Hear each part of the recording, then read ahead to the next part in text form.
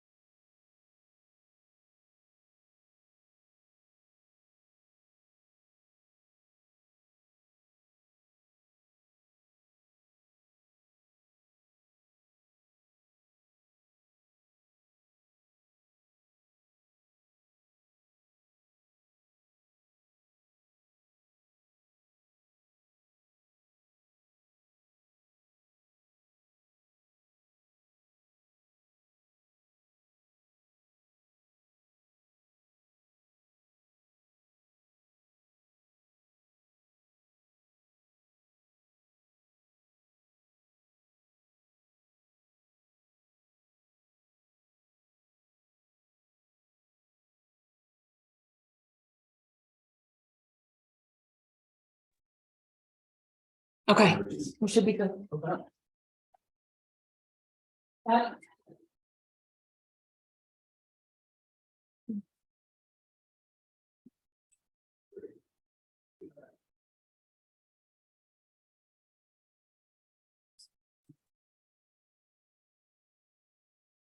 Time shot.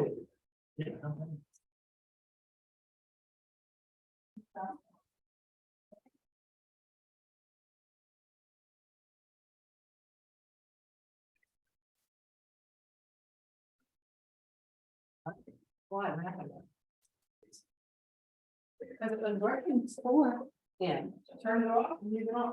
I left it on. We have to restart. It's like it's not on, is it?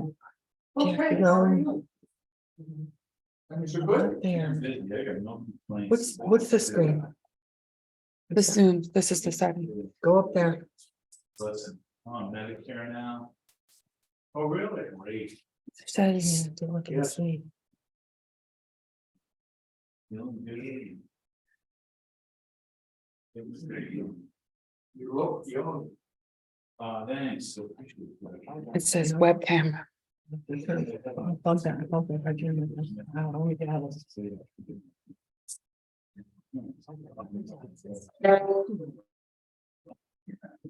Yeah. It just came on. Yeah. All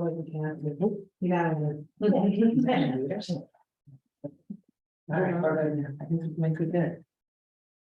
Good evening, everybody. Erica.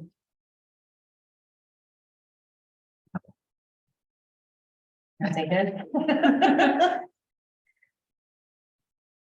I was like, I know where to go, but I feel like I clicked the wrong button. I know.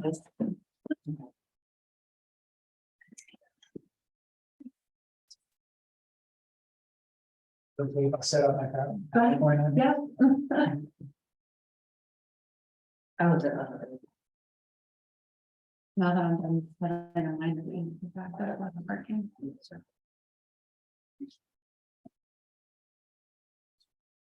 What I understand.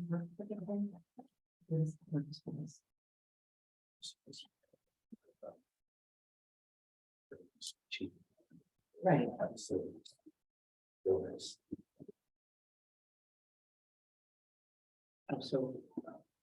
Go to meeting, down this premise, it makes sense.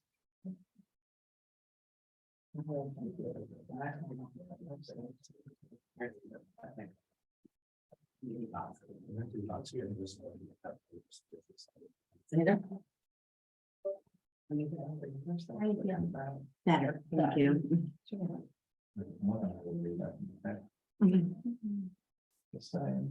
Oh, hey, how are you? From, yeah.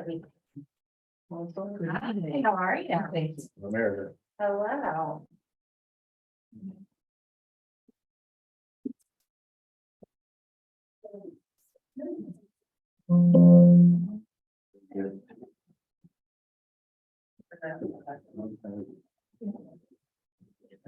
Yeah. Oh.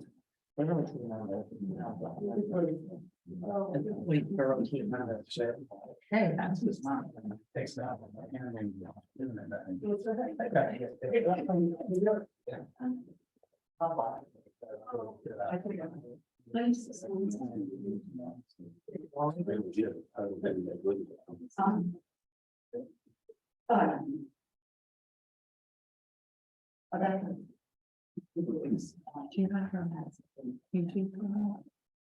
Yeah, I'm gonna know it's starting to video. And then. We're starting.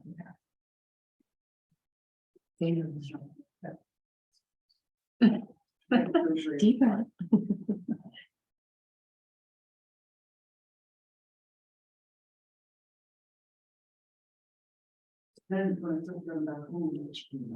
Hey, how are you, TJ?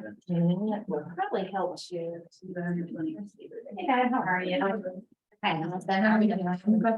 Feeling well, but you know. Thank you.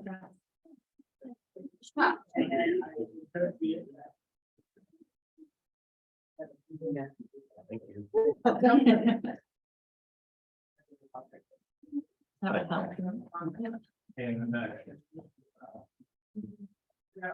And that's why we pay that extra bill. Yes, and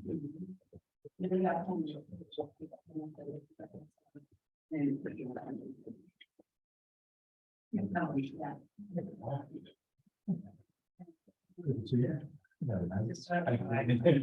Yeah, I think that's a good question. And then.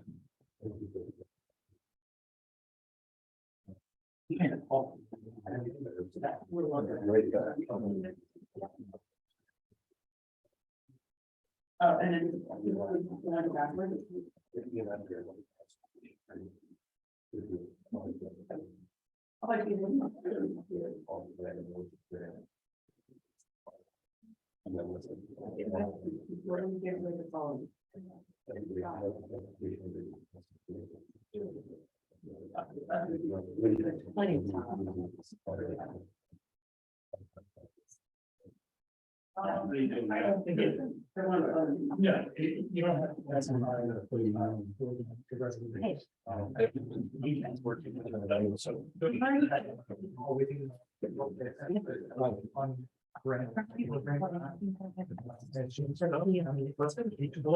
Oh, okay, cool. I think it came through a second. Which if it did, I'll just email it to you now. Since I'm here. We started. That first day, I gotta get it different. Hey, how are you?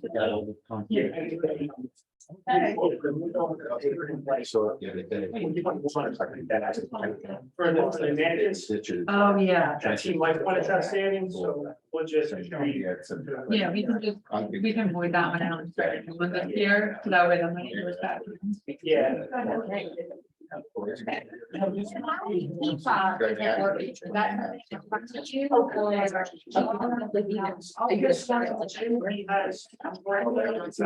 I can eat it. Yeah. I'm not ready yet. It's like, it's like one of those things where they put it on like one. It's like I have access to go, but it's on his computer. so, Yeah. Like. Yeah. So, well, yeah, we'll figure that out. Just, Yeah. Figure it out. That's perfect. Hey, TJ.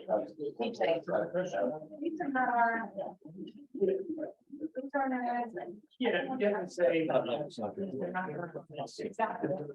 Well, it's.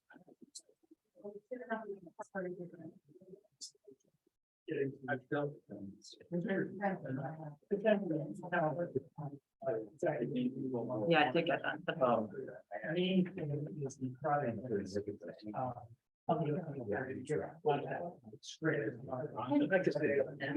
Yeah. This one.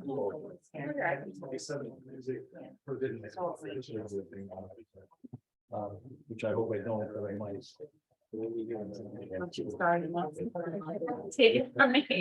Oh, it's only meant. Sorry. Bring attention. That's like you said.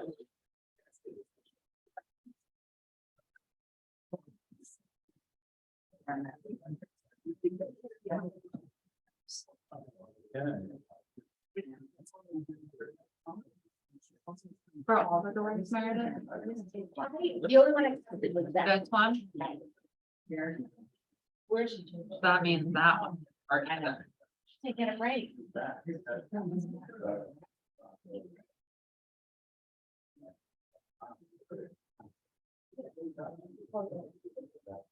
I don't want to.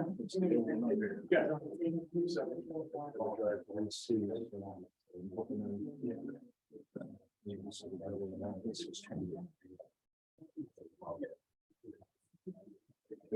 Let's see.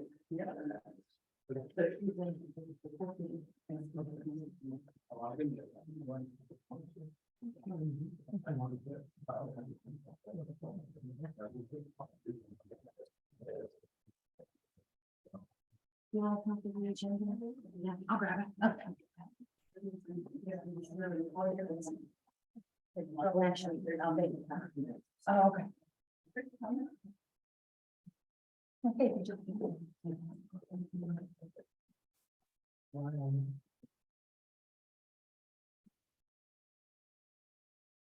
Yeah.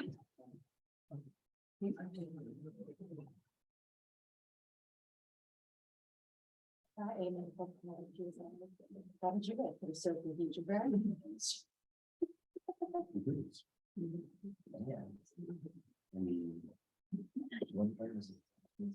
Thursday.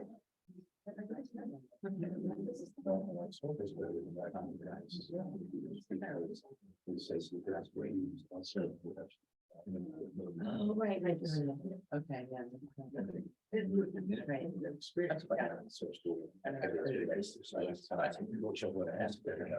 Right. And you got this thing now? You don't have this. This thing about the pipe is just ridiculous. We have two pipes in the middle of it. But I don't know, maybe we can have the roof there, or like that. Maybe that's fine. We don't- that's better. It's been in any levels of that, it doesn't have to be- it looks like that. Do you remember looking at these old property? Pipes and rooms. Really? No, I think this is really after. That's why I don't know. Demolition. So. I think You know, that engages. I mean, I actually, yeah. It's getting-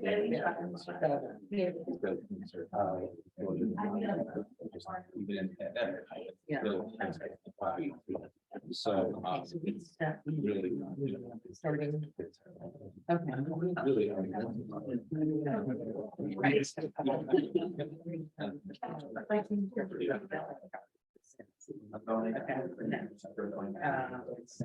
Okay. Get started, please. Pledge allegiance. Pledge allegiance to the flag.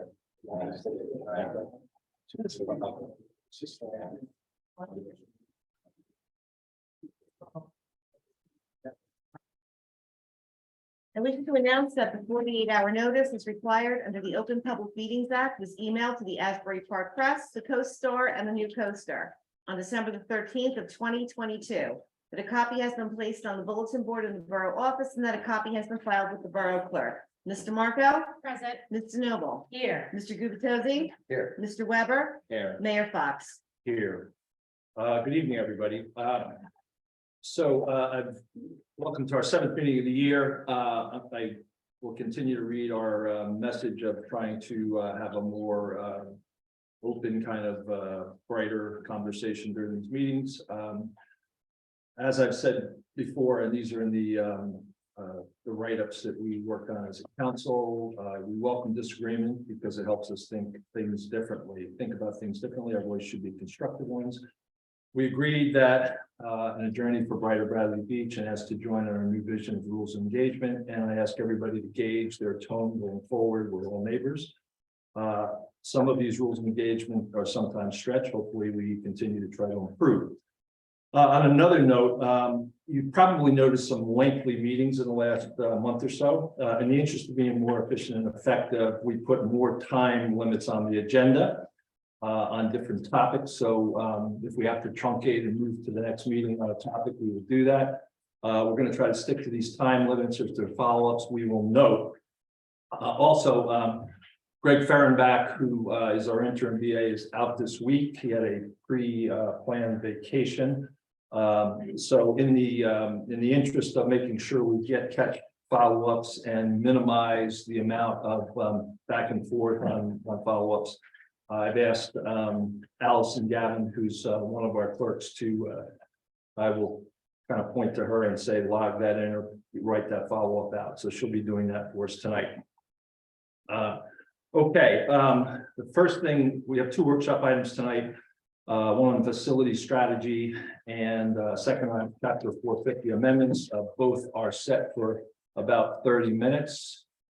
And keeping with my own ground rules, I start that at 6:35. If Michelle, if you could put up the borough facility strategy document, I'd appreciate it.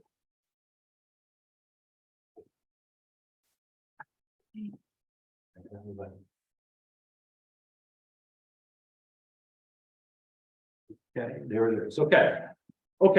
This is a workshop, so we're really, just have a few slides here to kind of stimulate the discussion and make some recommendations on next steps. It's about 8 or 10 slides.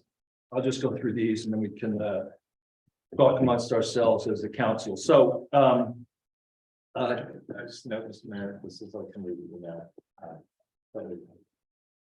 I'm sorry. I think.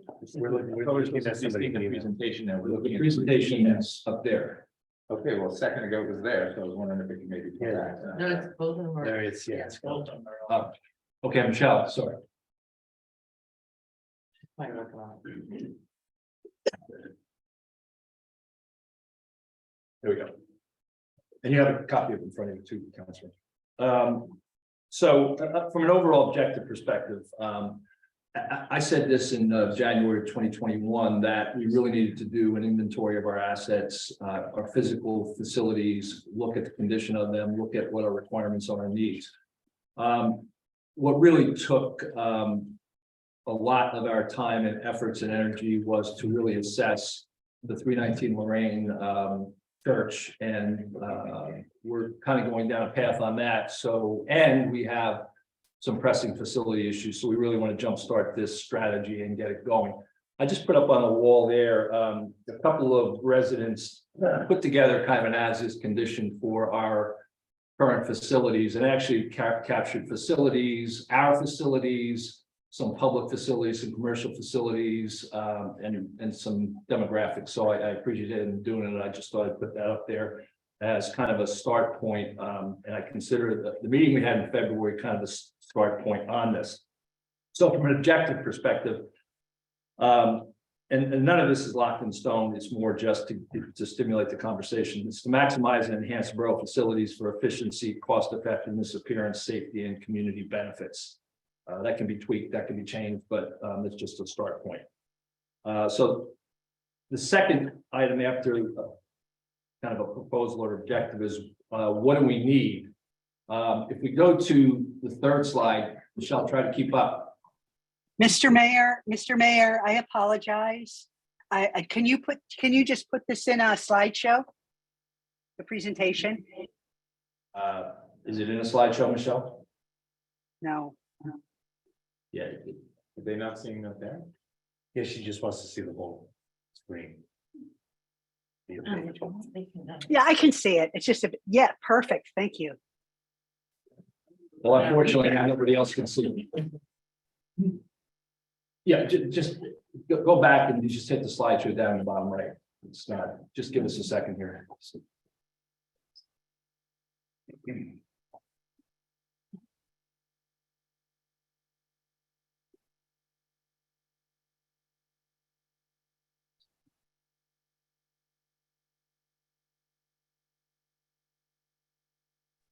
There's a button on the bottom tray. Right, yeah, bottom right.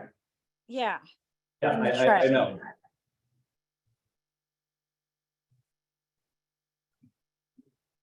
You had it.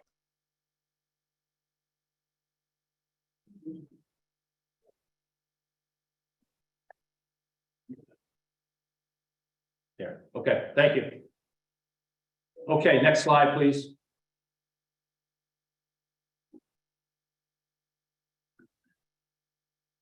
So, really, what we have here is we have a number of sites within the borough, and one of the things we have to do is assess what our needs are and what our opportunities. And all we've done here is kind of listed some of the key functions or services, starting with public works all the way down to unmet needs.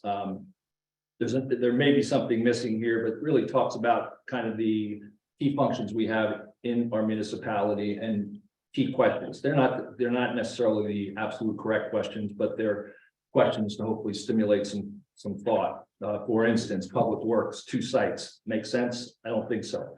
Public safety, that's our police primarily. What are our maintenance needs in that facility? Admin, same thing, the municipal administration building, zoning, code and construction. Is that the best location? Fire department, what are the maintenance needs, court maintenance needs? Recreation, do we have unmet needs? I don't know. Beach management, are there any maintenance needs there? School, library, and then you look at Seniors Historical Society.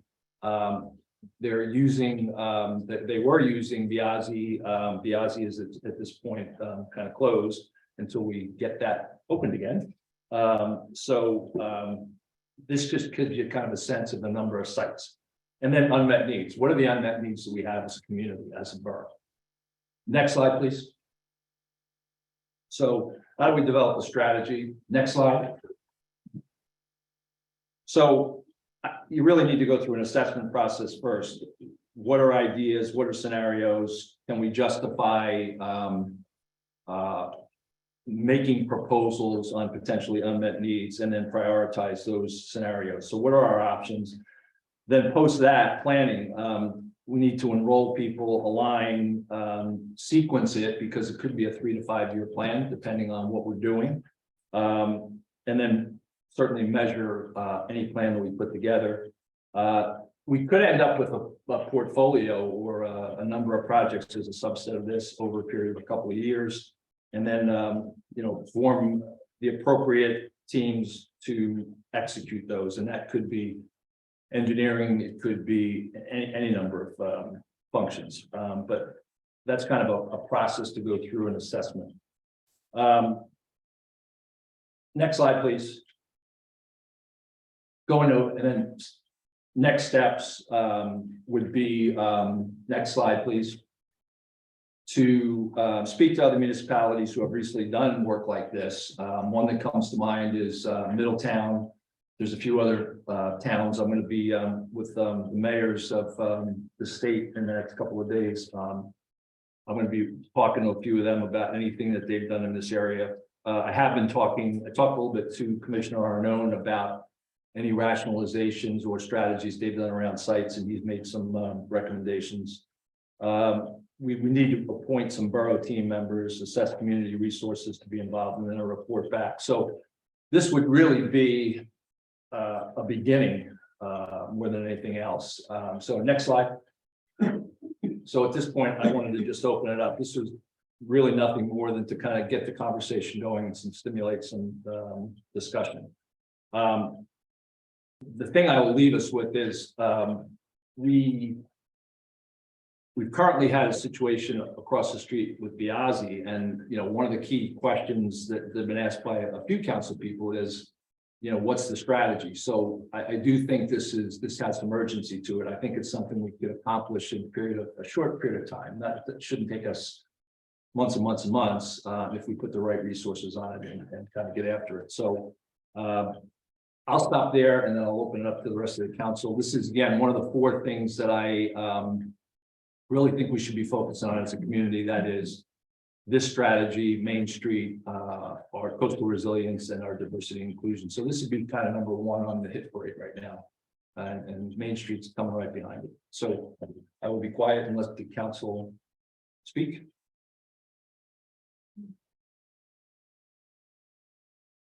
Thoughts?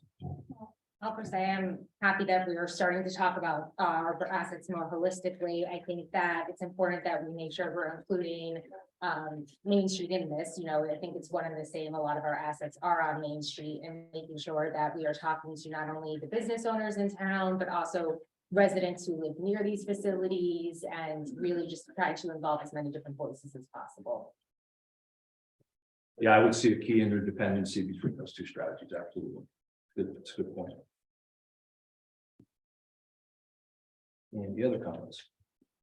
Sure, I've got some comments. So, Mr. Mayor, thanks for getting us started down this path. I think as a borough, the major challenge we face is the old adage, we can't see the forest for the trees. You know, we get so caught up in the trees, maybe even the weeds at the base of the trees. When we talk about how much do we spend to fix the Biasi Center roof, when we don't even know if we want to maintain the building long term. And those trees that keep getting in the way of us seeing the broad canopy of the forest effectively curtail almost all progress we try to make. So I'm thrilled that we're beginning this discussion, and I want to tip my hat to the mayor for that. So that said, Mr. Mayor, I like a lot of what you've outlined, but I'd like to add some additional thoughts and suggestions. One is this feels very, kind of textbook, business case. We'll strategize, we'll optimize, we'll research, whatever. And I'm hoping as this evolves, we can make it more hands-on, not only for council members, as I know you did allude, but also for residents. So I think, number one, I'd like us to think about evolving this strategy with perhaps a series of ongoing workshops, not just one workshop to tell the residents, hey, we're going to do this, and then come back, 6 months later and tell the residents what our results are. I'd like to say, here's where we are, here's what we're doing, gather feedback from our residents as we go. So one, I'd say, could we incorporate ongoing workshops to better engage the public? Two, you didn't mention this, but you might very well be thinking about professionals that we may need to engage. Again, I'd like this to be a very action-oriented process, and whether it be an engineer or planner, it strikes me that there would be value not only from gaining their expertise as we go. Hey, can we trade this property off to do this instead of that, whatever, but also to fully investigate funding opportunities. And I think you mentioned you're talking to Arnaud and others, but I mean, that should be a very distinct accountability within this process. Funding that could be available, that could certainly guide some of our longer term strategy. We don't mention it here, but I'd like to keep an open mind to another topic of, we're focused on existing assets, but I'd like us to think about property acquisition as well. Especially, I know we're going to talk later, at least you're going to provide an update on the church on Lorraine. But to the extent the borough is able to achieve some revenue as a result, I'd like to not just necessarily use that to reduce taxes, but also hopefully to consider property acquisition for the borough. So I see this as being pretty broad, in terms of all the different pieces that we need to manage. But I also want to make sure that that we're focused on action. For example, not knowing that you had this presentation for this evening, I came prepared to share my thoughts about the Biasi Center and about this building and about a number of these properties, just to begin the dialogue. I think there's value in holding that conversation for a little bit more of an organized format, but I really want to get into the details quickly. I really am hoping this doesn't drag out years, so those are my comments. Yeah, I just echo or reinforce a couple of things that you said, Councilman. Number one, I don't want to drag it out for years either. I would like to, I didn't want to put a time frame on it right now, but I think we can get something done, fairly quick. I'm not talking weeks, but within a couple of months, I think we can have some good ideation, some workshops with residents to bounce things around. So I think that's very doable, but I would share those thoughts and around acquisitions. You know, in the ideation stage or the assessment stage. You know, that's part of that process is, are there any big ideas that we're not thinking about? Are there acquisition, are there trades, are there? Things we should be considering. That's kind of some of the benchmarking I want to try to start discussing with some of the mayors in Thursday, Friday is, have you done any of this work? And if you did, you know, what are the big learnings that you had? So I'll be trying to do some homework when I'm at this mayor's conference. So good input. Thank you. I have a question. I would love to have seen this before the meeting as well.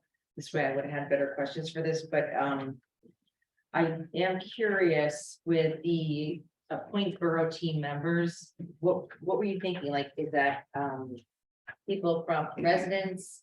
Is it professionals? I think it's all the above. I think it's you would. Well, I think.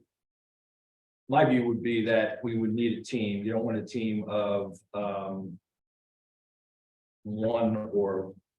thing or another. You really want a number of resources. You know, engineering, it could be planners. There are a couple of municipal consultants out there that Commissioner Arnone said they've done work for them. I would probably have a conversation with them and say, you know, what's the construct of the team? My view of it would be residents, it would be a council member or two, myself or a council member or a couple of council members. So we have to determine that, but it has to be a fairly broad group. But on the flip side of that, you don't want 35 people because it will take longer than a few months. And who would make the appointments for this team members? I just I'm not that far along in the process. And then how do we get funding for this? Is it grants? Is it taxpayer money? Like how is this being compensated for? How is what becomes for? Well, even like this flyer, like where did this come from? Like who made this? This is the L Fox art shop. Oh, okay, so that's good. Okay, so I just wondered, you know, like you say you're meeting with Arnone, he's got specific recommendations, like what does he recommend to you? No, he came back with a couple of municipal consultants that do this work. And just, you know, said you might want to think about these people or these people. Which I haven't made any contacts at all at this point. I wanted to have this conversation first. Right. To fund that, we would have to look and say, you know, what is there funding that's required? And we have to look at that. Thank you. No, I'll just add that I believe the second committee that was put together to look at the church property was led by, I think it was Northwest Financial, and I thought part of their charge was to assess all the borough properties that the borough owned. I'd like to see that. I mean, we paid them, and that was part of their process. I've never seen anything from that, so that would really be nice. I agree, we should have a professional planner involved in this. And if we're gonna have a group of residents, I would hope that that's a group of residents that the entire council agrees to. Who should be on this. This is important work. My fear is that we could come up with like, well, we need this, this, and this, and then it's just a giant. You know, the cost would be astronomical at a really bad time for us. You know, to put something together like that, and you know, we don't have the ability to pay for it. But even right here in this building where we're sitting, I mean, what are we gonna do if somebody that's in a wheelchair runs for council? Like, really? We need this building to be different. I mean, I have a vision. Let's go across that parking lot so we don't lose one parking space over there, and there's a second story above that whole thing, and we have a real council chamber that could accommodate more people and redesign this whole thing. If we need that much space, just take it, but it's like a second floor above parking so we don't leave. And then maybe we get rid of the Biazzi Center, maybe not, I don't know, maybe it goes all the way and we keep that building, but we get rid of it, we gain a few parking spaces, but hopefully, I mean, yeah, this is the kind of thing I can't see this happening in a couple of months, because this is really big, important work, and I think it's charting the course for us for the next, whatever, 30, 40, 50 years. So I think it's important work and we can't rush it, but great that it started. So I appreciate this and this discussion. Okay, good. Yeah, I think to your point on, you know, what your view of it is, that's part of the ideation process. There could be some really good ideas that need to come out. But at the same time, we can't have, it can't become a market basket of 30 things, because, you know, part of the reason. Slide number 1, 2, 3, 4, 5. I kind of tried to lay out, which is the key functions and services. Many of these are in pretty good shape. I don't think we're going clean slate and we got to change everything, but there are some areas where they're going to be pinpoints that we got to look at and say, this just isn't working, or this is problematic. The maintenance point on this too, is one that when I kind of walked in the door and looked around, I said, what's the maintenance plan for these sites? And there were not. It's when something breaks, you kind of fix it or you don't. If you have an active and rigorous maintenance plan, you don't run into the problems we run into. So we have to, I think that has to be built into any plan we put in place. Yeah. We've got a few minutes, and maybe if public has any comments, unless. Public, any comments? Yes. Thomas J. Cohen, 6 Third Avenue. Thanks for putting this together, Mayor. It is good to take a look at the facilities and how they're managed. But there's one thing I didn't see in the slideshow, which I believe should be added as another slide, and that is shared services. There's duplication in many of the towns. And as I said at a previous council meeting, 4 towns have a shared building department: Spring Lake, Cedar, Brielle, and Spring Lake Heights. Hands up. That's really one, there's no reason, I don't want Bradley Beach to be burdened with all the services. If we can share some of these out and not have to build additional buildings and things. I know that I did apply to be on the land use board and I did not get an interview, but at this point in time, I would like to volunteer to be on this group. I believe I could add a lot to that committee. I would like to put that out there, but shared services is the first thing you have to look at before you really go into anything. And also you have to look farther down the road in terms of mixed, how buildings can be reused. So that would be my points at this. Good, thank you. Point. Thank you. Back corner. Back corner, you're the back corner. On the back corner. You're the back corner. Up front. Mike Moss, That's your Mr. Denali. Monmouth Avenue. A little history, I am an architect by profession and probably a planner by osmosis, although I haven't taken the test and paid the state their fee for that. But I do a lot of planning in my profession. I've done it my whole life. I think we're starting at ground zero again. I've been here 20 years, as I said. We've had at least 3 professional planning companies come in here free of charge, paid for by the state of New Jersey. Come in here and get all the opinions of the residents, do surveys.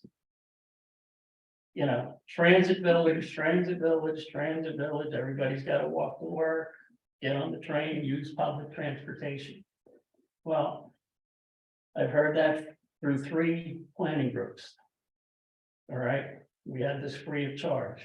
Now, the 3rd planning group, the last one, and I have the guy's business card. I have not done any business with him, and I think it was 3 or 4 or 5 years ago.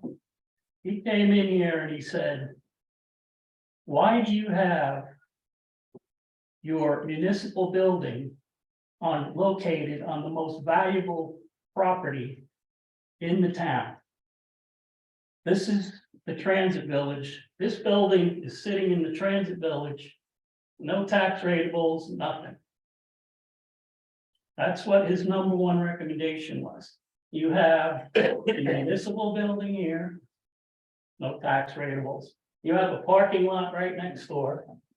That's fine and dandy for the when you're closed here, The businesses can use the parking spaces over there. But when the municipal building offices are open, you cannot use that parking lot. Right. So that's wasted. The Piazzi Center is next, 1 story. And now you want to, what I'm getting, you want to throw a whole bunch of money into that. Roof, 2nd story. All right, there's 3 lots. What's next to that? The first aid building. Right? I think might be something in between that. No. So there's 4 properties, 1 story tall, when there should be mixed use apartment above, like we did down the other way, down the other end of town. Belmar's doing it. They're, they're kicking our butts in redevelopment. Asbury's redeveloping their whole town. That's apples and oranges, that's a different thing. Even Allenhurst is starting to develop their Main Street.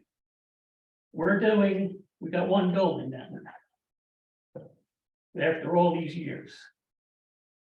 So my suggestion would be seriously look at assessing these properties, 1, 2, 3, 4, 5. Getting some developers in here. I don't know how hot it is right now, but we missed our chance with, the golden age, we'll call it, the last 3 years of development. And try to get some developers in here interested, and then consolidate all these properties into 1 municipal building. Way back when we were doing this in Cranford, we were doing this up in, I don't know, all the towns up there escape me, but, Garwood. I worked on a project for Garwood, building their new community center. Okay, All right. so that's what I would recommend. I'm not an anti-development guy. So, but I'm not an overdevelopment guy either. If you need any volunteers, I'll volunteer for any kind of committee you're Okay, thank you. putting together. All All right, right, thank you. Got time for 1 or 2 more. Yes.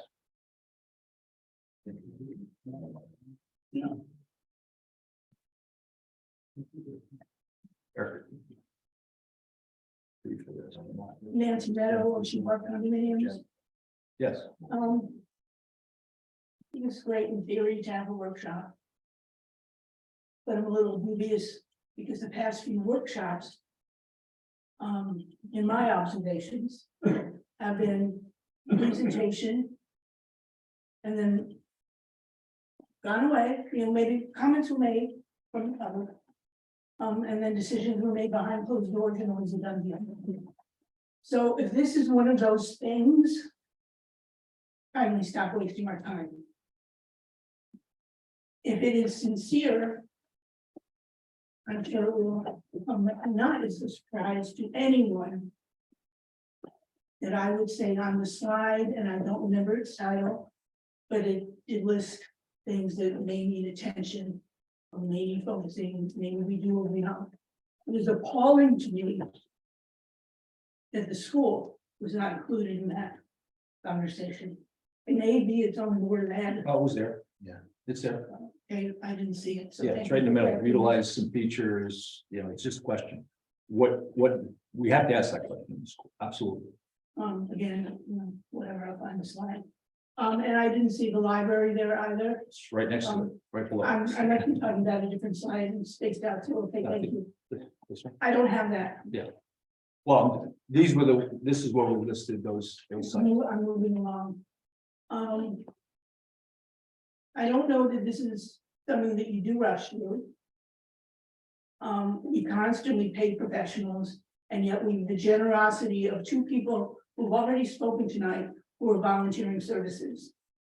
And I find it very hard, perhaps what might be a nice solution is that each of the 4 council people could select a volunteer, because it is really disconcerting to those of us that live north of Brindley to be left back. And that has been demonstrated from the previous mayor when I was going to meet with the head of the beach committee regarding ramps, who told me, oh, I didn't realize there were steps this far up. To a comment last week that was made, gee, I thought everyone had north-south maps on the beach. It just goes to show that we are two Bradley beaches, and this might be something that could unite us.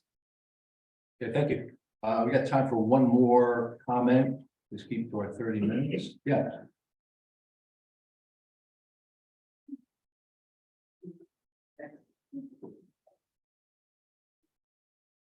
And Deputy from Development Lane Avenue, thank you for this presentation. I think it's a wonderful idea to assess what we need in town. But. Oh, I'm done. No, that's 30 minutes. That's time for the workshop. I think though, before we have a final budget, we really need to assess that and see what is available for us to utilize. And as far as combining services with other towns, I think that's a wonderful idea. And it's great for us to hope and want to do different things, but everybody has a different idea. I kind of think maybe if you guys could work out what our next move would be amongst yourselves without having too much input from us. I'd love to give you input, but it's difficult to make that choice. So if you guys could all work out what you think our next move would be, I think that would be the best thing to do. Thank you. Okay, thank you. Okay, that wraps us up. I appreciate everybody's inputs. We will be taking the necessary steps. This isn't going to be a sprint, but it's not going to be a marathon either. Hopefully it'll be a mile run. Okay, next on the agenda is chapter 450 amendment recommendations. It's 30 minutes, and I guess Ben, you're representing the group of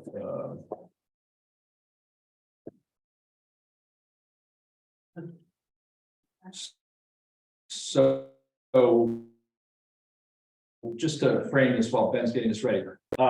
When a number of people turned over in zoning code construction, our zoning officer, Donna Barr, came to us and said, there's just a tremendous amount of inconsistencies in our code related to chapter 450. So we took actually some people from the prior planning zoning board, the current land use board, and zoning and code to try to identify those points that needed to be defined better. And it's been an ongoing process, but hopefully, we'll continue to improve this and get it squared away. So I'm going to shut up at that point and let Ben do the talking. All right, thank you. So Ben Matlack is from CME. He is our, he was our head engineer on this project.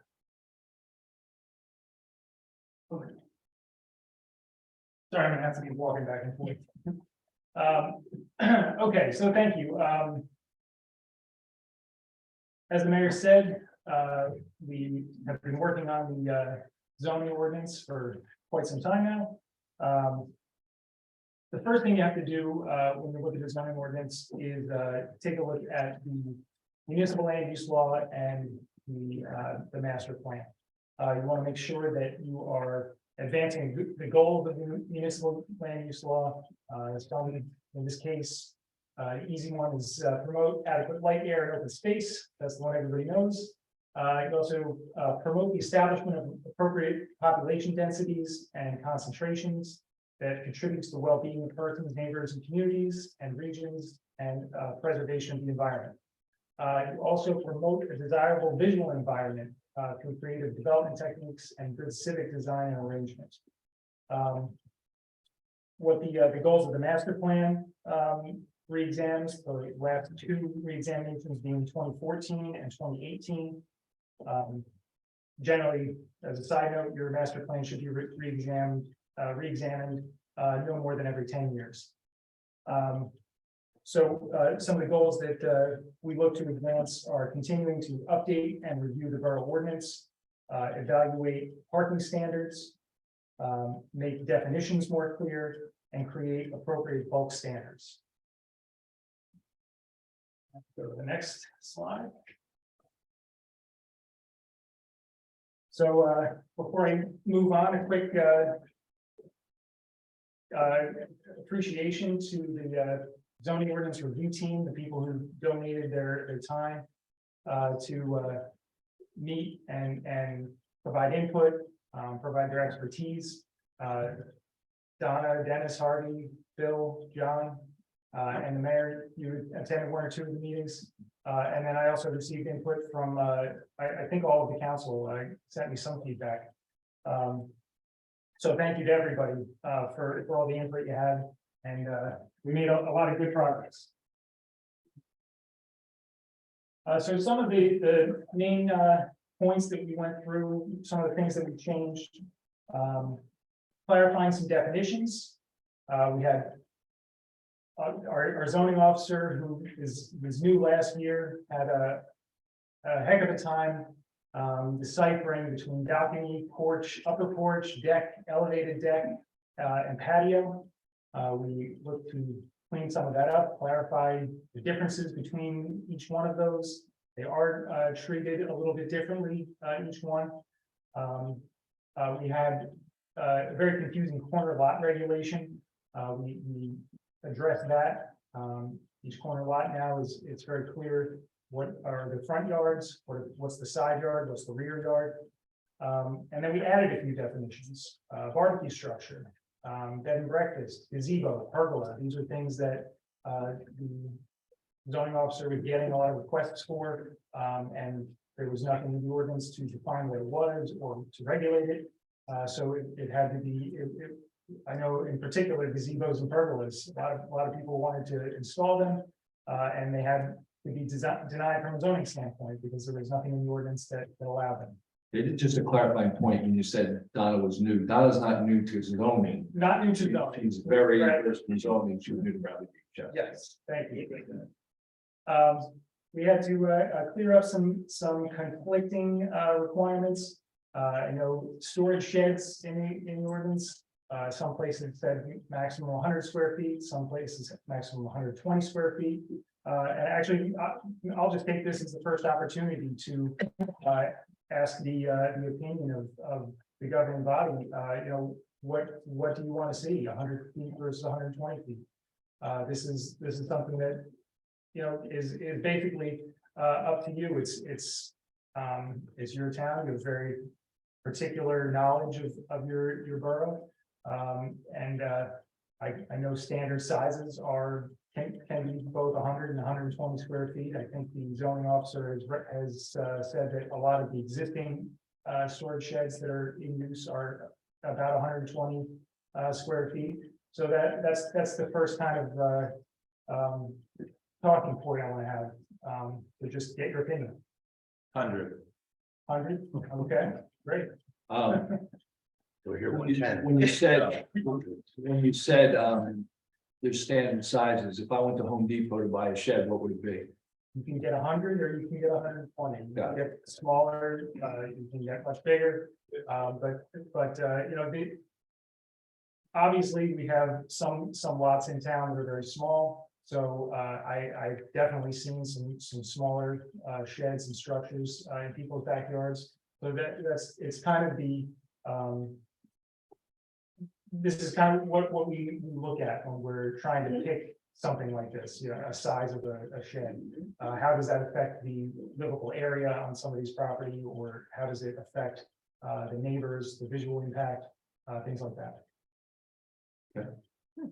I've had some dealings with this. Some of the members of your committee I actually worked with over a year or so and discussed this at some length. I think almost universally, planners would say sheds in a town like Bradley Beach, where we're largely neighbors built on top of one another. It's good to provide the opportunity to have storage that remains somewhat unsightly. It's protected by, you know, four walls and so forth. So storage shed's good. Anything, my understanding is anything over 100 square feet requires a cement foundation or some sort of impervious foundation. Whereas up to 100 square feet and under can be built on timber. So a lot of the discussion was, do we want to discourage impervious coverage? And as Councilman Weber kind of beat the clock there when he yelled out 100, you know, the 100 does satisfy that need to not have impervious coverage. I guess ultimately, I'd be in favor of, certainly impervious coverage, but I guess I would not, stand in the way. I would not object to 120, but we all would just have to recognize that would create impervious coverage. And then, if we do that, at least the opportunity for it.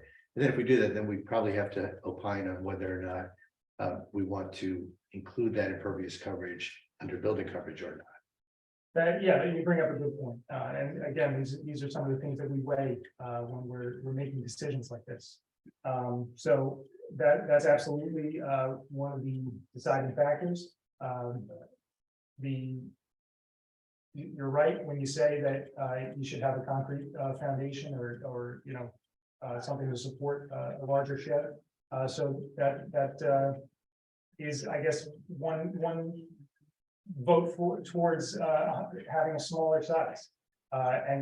Or as you mentioned, we could increase the threshold for whether you count it as impervious coverage. So these are some of the things that we have to weigh and figure out. So moving on, we added some, let's see. Just throughout the ordinance, it says planning board and zoning board. We now have a combined land use board. So just cleaning that up. I had gone back 5 years. Erica helped me out with this to look at previous ordinances that were adopted that were related to zoning. And we found a few that had been approved by the mayor and council, but never codified. So we took, went through all those ordinances. There weren't too many, probably about 20, 25, something like that. And we went and looked at each one, made sure it was codified. Some definitely were not, and we updated the ordinance in that regard. Are you saying that we passed laws up here in the last 5 years and it never made it into our ordinance book or something? On the E-code, the borough website, correct. Okay. I don't know what they were off the top of my head, but I can get you that information. Ground mounted equipment, typically generators is what we're talking about. There was nothing in the ordinance that discussed that. We've now added language in there for commercial, residential, and multifamily situations. So now those are regulated, or will be regulated in the ordinance if this is approved. We looked at site triangles, tried to clean up the language there, allowing a maximum of 3-foot height of fences and shrubs, and creating site triangles at 25 feet at street corners, 10 feet at driveways, to allow better visibility. Parking lots and garages. This was a master plan recommendation from 2014. This is along Main Street. It's their existing permitted accessory uses. We added language to clarify what's allowed. The master plan recommendation from 2014 was to allow parking garages and parking lots at grade or first floor only, having retail in the front and having architecturally false facades where it would be appropriate. We added a new flagpole section. There's currently nothing in the ordinance about flagpoles, so now there is something there. They're allowed in front yard only. They have 10-foot setback requirements, a 30-foot max height. We showed the flag size, 5 by 8, and no illumination on the flagpoles.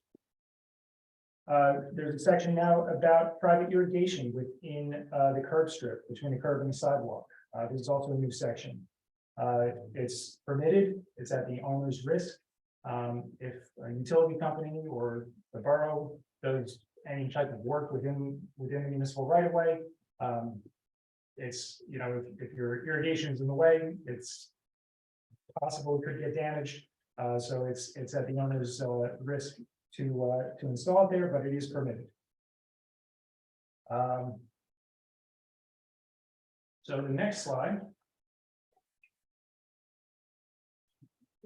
are some additional changes that were made or sections we were looking at that I think require some discussion.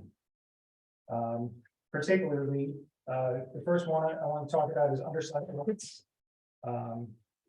There is a somewhat confusing section in the ordinance, 450-12. Kind of did some reworking to try and clean it up a little bit. There's now a new section G talking about undersized lots and particularly in residential zones, what is allowed and what is not. I understand there is some history with how this section of the ordinance came to be. This in particular is talking about renovations and new construction. Correct me if I'm wrong. I think the borough's intent is to allow undersized lots which do not conform to the minimum lot size to not require variance relief for a building renovation. For example, adding on a second story or a minor addition to the house, as long as they're not creating any new variances. This does not apply to non-conforming uses, and non-residential uses would require an informal planning board or land use board hearing. That's currently already in the ordinance. So I'll turn it over to you to hopefully shed some light on this. Actually, I'm familiar with this a bit. Yeah, I am somewhat too. Because Yeah, no, actually, I was gonna suggest, as I commented that, Mayor Fox encouraged this committee that I was working on at the time to make sure we stopped penalizing people on small lots, undersized lots. So just so the public knows, on Zoom or whatever, the goal of that particular section, that was a new section introduced a year or so ago, maybe, I don't know, a year and a half ago. But the goal of that was to not penalize undersized lots. So, Mr. Malik, as you said, if somebody wanted to make improvements on that lot, as long as they didn't trigger any new variances, the undersized lot itself would not require a variance. And I know that I went back to look at this recently because a person called me on this very question. And I gather there's the language we adopted, unfortunately, was still subject to some degree of interpretation because the goal, I think the legislative intent was clear at the time by the whole council. We didn't want to penalize people with undersized lots, but apparently we're not clear. And I think you were at least looking at addressing this, but we're not clear as to whether those people should not be penalized for an addition, for expanding their house, staying within their variances, staying within setbacks and height restrictions and so forth. But somebody at least brought to my attention that we're not clear enough to say they shouldn't be penalized if there's new construction. So if somebody comes into an undersized lot and wants to build a new house, I'm told that the language was not clear enough and that person, their undersized lot would be treated as requiring a variance. And that was not the legislative intent. So I think you at least told me there's some discussion about making the language clearer. Yeah. And by the way, I'm sorry, before you answer, just before you answer, Mr. Mayor, that was my understanding of your intent as well. Is that correct, to not penalize smaller lots? not penalize smaller lots. The question though on new lots, I mean, new construction, frankly, I didn't think through that element of it if it was new construction. We actually have at the land use board, it's this week or next week, somebody appealing that very question. So we're gonna discuss it with the land use board. Well, I got a phone call just because I was floating around as well, and I was part of that committee. But I mean, maybe we weren't clear in the wording, but I think that, I mean, the charge that committee took, I thought was clear, and that was do not penalize people with undersized lots.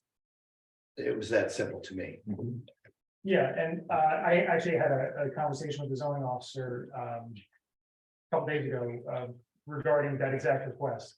Somebody had I guess either posed a question or submitted an application for a new construction or I can't remember if it was a tearing down an existing home and building a new one. I think it was something along those lines.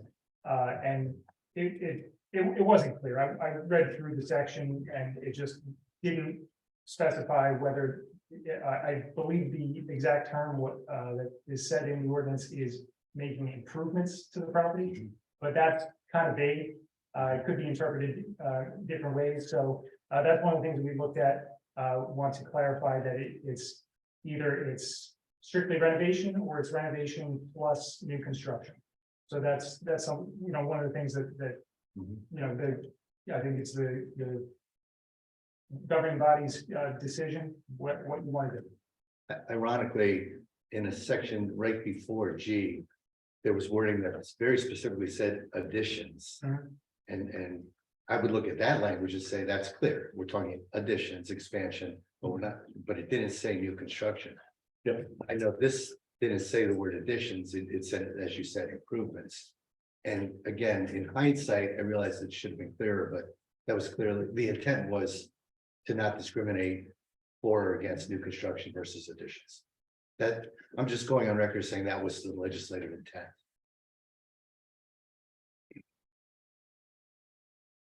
Okay. Great. I think that clears it up for me to finalize that section. So I'll move on to the next one. Pergolas and gazebos, I already mentioned this. I just want to make sure that that you are on the same page, that they can be permitted in backyard, over a patio or a deck on grade.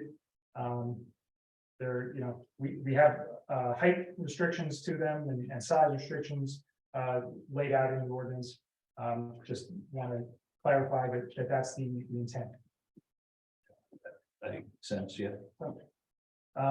We did not particularly specifically include them as permitted on raised decks. We'd like to get your opinion on that. Raised decks are capped at a height of 48 inches above the ground.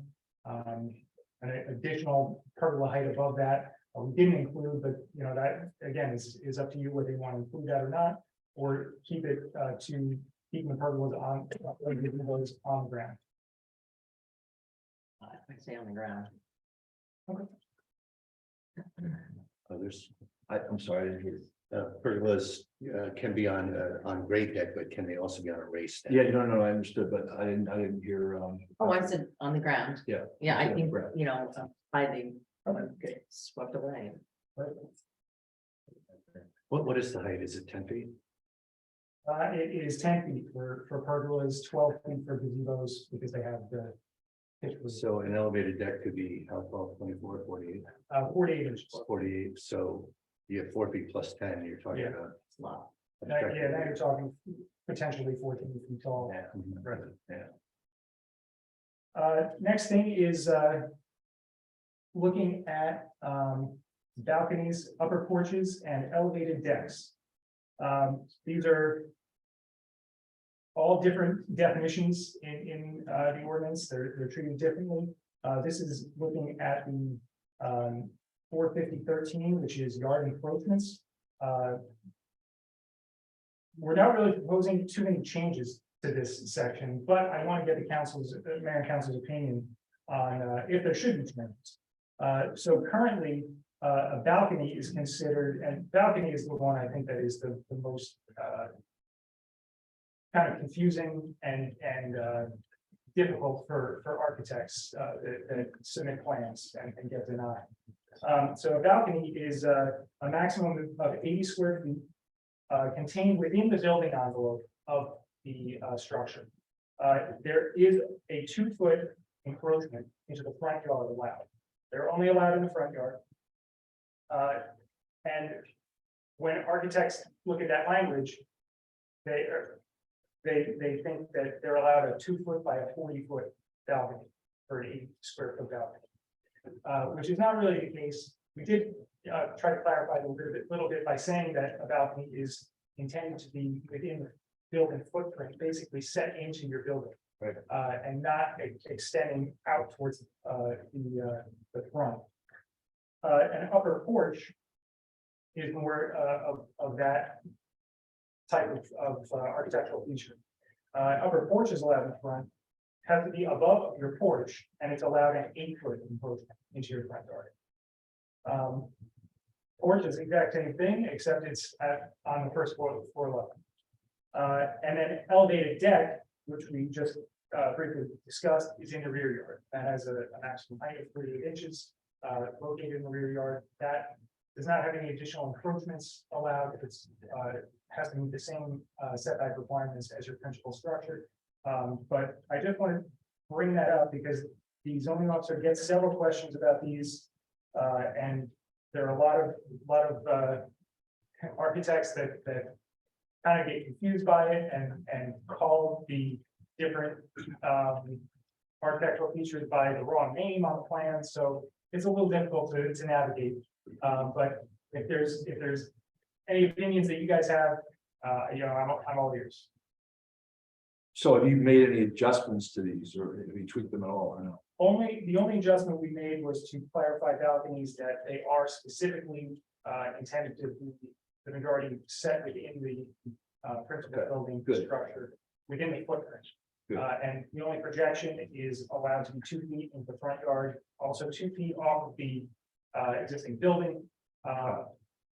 The reason we allow it, just so everybody knows, the reason we have this whole section, yard encroachments, is because we have small lots in town. You want to allow your main building to be as you know, each resident has as big of a building envelope as they possibly can. And then these little architectural features are allowed to encroach into the setbacks. And not have to move the entire house back 2 feet or 8 feet just to allow a front porch or whatever the case may be. So the next thing is garage apartments. This one I definitely want some input on. There was some discussion about the size of the garage apartments. And I got some input on the minimum lot size that should be used for garage apartments, the height of garage apartments, and whether they were allowed on corner lots. So what the changes we were proposing is having a minimum lot size change from the 5,000 square feet to 7,500 square feet for a garage apartment. This is kind of in line with one of the goals of this land use law of maintaining appropriate densities. We are trying to limit, trying to allow for people to have a garage apartment, but only if it makes sense. You want to try and limit the super small lots with multiple units on it. So that's why we're trying to make that push to or not make that push, but implement that change to a more of an oversized lot to be allowed to have a garage apartment. The next thing is the 800 square foot maximum floor area on each of the first floor and the second floor, including the staircase. Right now, there's different sizes for the first and the second floor. It's kind of confusing. I guess my time's up. It's a little confusing, and this will just make it more uniform, a little easier to understand. And then Ben, did you say that includes the staircase? And right now it's 600 square feet, but it doesn't include the staircase? I believe that is correct, yeah. And that was, and you mentioned also it's different on the first floor and the second floor, and one I think includes the staircase and one doesn't, John. There's some inconsistency that Yeah. I saw I looked in your document, I saw some of the proposed edits. And it also, it had not struck me before, but when you don't include the staircase, you're actually leaving yourself open to somebody building a really huge staircase.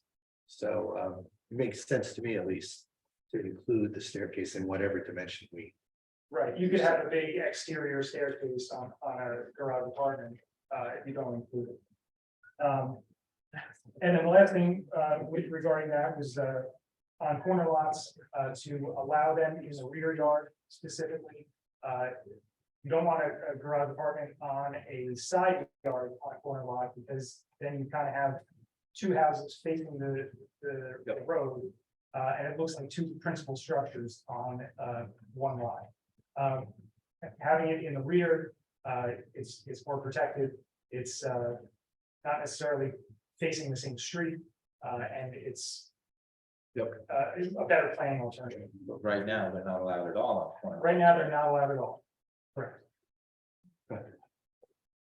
All right, from a time standpoint, how much more time do you need, Ben? Because I'm actually thinking about, should we have you back in the next meeting to really? I could go for, I only have one other page after this one, but, you know, it depends on how much input. I would rather you come back and give us this presentation so we can actually mull a couple of these things. Because I want to try to stay on time, if we could, and then that will also allow for public comment if we maybe did a 30-minute next meeting and 15-minute update and then 15-minute feedback from residents. Okay. Yeah, okay. Not wrong. Okay. Okay. Thanks, Ben. Can you Go over to the left, the next one, the home office thing. Not even sure what that is, because everybody works from home these days. It's just getting it in the code. We don't have it in the code right now. Yeah, but what's It the is- fine? it is in the code. Understand that. It is, but There that's is- what they were re-looking at that. I don't know, if anybody else is looking at it, but, we looked at it as. Well, I had a couple things that I wanted to clarify on what the intent of the ordinance was. If you'd like me to go over it, I can fairly quickly. Why don't you wait till the next meeting, because Okay. I also wanted, I know this came up as part of, there was a discussion on this with, the code guy, Paul Murphy, and I thought he was trying to identify something, so we probably need to put you two together just to make sure you're covering it. Yeah, okay, all right. Mr. Malik, what I would like to say is, people don't realize that this document that I looked at, that you've been working on, with your edits, of course, it's like 140 pages. I mean, there's a lot of work. And again, being pretty familiar with this stuff to begin with, I was very impressed by the work you guys have done, or you led at least. And I want to thank you and that group that you said supported you in getting us to this stage. Thank you. Thank you. But more to come, because I know Don is still scratching away at inconsistencies, which I think we're just gonna have to keep working on until it's probably a never ending battle, but we're just gonna keep working on it. Thank you, Ben. Okay, the next item is we have actually 4 presentations, actually one more lengthy presentation and 3 proclamations that I'm actually gonna surprise some of the council and ask them to spread the wealth here on the proclamations. Michelle, could you put up the 319 Lorraine update, please? This again is short, but put it in presentation format, please. Okay, so we had a couple of discussions on this in January, February. We walked away with some to-dos, an appraisal, a survey. I also met with the Ocean Grove Camp Meeting Group last week, and then really to discuss next steps to move this along. So if you can go to the next slide. So the primary goal was that the borough was now in the process of making a decision as to the appropriate path for sale disposition of the property. That's really what we've kind of come to the conclusion on post referendum. In January at the council meeting, I highlighted 2 things. First, that we did at the January council meeting had kind of 4 options. That we had the option to sell the property. That could happen in a public auction. It could be as is. We could look at a redevelopment plan, or option of subdividing the lot if the structure or structures are raised or not raised. That's a little bit confusing, but there are 2 structures. Could you go back, please? there are two structures on the site right now. There is a parsonage and there is the church. So that's, part of the discussion here. Okay, next slide, please. So the updates that we have right now are that at the end of March, a few weeks ago, we did get a final draft or a draft of a appraisal that was circulated to the council for comments. The appraisal value came in at 2,400,000, and the market value for conforming lots on a gross base was $800,000. I'll explain gross and net in a minute. We also, there is a net valuation when you net demo marketing, holding costs, and other costs. It's about $729,000 per lot. There are 4 conforming lots, 3 lots at 5,500 square foot and 1 at 7,500 square feet. That is the survey that was done that I think was on the website as part of, we posted this on the website, Erica, correct? The surveys. I believe so. Yeah, I think the copies of the surveys are up there. I didn't put the copies of the surveys in this because it's kind of tough to read through. Those 4 conforming lots, 3 of them face Madison Avenue and 1 faces Lorraine. At the end of April, I said it wasn't April 23rd, it was April 13th. It's a typo, sorry about that. I met with, no, it wasn't the 13th either. It was last week, so sometime last week. I met with the Ocean Grove Camp Meeting Association. Part of the contract when we transferred the site over to us was that the Camp Meeting Association wanted to have the ability to take any archives from the site if we chose to raise the site.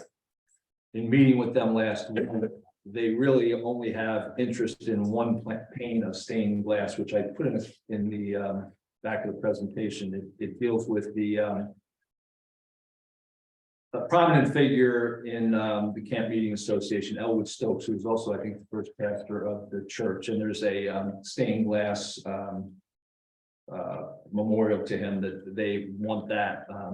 Everything else in the site they weren't interested in.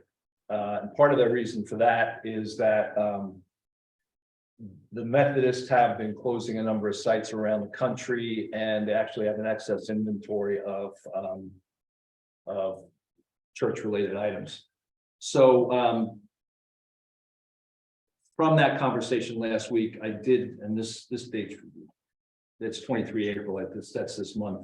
I did contact, I really took the task of contacting DIG and TNM, really DIG, but TNM also, they were involved. So DIG and TNM were the engineering and architectural firm that did some of the assessment work for the church.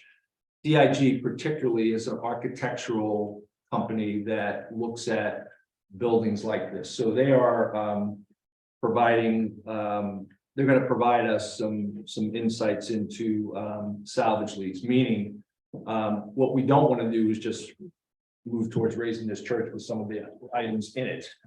We want to have those removed from the church appropriately, and then decide, have somebody decide what that looks like in terms of salvage.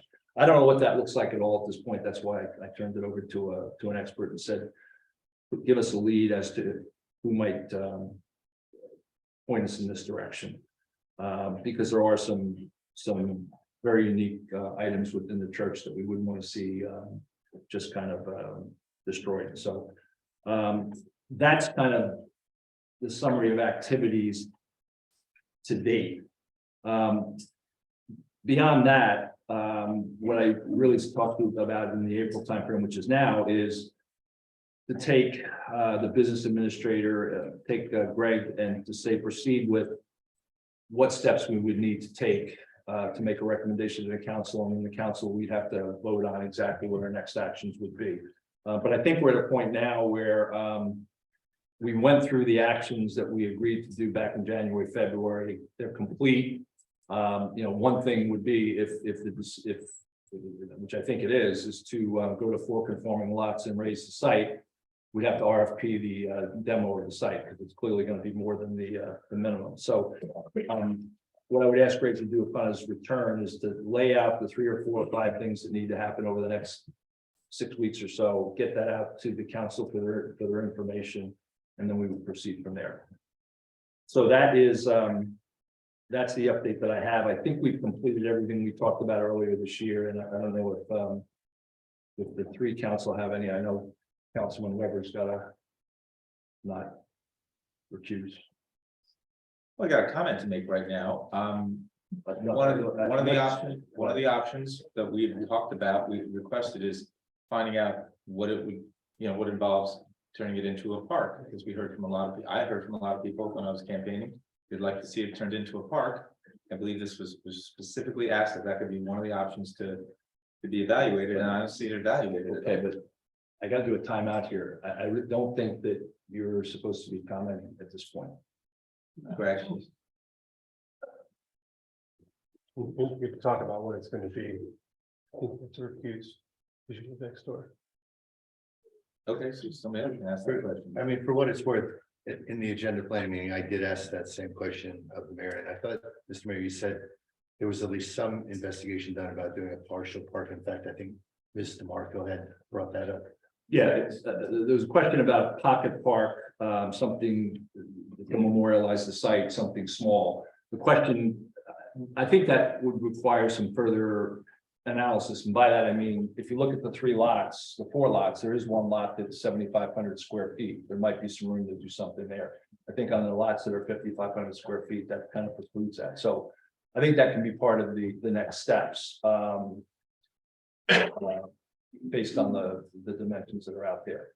The other question that I think, again, I want to ask Greg to look at is there any value in maintaining the parsonage? And I've got a meeting next week with our COA friends, our affordable housing friends, to say, is that an opportunity for us to offset some of our COA obligations? But I'm hoping we can get that information from them. It was supposed to be this week, but they unfortunately the COA lawyer's ill again. So we're gonna follow up on that too.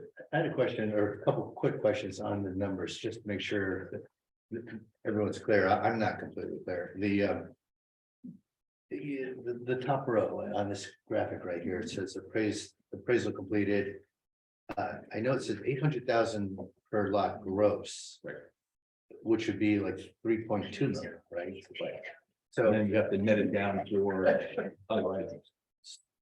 So the appraisal value, the 2,471,000, is that the net?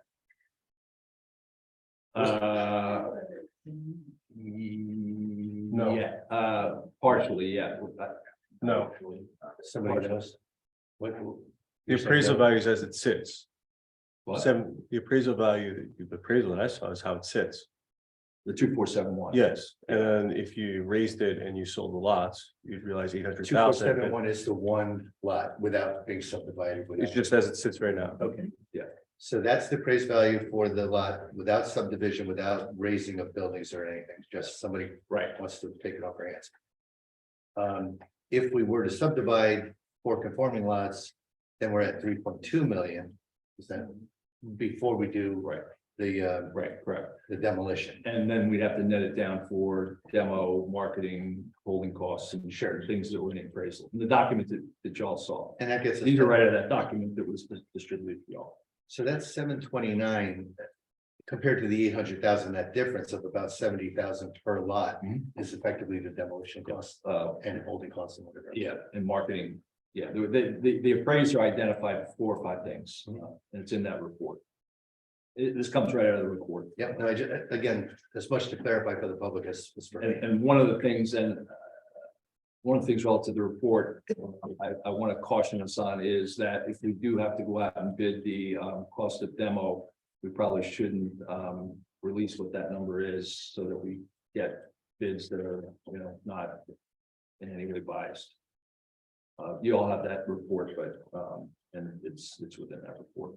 And that number, I've heard a couple numbers. I've heard that's swung either way, you know, 100,000 or so. So I'd rather get somebody, you know, competitively bid. But prior to that, there's some real work that needs to be done. I'm concerned on that little table about what the last line item. I want to make sure that we're respectful of what's in the site. And I'm hoping DIG, Rich Alderiso, who was the lead guy for DIG, he went through a litany with me of all the things that he viewed had real value, and was kind of, you know, really putting his heart into the conversation, because he did a lot of work on the site and felt as though there was some great opportunities within that. And we got to sort that out. I don't know what that looks like at this point. I have a comment. Yep. So first of all, I would say, let's follow Avon's lead. They raised it, they auctioned it. I think we should start the auctioning at 800,000. So I think it could actually go higher. In addition to that, you said 3 of the lots are facing Madison Avenue. I would highly recommend that we switch this. So 3 of the lots face Lorraine Avenue. This continues the streetscape of Lorraine Avenue. They have a house with the lot facing Madison, on the corner of Madison and Lorraine, with a setback of only 5 feet. The setback is 25 feet. So this would work better if we just flipped those 2 lots facing Lorraine, and only 1 lot would face Madison, which is a small side street, one way. We look at that, yeah, we got to look at that. This group did the survey, so we can look at that, absolutely. Thank you, Ben. And Ms. DeNoble, to your point, I had unsolicited, I just had an expert in this field just call me and ask me what I thought the things were worth, and I mentioned roughly what these appraisal numbers were looking at, and we were looking at. And I gather, I don't know this in any detail, but I was told by this expert that recently a lot similar, I guess, in location to this property sold, I guess, you know, raised and ready to go for 850,000. So I mean, that puts this in the right ballpark, and to your point. Yeah, I've seen people buying houses now 1.2 million. Yeah. And tearing them down and taking them, so I think we definitely would see these higher than 800,000 for sure. Yeah, I don't think an appraiser goes in with a highball number. Right, yeah, that's fine. That's part of Of course, it. it's open auction. Yeah. So we'll proceed Very with useful. those steps. Sorry? Those kind of discussions are very, because you're gonna have to set a minimum bid. Yeah, So Yeah. that sort of market analysis is very important to have when that time comes. right. Thank So I'll be pushing Greg to kind of get that laid out as quickly as we can, so that we Great. have some room. John, get a sign out, please. Okay, very good. That was that discussion. I'll proceed with Greg and keep you all apprised of that as we go. Right on time, look at that. Oh, that's yours, sorry. Are we having a public comment? No, it's a presentation, and we're gonna keep working through it. Okay, I mean, if they want to comment at the end of the meeting, that's absolutely fine. We have 3 other points of proclamations this month. It's now over 2. I'm spreading the wealth here. Okay. So 3 proclamations that we'll read. One is for Earth Day, one is for Autism Awareness Month, and one is for Child Abuse Prevention Month. So we'll start with Earth Day proclamation with our liaison for the environmental group. Borough of Bradley Beach Earth Day proclamation. Whereas we continue to live through the COVID-19 pandemic, we are reminded of the extraordinary importance of maintaining a clean and healthy environment. And whereas the global community faces challenges such as health issues, food and water shortages, and economic struggles. And whereas all people, regardless of race, gender, income, or geography, have a right to a healthy, sustainable environment with economic growth and opportunity. And whereas we are all caretakers of our planet and have an obligation to combat climate change and environmental degradation to preserve the Earth's beauty and resources. And whereas it is necessary to broaden and diversify this global movement to achieve maximum success. And whereas this year marks the 51st anniversary of the Earth Day movement, Let it be known that the Borough of Bradley Beach, State of New Jersey, encourages all businesses, institutions, and individuals to celebrate the earth and commit to caring for the planet and its resources. Now therefore be resolved, Mayor and Council of Bradley Beach hereby proclaim April 22nd, 2023 as Earth Day and encourage people in the borough to support green economy initiatives and to encourage others to undertake similar actions. Thank you. Council President. The second proclamation is for Autism Awareness Month, and our liaison for the school. Councilwoman DeNoble, could you cover that one? My honor. Borough of Bradley Beach Autism Awareness Month. Whereas Autism Awareness Month is observed annually in April, and each year, people across the globe take the time to recognize the millions of people living with autism and autism spectrum disorder. And whereas autism or autism spectrum disorder is a pervasive developmental disorder affecting communication and behavioral skills of those affected by it. And whereas while there is no known cure for autism, it is well documented that if individuals with autism receive early and intensive treatment, they lead significantly improved lives. And whereas individuals with autism often require a lifetime of specialized and community support services to ensure their health and safety and to support families' resilience as they manage the psychological and financial burdens of autism. And whereas Autism Awareness Month promotes acceptance and celebration of autistic people who are family members, friends, classmates, co-workers, and community members, and the valuable contributions they make to our world. And whereas autism is a natural variation of the human experience, and we can all create a world which values, includes, and celebrates all kinds of minds. Now, therefore be it resolved, the mayor and council of the Borough of Bradley Beach recognizes and proclaims this month of April as Autism Awareness Month and encourages all citizens to be better informed, more empathetic, and supportive towards people with autism. Dated this 22nd day of April 2023. Thank you, Councilwoman. The third proclamation we have is Borough of Bradley Beach Child Abuse Prevention Month proclamation. And I'll read that one. Whereas children are vital to our state's future success, prosperity, and quality of life, as well as being our most valuable assets. And whereas all children deserve to have a safe, stable, nurturing home and communities that they need to foster their health, growth, and development. And whereas child abuse and neglect is a community responsibility affecting both the current and future quality of life of a community. And whereas communities that provide parents with the social support, knowledge of parenting and child development and concrete resources they need to cope with stress and nurture their children to ensure all children grow to their full potential. And whereas effective child abuse prevention strategies succeed because of partnerships created among citizens, human service agencies, schools, faith agencies, and the business community. And now therefore be it resolved, I do hereby proclaim April as Child Abuse Prevention Month and call upon all citizens, community agencies, faith groups, medical facilities, elevated leaders, and businesses to increase their participation in our efforts to support families, thereby preventing child abuse and strengthening the communities in which we live. Dated April 12, 2023. Okay, thank you. We'll now move from the proclamations into approval of minutes. I'll make a motion to approve the March 22nd, 2023 council business meeting minutes. Second. Ms. DeMarco, Yes. Ms. DeNoble, Yes. Mr. Gubatose, Yes. Mr. Weber, Abstain, open here. Mayor Fox. Yes. Approval of March 22nd, 2023 executive session minutes. Make a motion to approve. Second. Ms. DeMarco, Yes. Ms. DeNoble, Yes.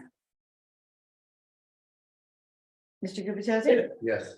Mr. Weber, I was not here, I'll abstain. Mayor Fox. Yes. Okay, public comments pertaining to the 4/12/23 agenda items only, 5-minute limit, single instance to speak per participant, whether in person or virtual. Any questions? Yes.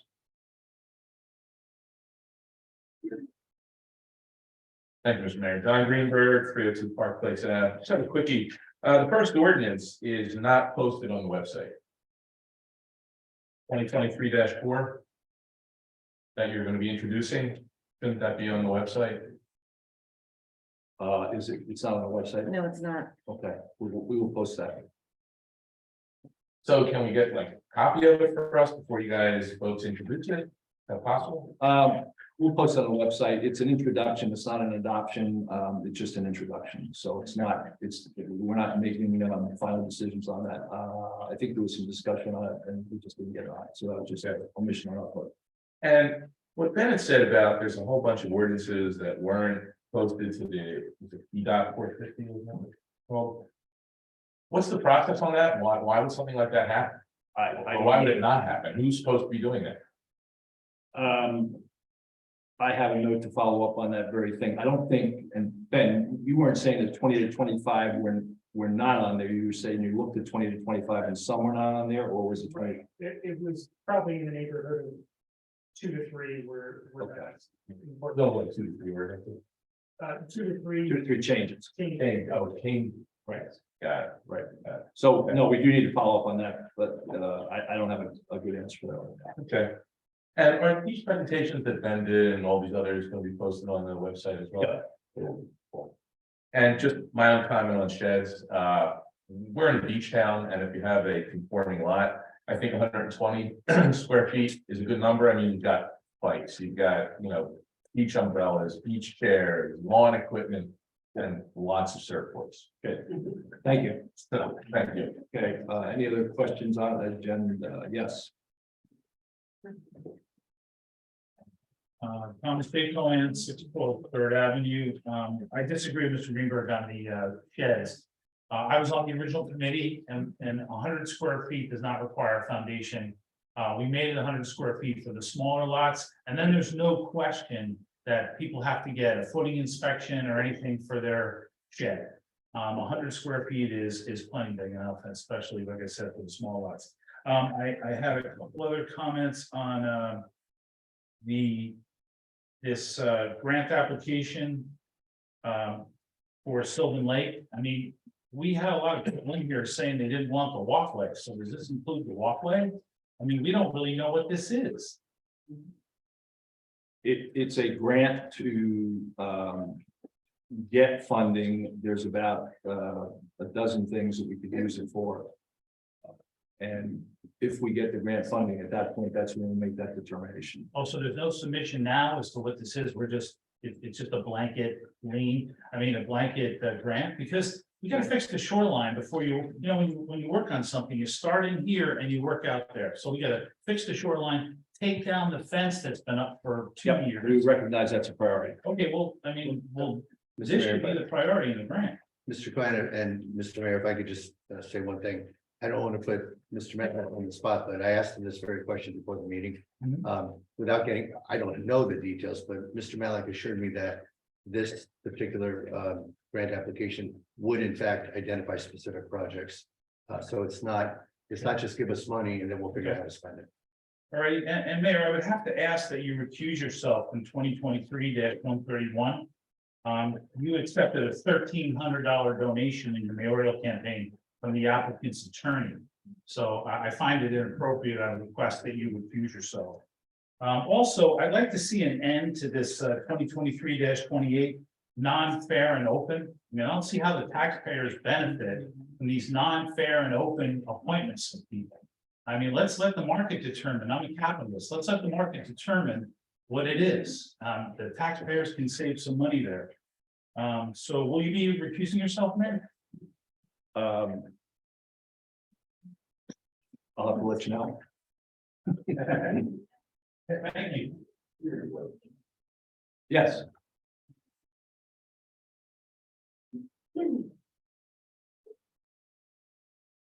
On the Champlain 411.5 Lorraine Avenue. My understanding of the referendum that we had on 319 Lorraine, it was quite clear that the referendum was about not spending $10 million To turn it into a community center, which we all, I think, agree on. However, the referendum in no way directed you towards selling this property off, subdividing it, or tearing down this building. I don't feel that you really have the direction to do that. And from now on, from this meeting on, I will be here voicing my opinion on trying to save 319 Lorraine.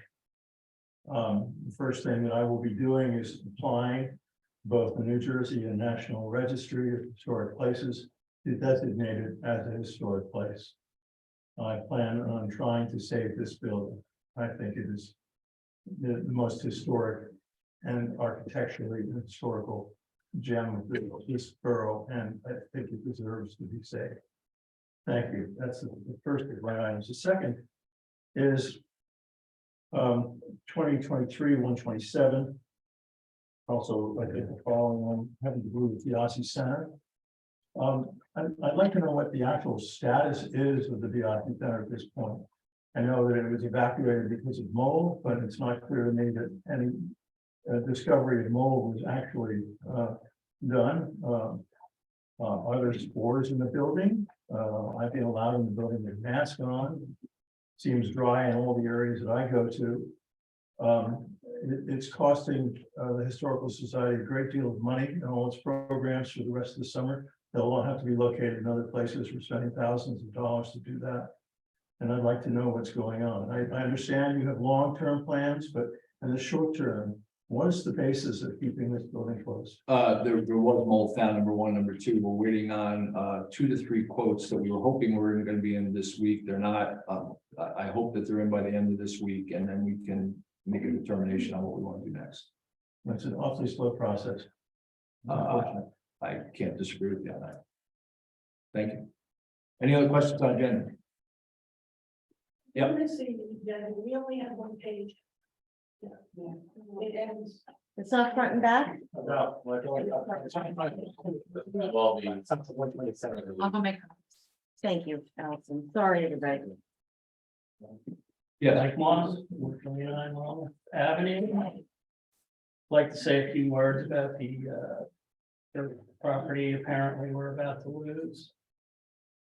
As an architect, design professional, I'm pretty heartbroken over losing a fairly significant architectural work. It's not a plain Jane.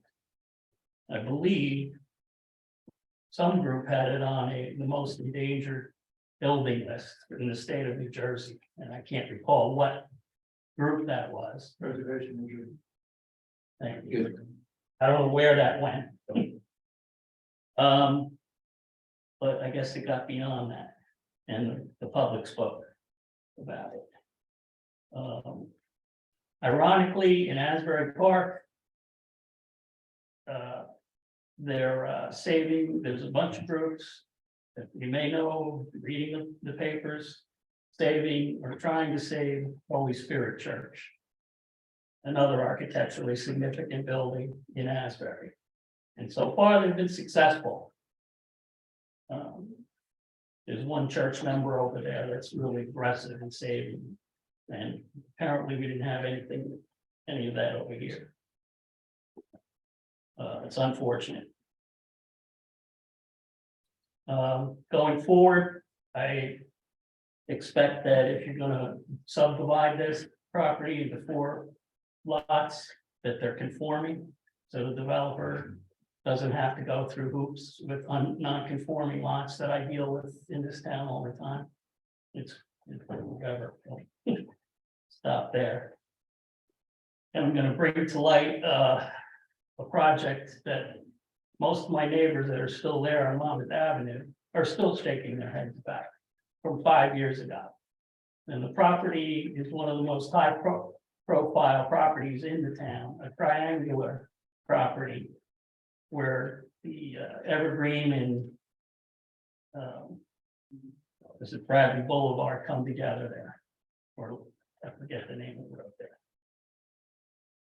A local businessman apparently was able to subdivide that lot into 2 non-conforming lots.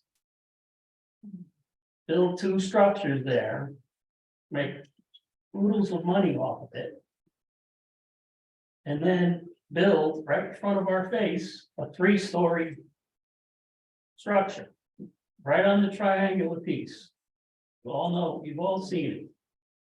All my clients come to me and go, you got a 3-story, how did that get approved? That wasn't a 2.5 story. It didn't go through a variance. I didn't see anything of it. It went to the land use board and they did the old trick. Bring in, subdivide the lot, bring in the planner, bring in the engineer, do footprints. And get the footprints approved in front of the land use board or planning board at that time. And then, well, we didn't keep track of what they were building and how many variances they might have needed. That didn't get approved. I don't believe they submitted elevations and everything and that didn't get approved. Now we got a 3-story building. And I gotta tell my clients, no, you can't have it. So. I wanna, are we protected against a developer coming in on this church property and buying all 4 of those lots? Submitting 4 footprints for houses? Oh yeah, the land use board says that's great, meets all the setbacks, everything else. And then they build 4 3-story houses all of a sudden. Are we protected against that? Also, one other item in the Asbury Park situation. James Bradley apparently donated numerous properties along Grand Avenue. My grandmother, I was born in off of 4th Avenue, 2 blocks from there. James Bradley came in and donated all those parcels to various religious groups. Has that been thoroughly researched here? Did Bradley donate this property? Yeah. To the Methodists? And then require, or is there some paperwork require that has to be a religious structure? Maintained in perpetuity? Have we researched all that? That's my comments. Okay, thank you. Thank you. Okay, any other agenda related? Yes.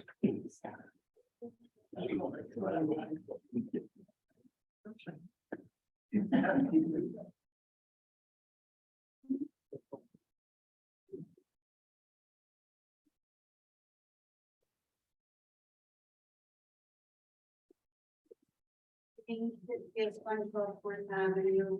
I'm asking the council to please think carefully about spending $79,000 for the mats for the beachfront. I think it's a wonderful idea that we become considerate of the handicap. But before we spend that much money, wouldn't it be to our advantage to have a prototype and have a trial on one beach to see how efficient this would be, rather than spending all this money and we'd be making a lot of mistakes, and it could end up costing us more money. And I'd like to know who designed the schematics for these, for this. Was there a subject specialist making It's our public works. public works? Okay, and they're designing that, and the showers? Public Works is working on that, but they're in the process of looking at that right now because they may need some assistance. And are they reaching out to professionals? That's part of what they're looking at, yes. Okay. Thank you. Thank you. Okay, other questions? Any questions on the, I don't see any questions. Was there one? Or 2 of a couple. Yeah, that's glad. Yeah. You have to read it off, Mhm. I'll read it, Erica. Julia, Brand. Let's wait. Shanna? Can someone unmute Shannon, please? I am trying to unmute. Hi, thank you. Shauna Greenblatt, 414 Monmouth Avenue. I just want to applaud the engineering consultant going forward in cleaning up the zoning ordinance. I think it's high time we really addressed where we are now in terms of, environmental change that's going on, and the importance of trying to minimize the overdevelopment in such a small borough with such small lots. So I do think it's critical that we increase we raise the minimum lot size when we consider granting garage apartments. Right now, we're seeing an enormous amount of construction going on, and it appears to me that the new standard is a front and a back house in new construction. And it also appears that most of this construction is maximizing the buildable lot and using every inch of what's allowed for, impervious building. So, and what appears to be happening now also is that I don't know if it's required to actually provide a site plan of an as-built with all of the hardscaping, but properties are being built that look like they're being built to maximum and then have to backtrack and deal with hardscaping, patios, driveways, and so forth. So I think that's really something that we have to pay close attention to. I look at a lot of properties and I wonder, how does this very large house that takes up most of the lot now have the ability to build a back house? So I do hope that somebody is really keeping a keen eye on all of the development that's going on right now.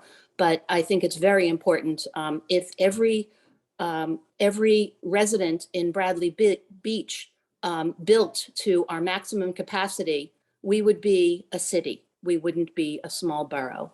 So the fact that we're so close to the beach, we know that in our homeowners insurance, how the rates are so high, the liabilities are so high. We know that there's sea level rise. We know that there are storms that are intruding further into our communities. And I think that, we need to be responsible to what's going on now in the 21st century. One additional thing that I would recommend be reconsidered is that pools, which I understand recently was considered allowed and doesn't, maybe I'm incorrect, but doesn't apply to the impervious coverage. Is that so? If a property is built at 60% coverage on the lot, can a pool also be added in onto the lot and not be, quote, counted? Is there somebody who can give me an answer on that? It can be, the pool's not counted as building coverage, so a pool can be added, Shauna, but it does have its own standards for counting it as impervious coverage. It is impervious, correct? It's there's a formula that it's not all impervious is my recollection. So it seems to me a pool by its very nature is impervious. It holds the water, right? Again, I'm not defending this. We had experts weigh in, and apparently, as I recall, the rationale is, and experts attested to this, that because the pool allows a couple of feet of water accumulation, it's deemed to, even though it's maybe made out of cement or whatever, it's deemed to not be totally impervious. There's some percentage or some measure, again, formulaic measure that defines impervious coverage for pools. Okay, well, I don't know if it's a matter of perspective. As far as I'm concerned, a pool is impervious. And then there's also, in addition to that, hardscaping that takes place around the pool. So case in point, there was a house built, as far as I'm concerned, overbuilt on the lot diagonally behind me on Evergreen. And not only is the approved garage apartment a 2-story space, but it's not even used as a garage. There's no pavers, no hardscaping that go up to the back of the property. In fact, there's a fence there. So the garage, the driveway only goes to a certain point on the property. So clearly it's not a garage. It's not a garage. It's not a garage apartment. Well, it wasn't approved for a garage apartment, but it's a 2-story space. So, Okay, thank you. You're at time, sorry. okay, thank you. Thank you. Any other questions? Oh, there's one other. Yes, Julia. Good evening, Julia.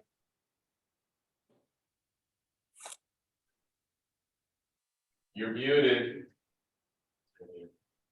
Julia, can you unmute yourself, please?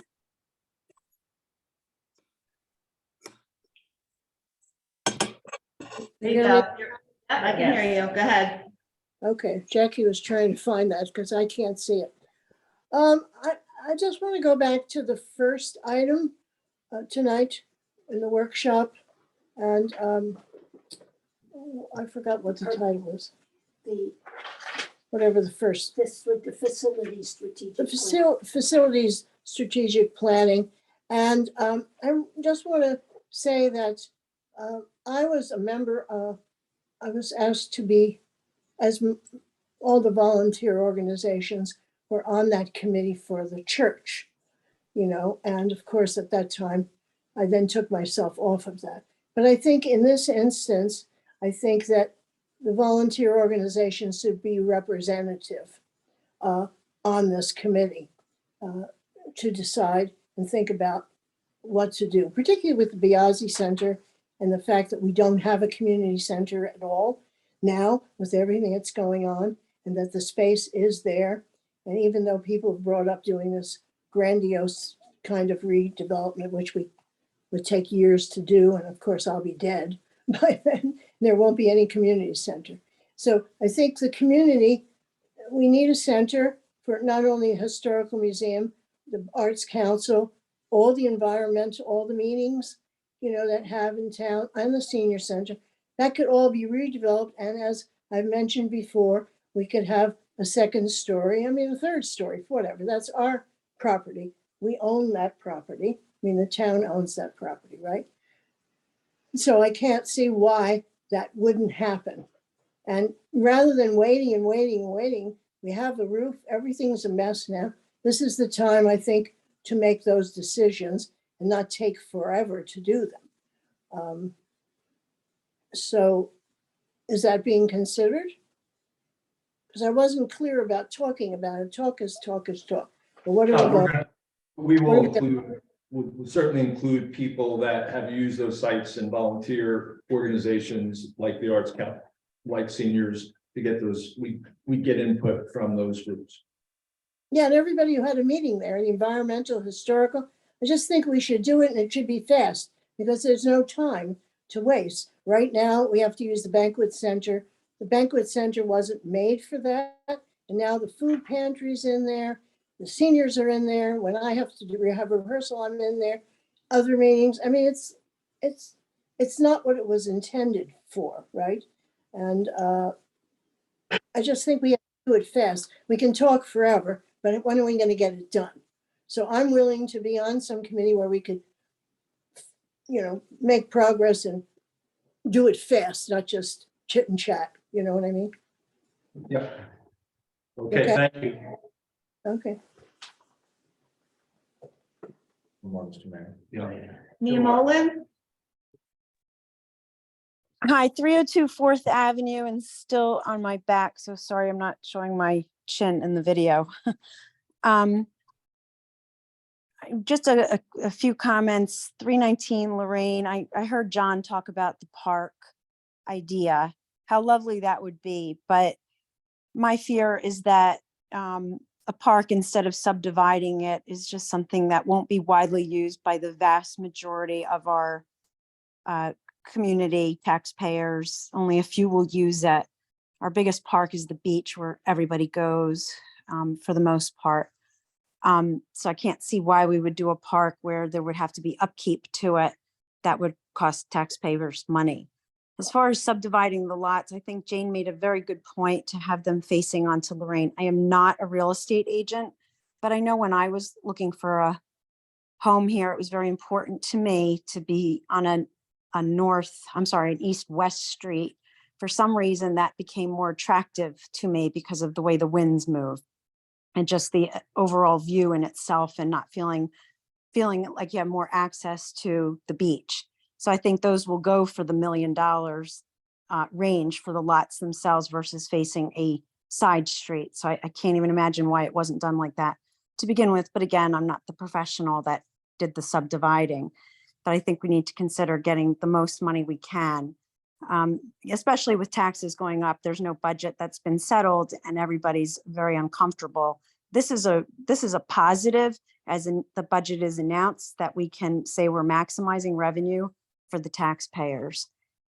I think Eileen made a very good point regarding the beach access mats, $79,000. I didn't really know what the bottom line was on the dollar amount, but it seems as if, or my understanding is that the beach access mats would be across all of the beach entrances, but only some of them have handicap entrances. And the purpose of the beach access mats is to help the handicap, which is a good thing. Being handicapped myself now for 7 weeks, I totally appreciate that. But maybe consider where they're going and maybe a pilot to see how the structure of them, especially if it's just the Department of Public Works trying to figure out where to lay them down, to see if we're doing it wisely, where it's even efficient or sufficient for those that are disabled before spending all that money. Also, I was a little disappointed to see TJ getting up as he always does. He's so knowledgeable and really adds so much value to these meetings. And he's had said that he had volunteered to work on, I didn't catch it all, but investigating shared services. And I can't believe anybody who's come out of the business world wouldn't appreciate that, because that is a way of creating a savings for an organization, that being our town, the taxpayers. And he hasn't even been granted an interview or really any acknowledgement, including tonight at the meeting, that he's, kind of paused and waited for a response on that. And he was not responded to. And that's a good thing for the town. I don't care that he's criticized this one or that one that may sit up there every week or 2 weeks when we have these meetings, but he was offering something that's really of value to the town, and just to at least acknowledge him. I just thought that was amazing for him to be ignored all this time. The last, I forget how far we can go as far as the agenda items and making comments, but I thought I saw something about the sewer project granting an additional $125,000 more for the sewer project that seems to be going on for, could be a year now. I live on 4th Avenue, and especially being disabled, when is it going to be paved? And is that what the $125,000 is for? Wasn't that incorporated into the original cost of the project? And I'm just going to throw this out there because at the last meeting, it was mentioned about Newark Avenue being unsafe in the way that the striping was done at some point. So if we're looking to spend all this other money, what is the update on Newark Avenue? What is the update on 4th Avenue, 3rd Avenue, these avenues that are getting to be dangerous to drive on, or wrecking our cars that, we all work very hard. Again, consideration for the taxpayers. And that's all. Just any feedback would be great. Yeah, we'll follow up with you on that, Mia. We jotted down all your questions. We'll get back to you. Great. Oh, okay. That'd be great. Thank you. Thank you. Any other? Yes, Randy? Hey, everybody. Randy Bennell, 506 3rd Avenue. Couple of quick comments.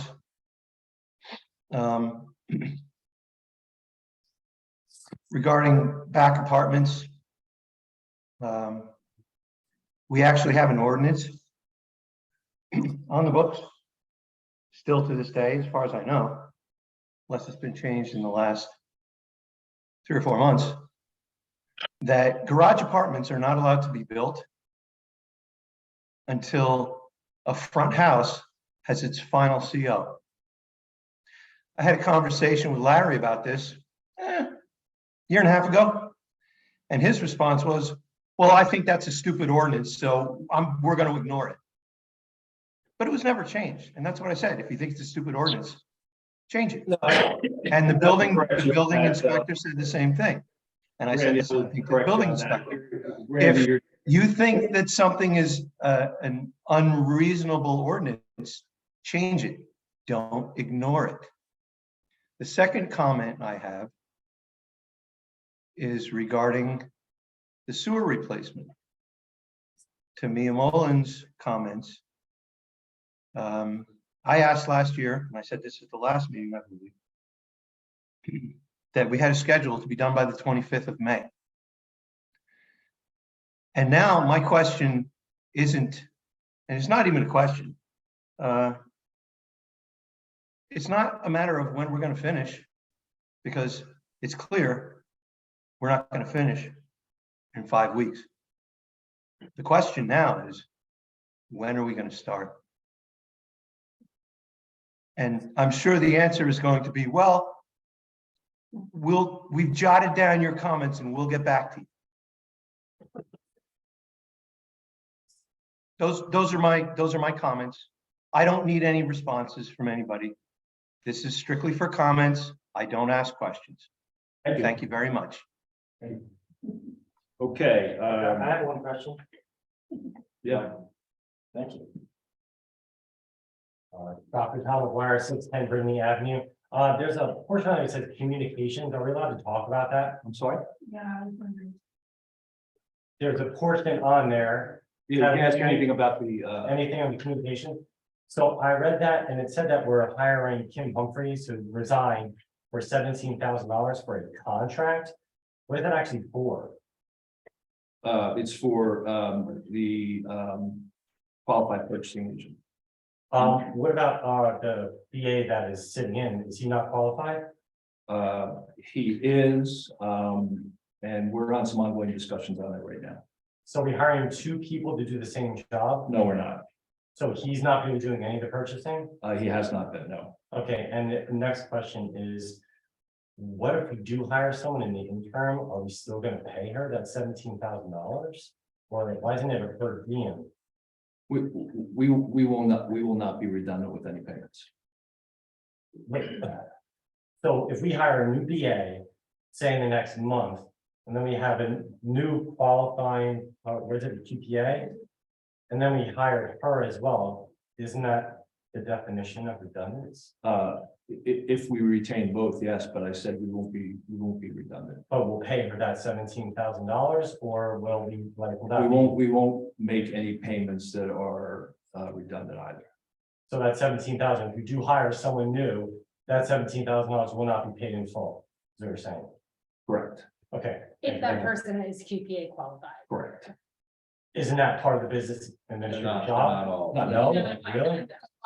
Business administration, town managers are actually not the QPA. In most municipalities, there's a full-time CFO. Okay. Or sometimes your payroll clerk will do it or something like that, but usually your purchasing agent is not your township manager. Thank you. And the last thing, as far as the agenda items, if you go on the website right now on my phone, you can't pull up any information. It's gone. The next meeting is on there already. So it says April 26th on there, I think is the next meeting. But the meeting information right now, if I go to click on, which I tried to pull up some information, is not available. So is the clock more important or am I more important? Did you just look at the clock like you asked a question? I can't look at a clock. Okay, no, you shouldn't look at the clock when I'm right here talking to you. That's rude. Thank you. Forget it. Don't answer my question. Yes.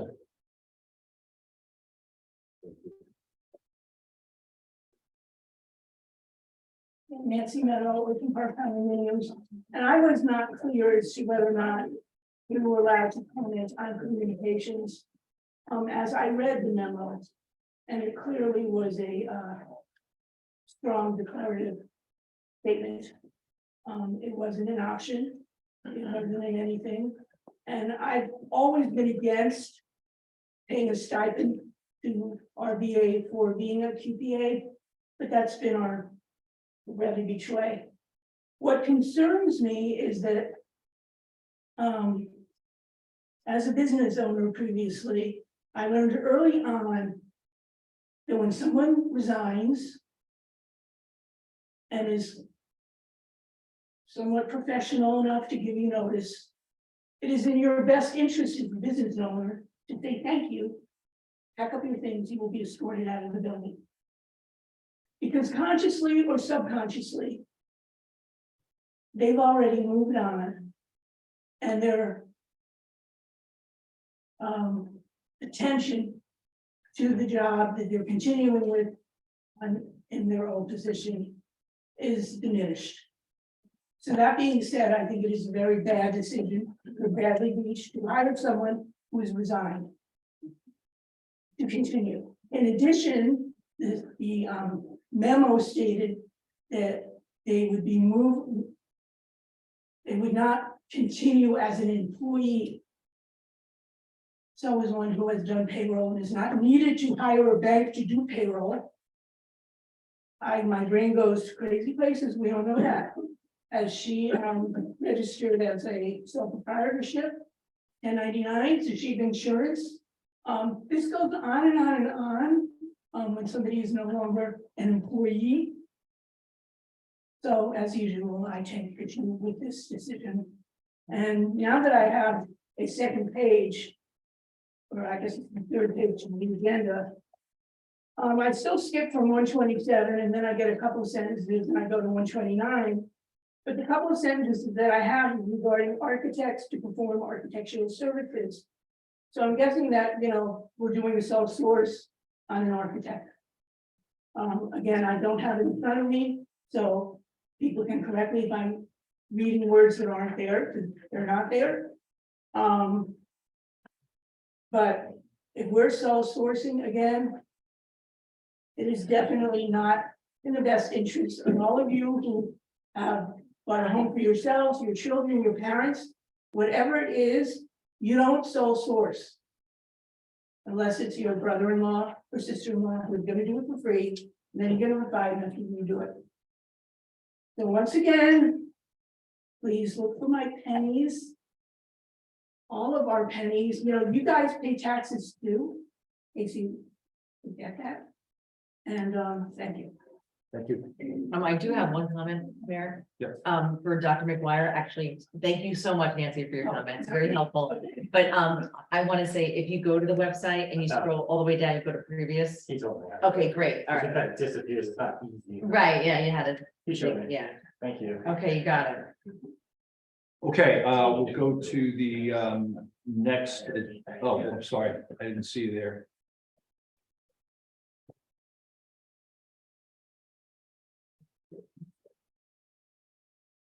So I'm Jean Leahy from 419 Park Place.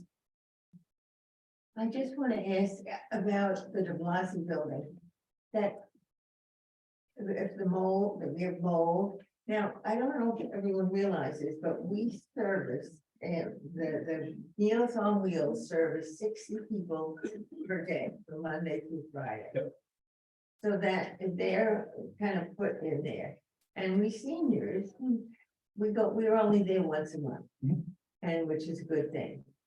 But we have no space anywhere but my trunk.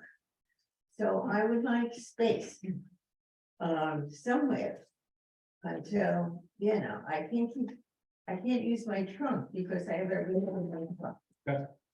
Could you jot that, so we can probably got something. And we don't need another car. Right, we have the ocean. Okay, the part. And I just want to say one other, we seniors, we are the second largest group in this town. You did that demographic, which is very good.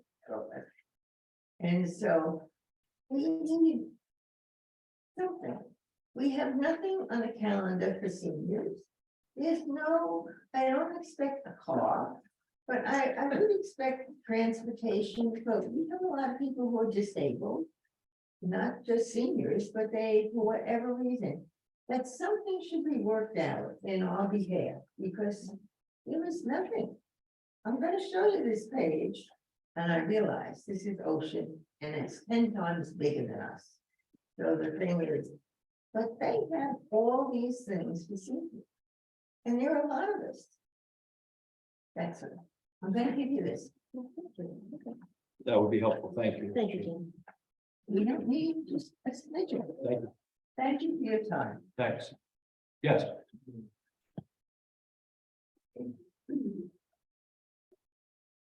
Ann Politi, 512 Bradley Boulevard. I'm speaking on my own behalf, but I am also the chair of the Silver Lake Commission. So I was speaking on the Bradley Beach members of that commission as well.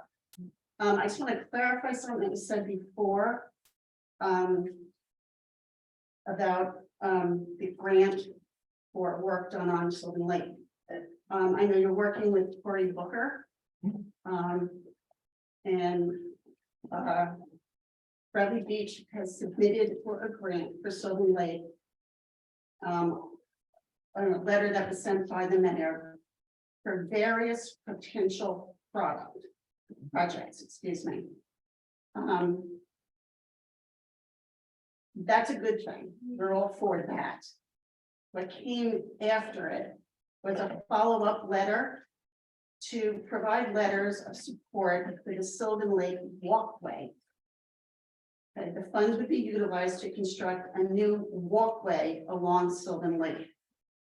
Are we locked into, if Senator Booker gets us that money, to making a walkway with that money, or can it be used for various potential projects as it was first stated? Yeah, there's about 7 areas that you can look at for that grant. Like bikeway, bridge preservation, mobility, pedestrian safety, quality of life, roadway preservation, roadway safety, other. Around quality of life, that's where we might be able to target some monies out of bulkhead repair. So we've got some flexibility, and that's what we'll be looking at. We'll see what we get. Okay, thank you very much. Thank you. One other thing, and that is, again, I spoke because I, for full disclosure, I am also the council liaison to the Sylvan Lake Commission. And I did speak with Mr. Matlack before this meeting, more or less asked that same question.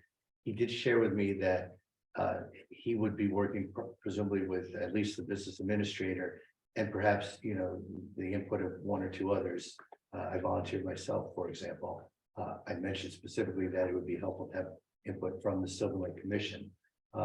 Because Mr. Matlack, please correct me if I say anything wrong, but my understanding from our conversations, you said you would be in the position, if we, the council, vote to move forward authorizing the application for this grant, you would be in a position to very specifically identify the uses that we would have with that money.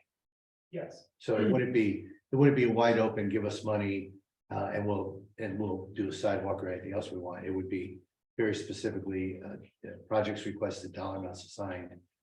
Could be substantial dollars, and I was going to say this later, but I'll just say now, it's also not a matching grant to the extent it's made available to us. Right. That's correct.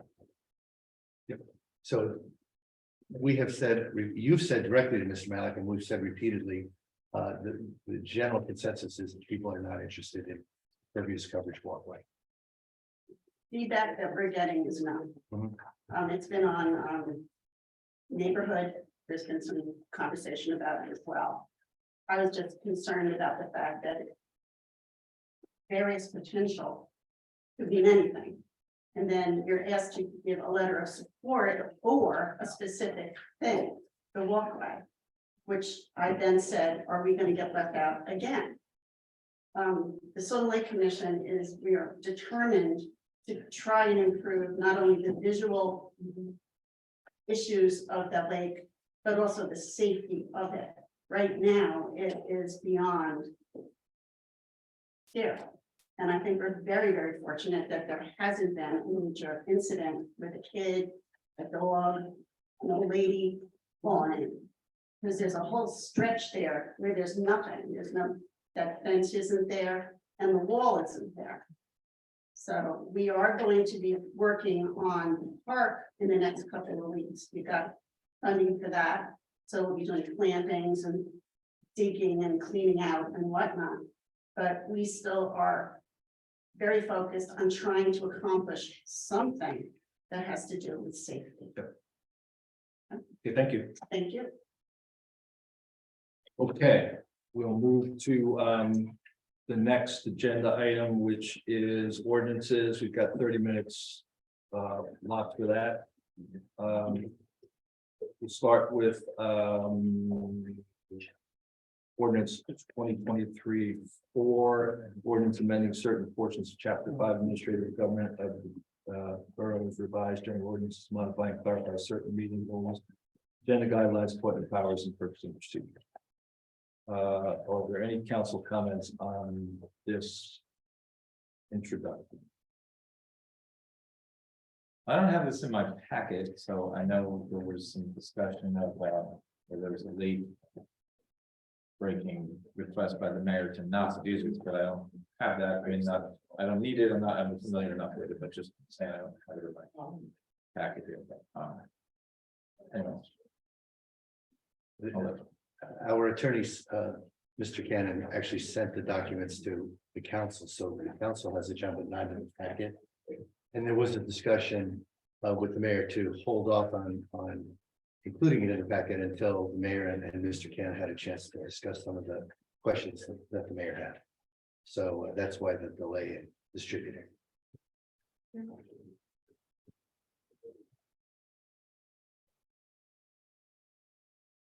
Any other comments? Okay, so I'll make the motion that we introduce. I do have some Okay. comments. I was waiting to see if anyone else did. I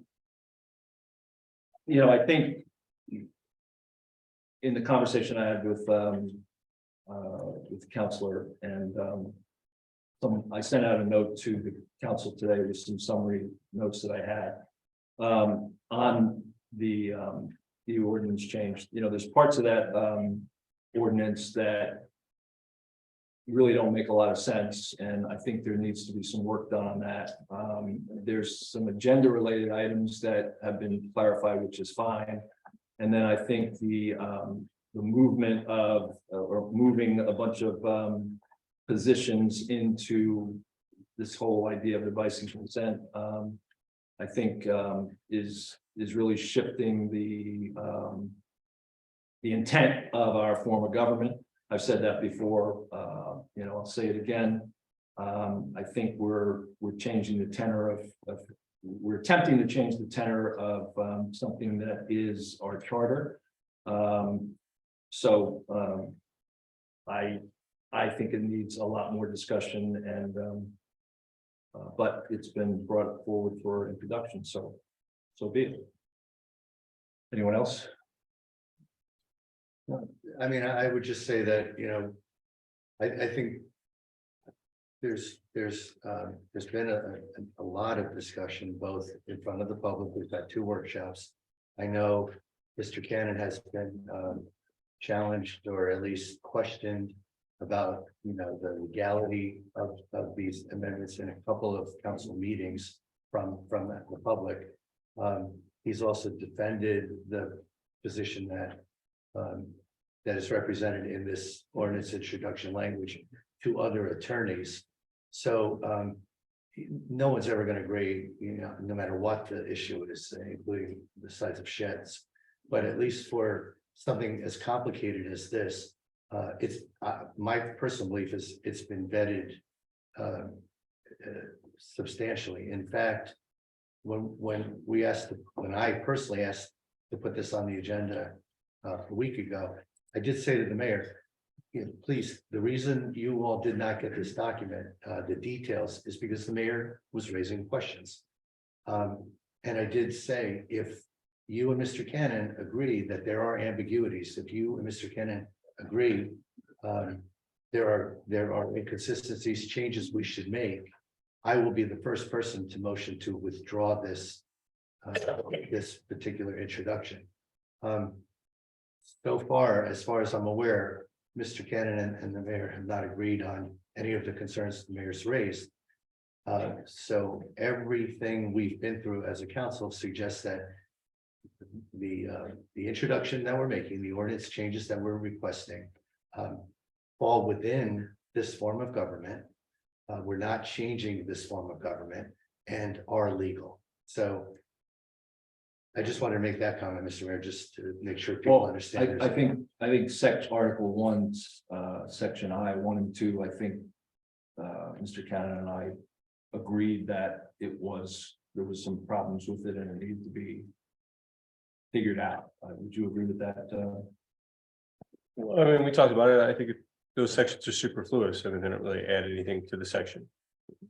I mean, that's a new change that wasn't in there to begin with, obviously. Well, and the rest of it, you guys are eminently familiar with what the real dispute is here. I'll just leave it at that. But what the mayor cited is true. It's, I think it's superfluous. It doesn't really make a lot of sense. In light of how we do this here. So we want to add that to it.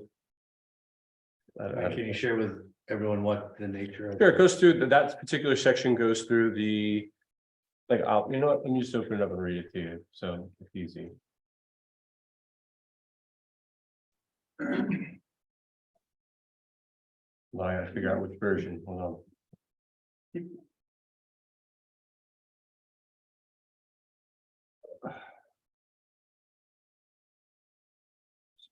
All right. So it's titled nominations and appointments. It says nominations submitted by the mayor will be considered at the work session meetings of the Borough Council and may be confirmed by council resolution at the next regular meeting. The alternative, mayoral nominations may be acted upon at the next regular meeting thereafter, the timing of which is the sole discretion of the mayor. That doesn't really mean much in general. You do it at this meeting, you can do it the next meeting. We'll tell you when we'll do it, right? Well, so, and there's no reference point as to what you're trying to. There's no reference point as to what nominations we're even talking about, really. Yeah. I assume that this was inserted at some point when there was a procedural argument, much like the one we're having now. Where this fixed the problem at some point in history that just doesn't really exist anymore. Then it's part section 2, without belaboring the point, is with respect to appointments to be made by the Borough Council. Any member of the council may nominate as many candidates as there are offices to be filled. And it goes through a discussion of how there'll be a committee of the whole meeting, which we don't have. And then we'll report to a regular meeting of the council. And then you consider the nominees in alphabetical order. Fundamentally, things that just aren't applicable to the way we've been doing things here, at least as long as I've been here. And the number 1 doesn't really say anything. So the mayor and I discussed those. I think that was the top of his list of the things he sent out.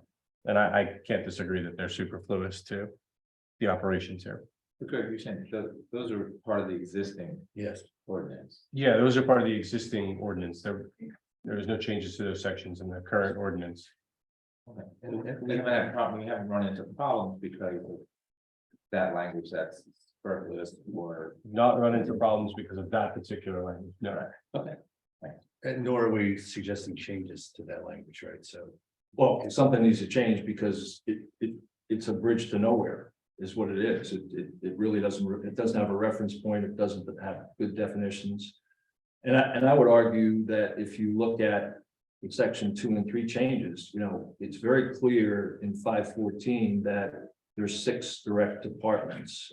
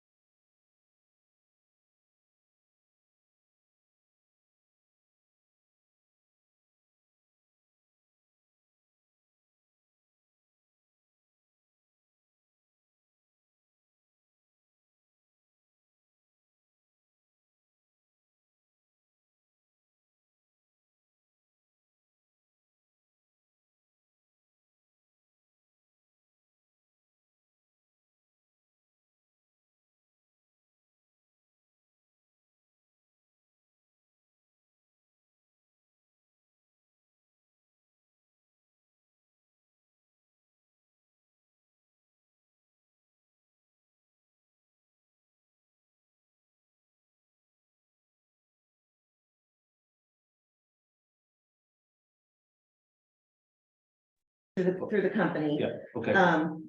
Okay, Thank you. good.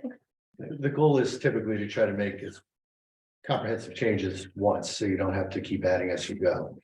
Perfect, thank you. This being an imperfect world, though, we tend to revisit every year or so and tweak here and there depending. This is a particularly complicated and I would say very important ordinance for the borough and for how we, the governing body, govern ourselves, follow procedures and so forth. So I can't underscore enough, there has been a tremendous amount of time invested in this, largely by our attorney, Mr. Cannon. Again, we've had 2 workshops on this and we've had many internal discussions. So enough said on that, but I just want to make sure anyone else has any questions. Okay, well then, I'd like to make a motion that we introduce ordinance 2023-4. An ordinance amending certain portions of chapter 5, administration of government of the borough's revised general ordinances to modify and clarify certain meeting rules, agenda guidelines, appointment powers, and purchasing procedures. Second. Councilwoman DeNoble, Yes. Council President DeMarco, So just to explain my vote, there are elements of ordinance 2023-4 that address some concerns that I do share with my council colleagues. However, I cannot support this ordinance as introduced tonight.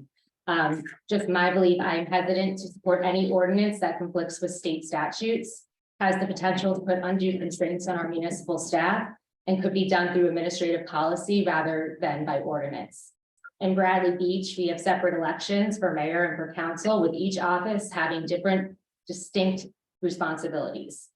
The ordinance as being introduced transfers some of those powers held by the office of the mayor to the council. And in my heart, I just do not believe the community of Bradley Beach elected me as a councilwoman to hold those powers.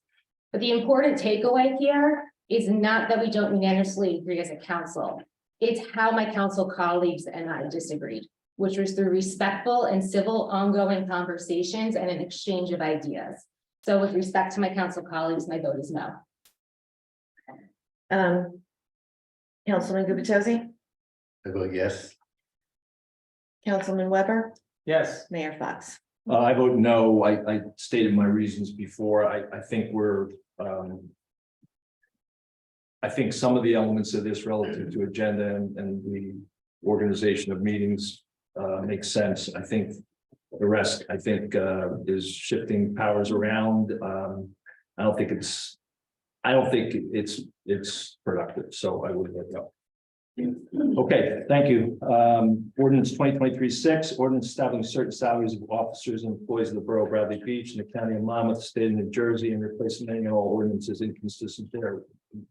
Herein, I'll open and any council comments on this.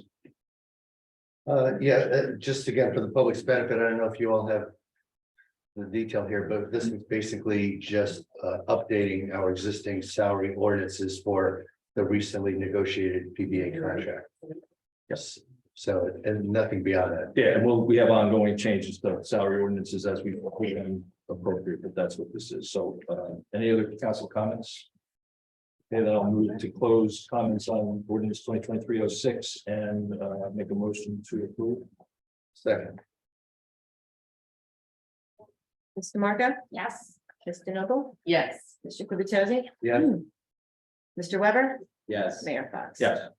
Ordinance 2023-7, it's an ordinance amending 123-8 rules and regulations of chapter 123 beachfront areas and adjacent waters of the borough's revised general ordinances to reduce hours of bicycles permitted on the promenade. I'll just give a very quick synopsis of this. In the meeting that I had a week or so ago with, I think it was last week with Ocean Grove, got into a discussion on our contiguous boardwalk / promenade. Shared some concerns about the 10 o'clock in the morning limit versus going to 9 o'clock. The primary issues that we kind of talked through were that we start seeing people getting onto the beach just after 9, between 9, 9:30 and 10. We continue to have a lot of traffic on the Promenade Boardwalk. Ocean Grove, I think still allows dogs, we do not. And I've continued every year when we start the summer, I get concerns from residents about safety because our volume goes up on the promenade and there's just some safety issues. So I in the last agenda meeting brought this up to Councilman Gubitosi, and I think it makes sense to look at this. Ocean Grove and Neptune are doing the same thing at this point in time. Ocean Grove is also talking to us on a very preliminary basis about, maybe there's some things we can do with bikes below the promenade, and that's in very preliminary discussions that it's not even worth going into right now, but hopefully, I think this is, it's a good safety measure. It takes us from, I think 2 weeks before Memorial Day to 2 weeks after Labor Day. I think that's the current ordinances. That's the change we're making. So that's just a little bit of an explanation. I don't know if anybody has any questions or comments. I do. I like the fact that we're striving for some consistency with our neighbors. It'd be great if the entire Jersey Shore boardwalks had the same agreement, but at least this is a starting point.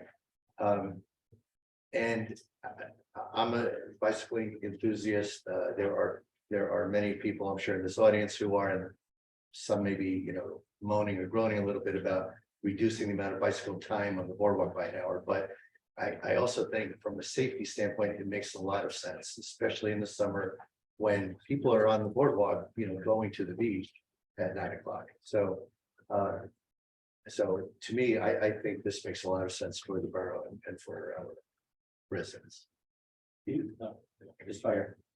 I would just add one thing. I get this, that we're bringing ourselves in line with one neighboring town on one aspect of one activity, but we're still out of step with neighboring towns on many, many others. So, As we will. Well, if we're always going to be, then, in any, just like we changed the thing for dogs on the beach. It used to be September 15th and now it's October 1st, and other towns it's different. So, it's just like, do we want to be in sync with all these towns? It's maybe something we can accomplish. Okay, anybody else? Okay, then I'll make a motion to introduce. If you don't have any public comment, to introductions. They can comment if somebody has a comment. You can comment at the end of the meeting, but not when we're doing an introduction. So I'll move to introduce 2023-8 rules and regulations, chapter 2123, beachfront areas, adjacent waters of the borough's revised general ordinance to reduce the hours of bicycles per hour. Do I have a second? Second.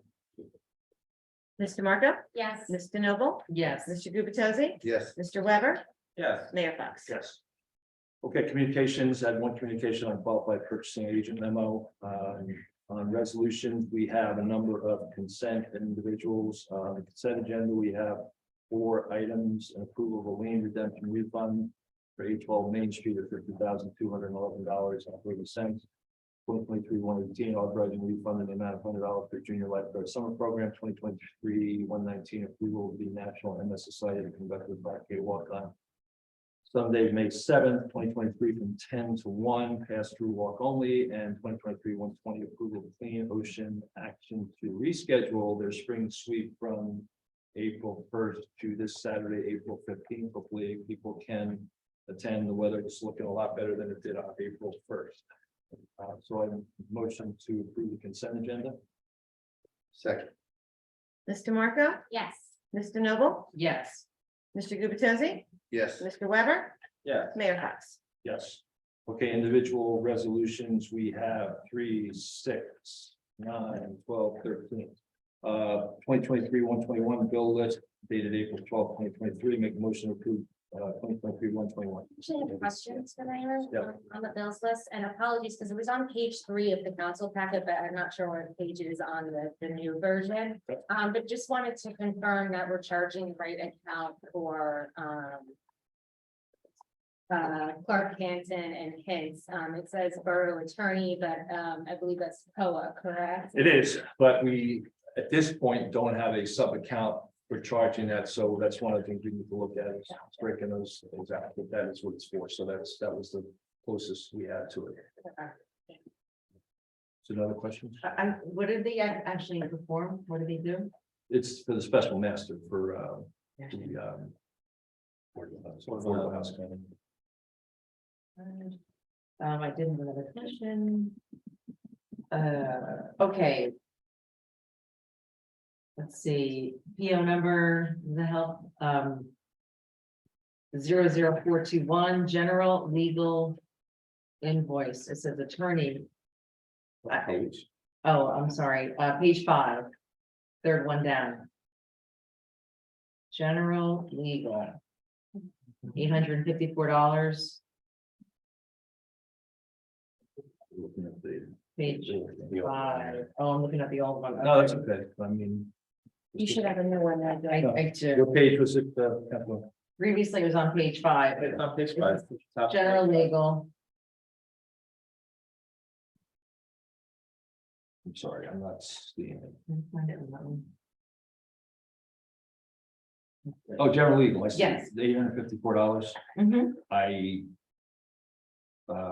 do not, What page is that on? I'm sorry. 5. I'd have to,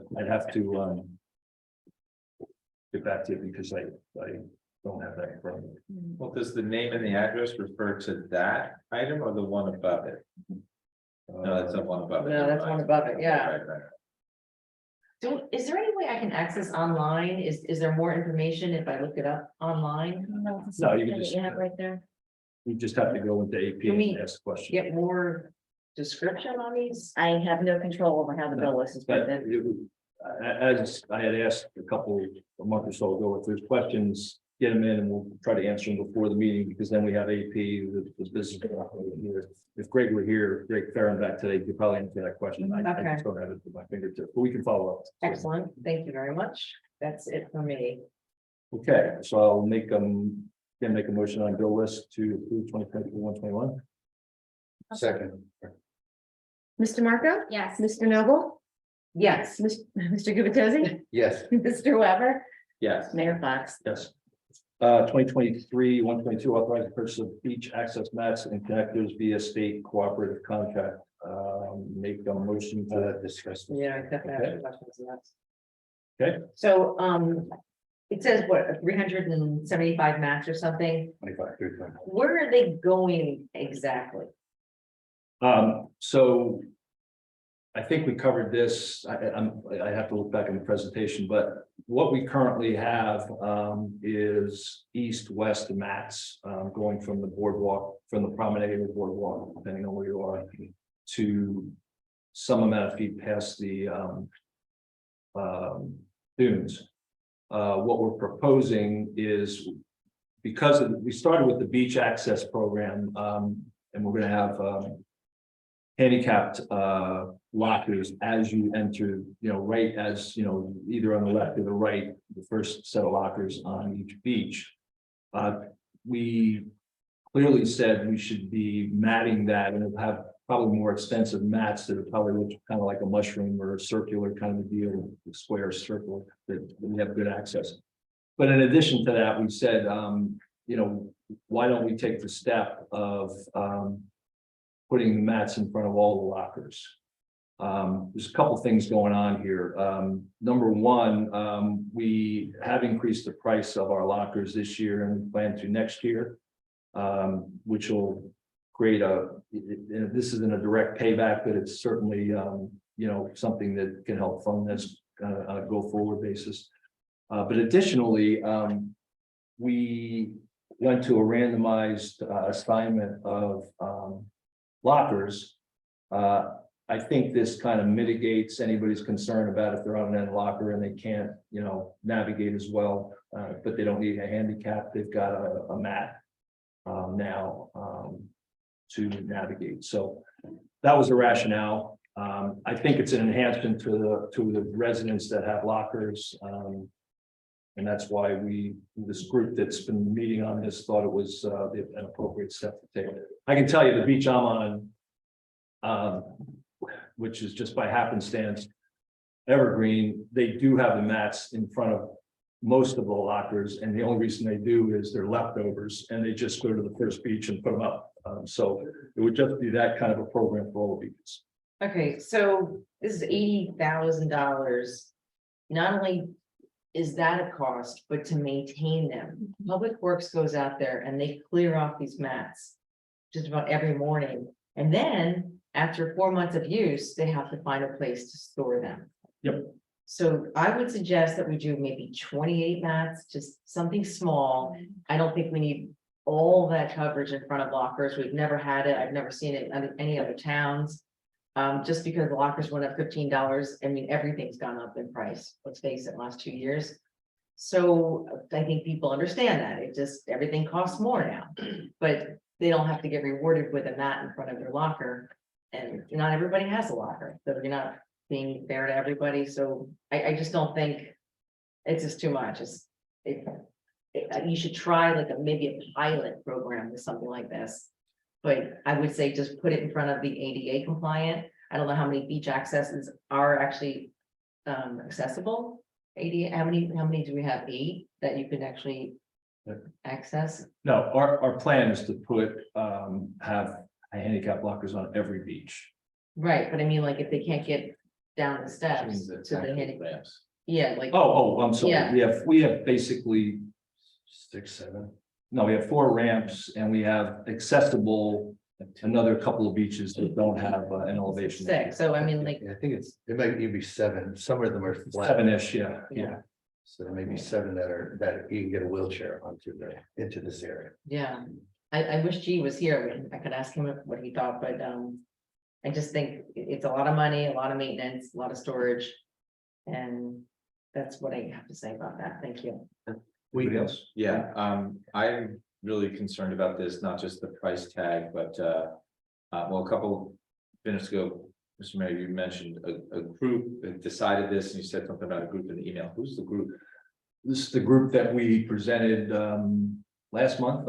We presented twice, beach access last month, and then a month before that, beach lockers. And I mean, I was here for the beach locker presentation. You're saying There's a group of, I don't have it in front of me, but it's that it's some staff, it's the beach manager, it's lifeguard, staff. Yeah. So I want to suggest that, we used to have liaisons to the beachfront operations, and there's 2 liaisons for big, big departments like the beach and DPW, code construction, things like that. We don't have them anymore. So this would be a great example, in my opinion, where if we had a council liaison to beach operations, this could have been vetted, and all these concerns would have been raised, and we would have come to something much less substantial than $80,000 for Moby mats. Mr. Noble just mentioned how the maintenance, they have to clean them up. You know how they clean off the Moby mats? They use leaf blowers, really loud, annoying leaf blowers. People go down to the beach in the morning for peace and quiet, to commune with nature, and they just get their ears blasted by leaf blowers. This would, I don't know, double, or it seems like it would double the amount of, at least double the amount of Moby mats that have to be cleaned off. I don't think they have to be cleaned off at all. To me, the notion that you don't encounter sand when you go to the beach is just preposterous. Like, there's just gonna be sand on the Moby mats. Like, that's just the way it should be. I would personally go out and buy brooms for everybody, so we don't have to like deal with leaf blowers. So yeah, I'm really concerned about that, and I would ask, maybe we could withdraw this and come back with a more reasonable amount of Moby mats and a more reasonable price. I would be really in favor of that. Well, I mean, I'd like to add to the discussion before we entertain any motions, but in full disclosure, I'm trying to be really open and transparent with my colleagues on the council. So I actually sent an email yesterday or recently, raising a number of the concerns I had with this. Concern number 1 is $80,000. I mean, that is an awful lot of money, just period.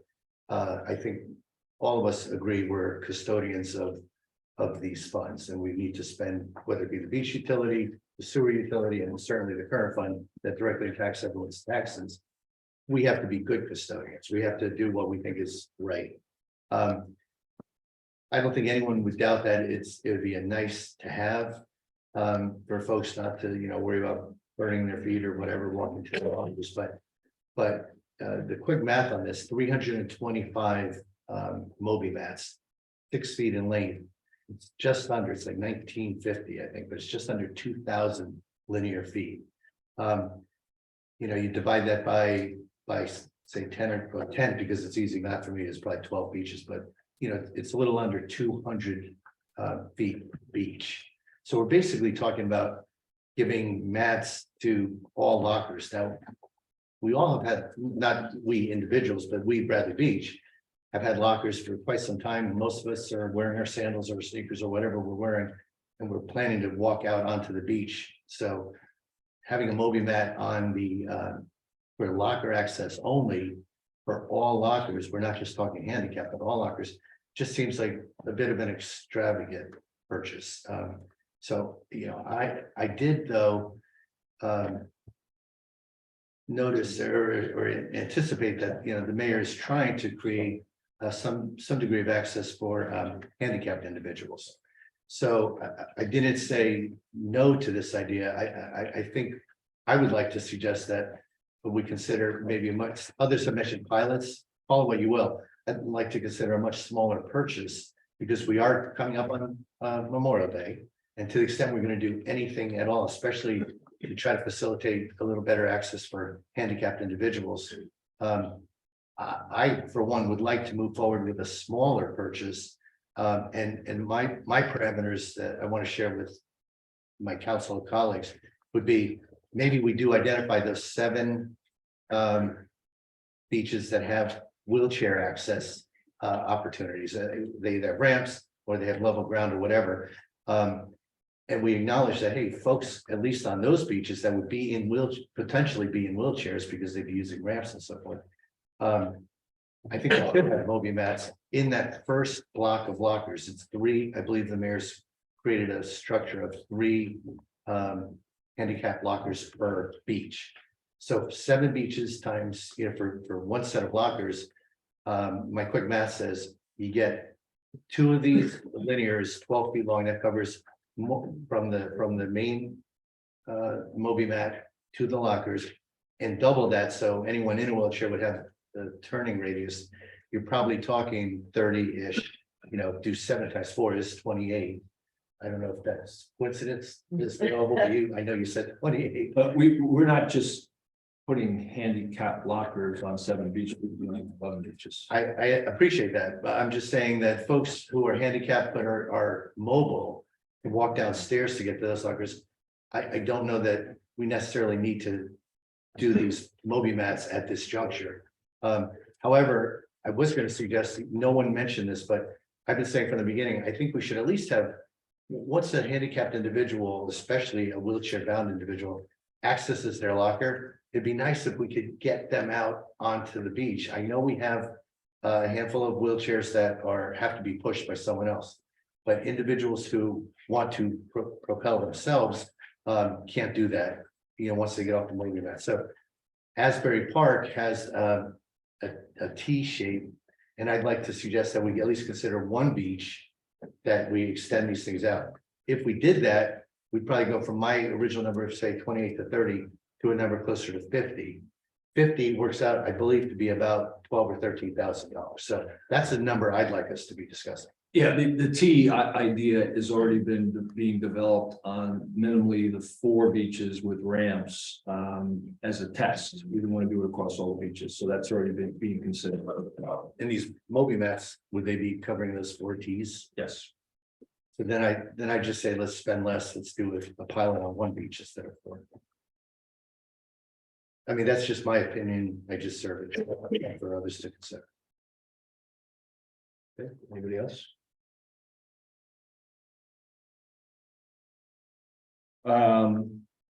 Unfortunately, I think we have to go back to this group and do some, I don't want to just usurp them and tell them, here's what you're going to do. I think it needs to be calculated out and thought through a little bit more.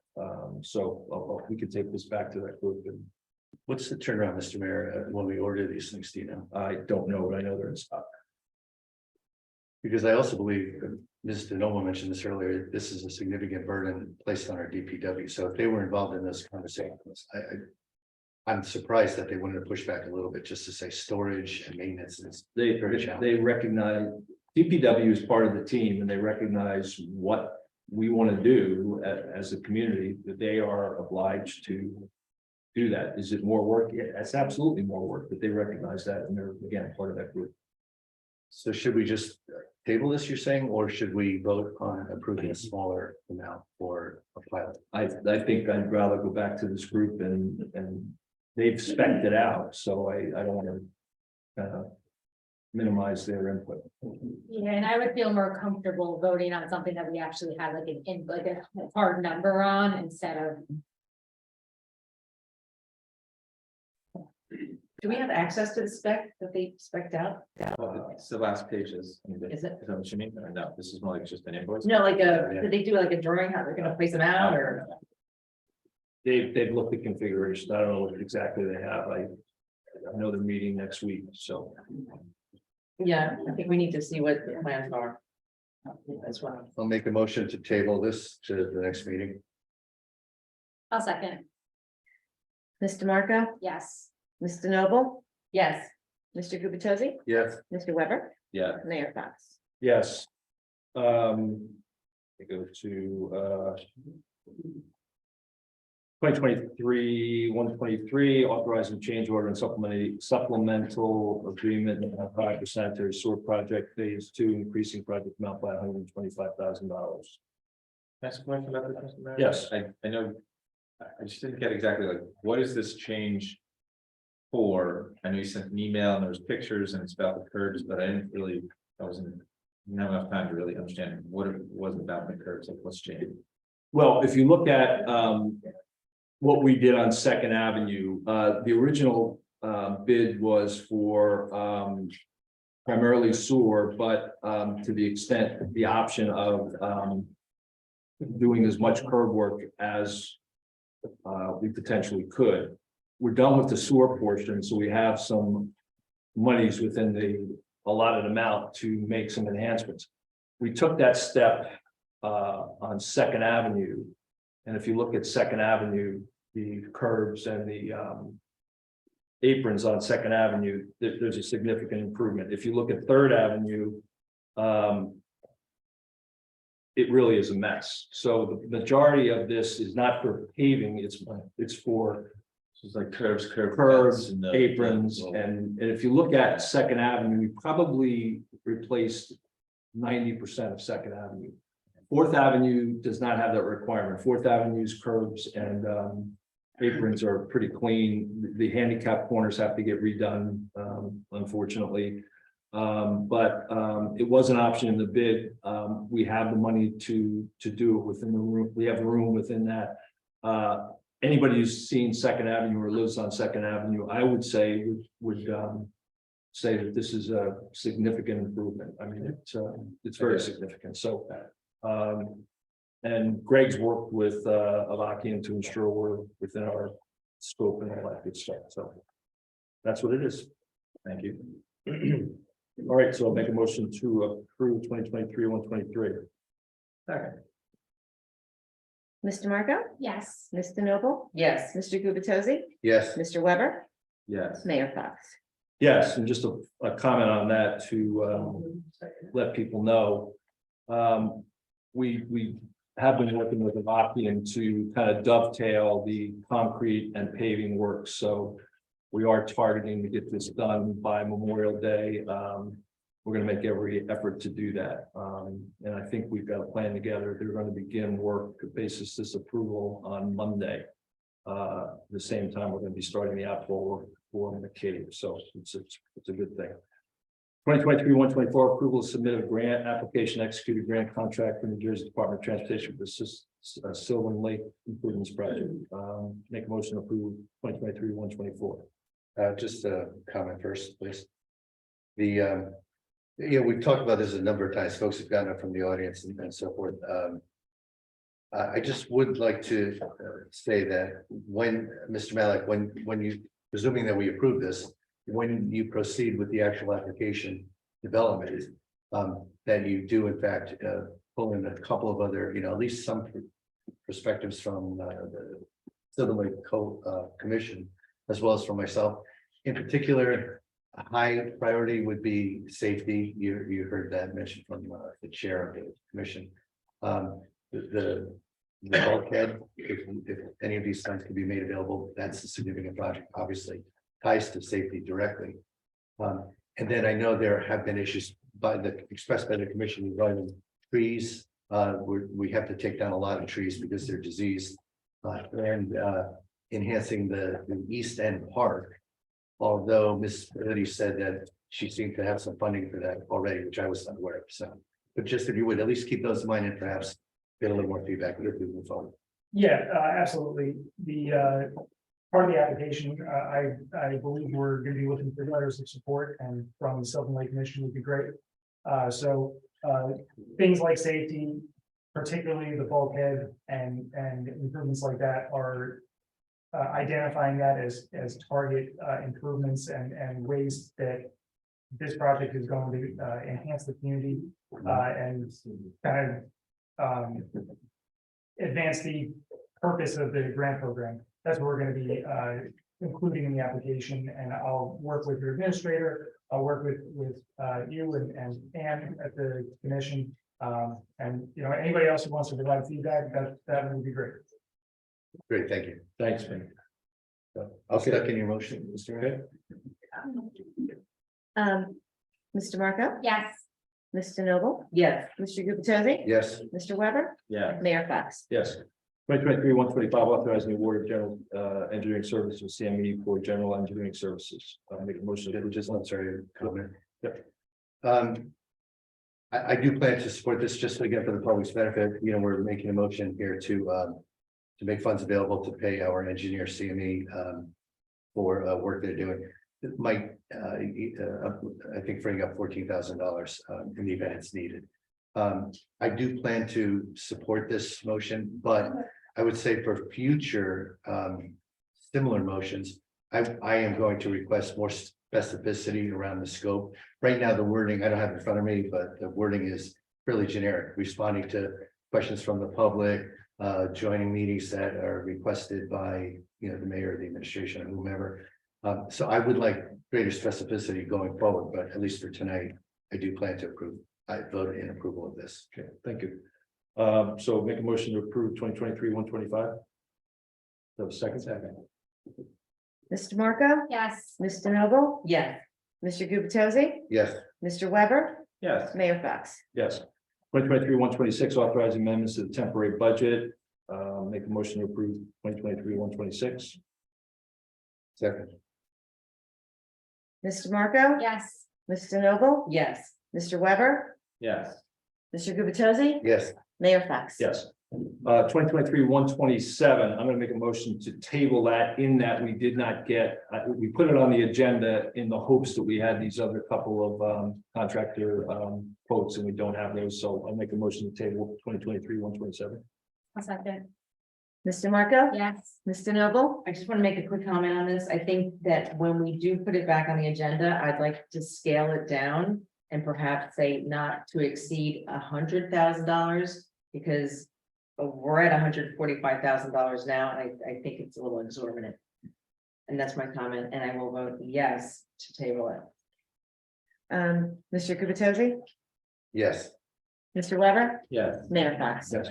2023-128, awarding a non-fair and open professional services contract to Set Greeners Architects to perform architectural services for proposed renovations additions to the Ozzie Center.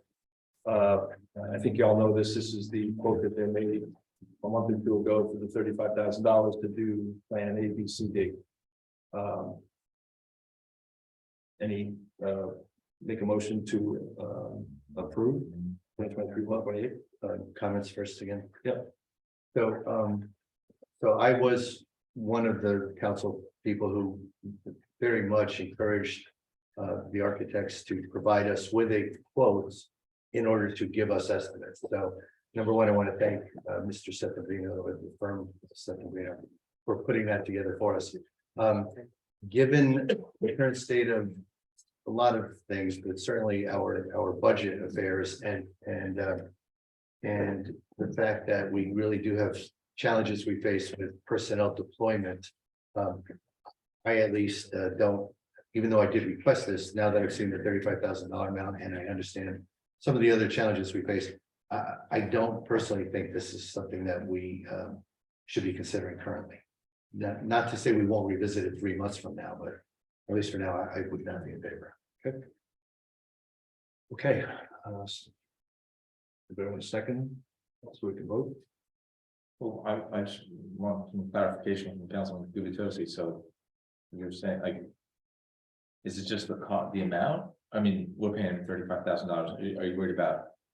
The cost of what he's gonna come back with, like, to build those buildings? Is that? Yes. So first of all, every dollar counts. You know, the last budget we saw was a $1.5 million tax increase. Hopefully we'll get that down. But so yes, John, in part, $35,000 is probably could be better spent elsewhere. I mean, I'm personally not convinced that I don't know what we're gonna do. We're gonna have a significant strategic assessment of all of our facilities. It may be that one gentleman in the corner said, you know, we may want to reevaluate a lot of our buildings here along Main Street, including the Biazzi Center. So to get people going too far down a path of looking at building a second story, even though I personally suggested that as an issue to consider, I just would like to, me personally, I'd like to table that path forward for a little while until we get a better sense of budget and strategic vision of our other buildings. But then aren't we locking ourselves into just roof repair? Yes, Work. we would be. I'm just saying that's my position. I'm not advocating it for others.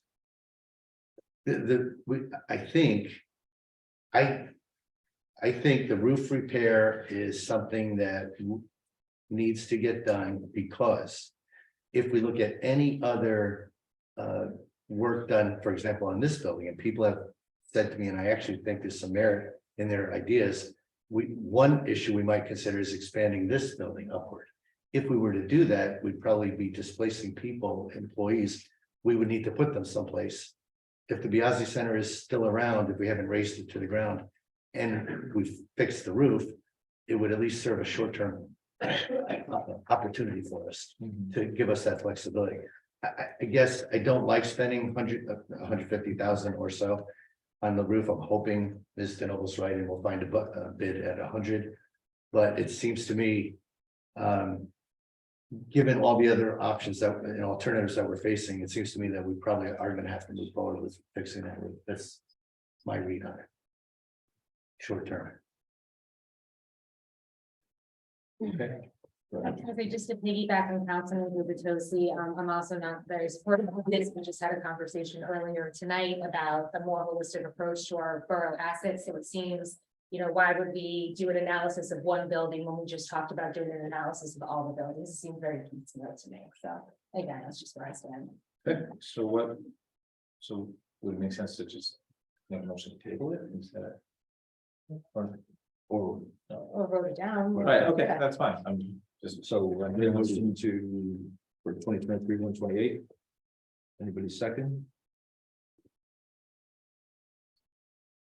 And that's There we go. We can make them. and that's another Yep. way to do it. Okay, there was no second. Let's move on. So that's withdrawn? Just voted down. no, it's not. We'll just gonna get a second. Oh, Give it a okay, second. that's true. Yeah. Okay, so it failed. Resolution failed. Yeah, Thank you. Okay. 2023, 129, just save us some time. Authorizing it, Thank you. advertisement for open public auction for concession license at Ocean Front and North Avenue. Make a motion to approve 2023, 129. I have two of these. Was there a change or something, or they're both? I'm sorry. I have different things. No, it just Councilman has two copies of it. Yeah, all right, just making sure there wasn't like a Sorry. change. That's okay. I understand that. So We put it in there to make sure you read it. does this mean does this mean, who had this previously? Now I can't even remember the name of the catchy name. She Shack. Oh, okay. She Shed, something like that. Whatever, right. C Shed, SCA Shed. They didn't want to come back. Correct. And it is, now it's coming back. I mean, people who chose want to pick, okay, yep. All right, thanks. Did you get a second? Second. Thank you. Mr. Marco? Yes. Mr. Noble? Yes. Mr. Gubatose? Yes. Mr. Weber? Yes. Mayor Fox? Yes. 2023-130, authorizing advertisement for open public auction for concession license to place ATM machines on Route 5 promenade. A question on this? Yep. Just to educate me at least, I don't know if everyone else knows this answer, but people will be bidding to pay us to put these machines on our property, or we're not paying people, or are we?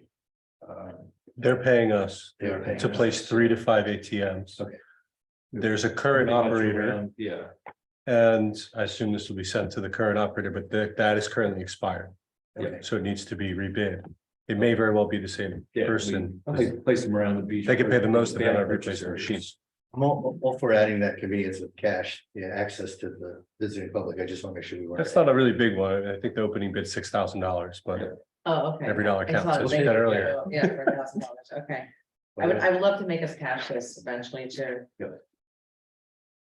Okay, Second on that? Second, yeah, sorry. That's okay. Mr. Marco? Yes. Mr. Noble? Yes. Mr. Gubatose? yes. Mr. Weber? Yes. Mayor Fox? Yes. Thank you. 2023-131, authorized minor encroachment of one stair of the entry stairway for 414K, vacate block 2921 to be located within municipal right of way. Motion to approve. Second. Mr. Marco? Councilwoman Dean, did you have a comment? Well, I would say maybe I'll make the motion to approve it. Okay. Since you, okay, Sure. I'd like to make a motion to approve this. Thank you. Do I have a second? Second. Mr. Marco? Yes. Mr. Noble? Yes. Mr. Gubatose? Yes. Mr. Weber? Yes. Mayor Fox? I'll abstain. 2023-113, authorizing the mayor to execute a professional service agreement with Government Management Advisors LLC for acting borough administrative services previously paid at 322 pending receipt of agreement. It was just to finalize the agreement, which has been worked through with the labor attorney and with Mr. Fehrenbach. So make a motion to approve 2023-113. Second, Mr. Marco? Yes. Mr. Noble? Yes. Mr. Gubatose? yes. Mr. Weber? Yes. Mayor Fox? Yes. There are no announcements that I'm aware of. We'll go to mayor and council reports. We start with Councilwoman DeNoble. Sounds great. So I am the liaison with tourism. So the update is the Green Fair will be held on April 22nd in Riley Park. There's going to be live music, food and arts and crafts. Our borough environmental and shade tree commissions will be there as well. And the Bradley Beach Elementary School will host a table. There will be Earth Day yoga class offered in the morning. More information to come.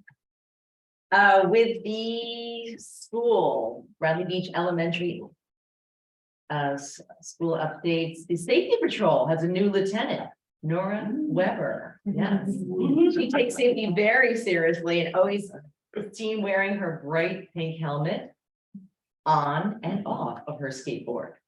And Bradley Beach is very proud of their breakers who performed at the New Jersey Devils game. Those students rocked the rock. They did a great job. Also, Mr. Kevin Fogarty, a registered nurse, had an assembly and taught the students about helmet safety. He educated them on the importance of helmets for our brains. And the preschool took a field trip to Vicks. They had, they learned about pizza making and pizza eating, one of my specialties as well. The students had a blast. And the next Board of Ed meeting is Tuesday, April 25th at 7 p.m. I'm going to go on to the shade tree now. They had a meeting March 29th. They had a conflict with Passover, so they pushed it back a week. They are going to plant approximately 20 trees at the end of the month. I think Councilman Weber, you're going to talk about the planting. They're also going to do a dedication to the class of 2023 for Bradley Beach Elementary. We need volunteers. It's you'll talk about that too. And we're going to do the Arbor Day celebration is on Arbor Day, April 28th. We have to decide the time. I am going to go to the Bradley Beach Elementary School on April 18th, 11 a.m. I'm going to give the second graders a tour of the trees on the property at the school. There's a lot of interesting species and a lot of different ages. we'll also talk about the benefits of trees. And that completes my report. Thank you very much. Thank you, Councilman. Council President DeMarco. All right. The Bradley Beach Environmental Commission met earlier this month and discussed the upcoming beach sweeps were postponed to this Saturday, April 15th from 9 a.m. until 12:30 p.m. Volunteers can arrive at either 9 a.m. or 10 a.m. and we'll be meeting at the gazebo. Please register at cleanoceanaction.org, but if you are unable to do that, the login was a little funky because of the postponement. I'll have hard copies of the waivers and stuff there. Just come on by and we'll get you set up. And the commission also discussed plans for the Green Fair. They will be tabling and giving out information, and we hope to see everyone at both events. Thank you, Council President. Councilman Guvatosi. Thank you, Mr. Mayor. Want to read a quick summary of the police activity report. A subject was arrested for burglary and theft to a total of 6 motor vehicles. He was also linked to burglaries and thefts in neighboring towns based on our investigation and alerts. It should be noted that all the vehicles were left unlocked. The second full week of April is set aside as National Public Safety Telecommunications Week. Chief Guida would like to acknowledge our full and part-time police dispatchers for their hard work and dedication and for all they do to make this town safe for the public. Just make sure I'm not missing anything. No, okay, that concludes that part of my presentation. I wanted to make a very quick comment regarding the QPA communication earlier this evening. Just so the public knows, a number of council members, myself included, did raise some concerns to the mayor about the cost and maybe more importantly about the structure of these payments, because we all would like to have them flexible. So I'm not talking about an individual. I'm going to just ask the councilor, should we be having a conversation on this from a rights perspective? So what did you say? QPA, I wanted to make 2 comments, not about the individual, just about what the mayor included in his communication. I mean, sorry, public as to what it is. Oh, not. I don't really see it. I mean, I don't want to go into. I didn't know if we were crossing any rights lines. That was my question. I would just discuss the position in the borough's needs. Like I wouldn't go into the merits of any candidates or No. other candidates or anything else like that. I Absolutely. think that's a fair parameter. given the My comment information. was to let the public know that we have shared. Individuals sitting up here along with me individually have shared concerns with the mayor regarding the cost that it may or may not be competitive. And the structure that it probably should be more clearly defined as a temporary, interim type basis until a more permanent solution is identified. And the mayor did respond that he is looking into these alternatives.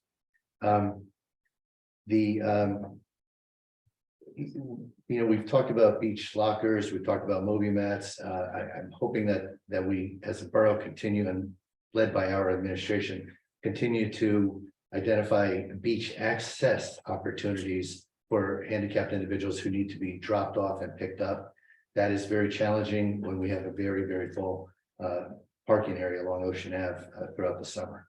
So I know that's a county road and there are probably challenges, but to the extent we could even consider converting 1 or 2 handicapped parking spaces that exist for people who park there for the majority of the day to an access area for pickup and drop off, I think that would be a huge step forward for us.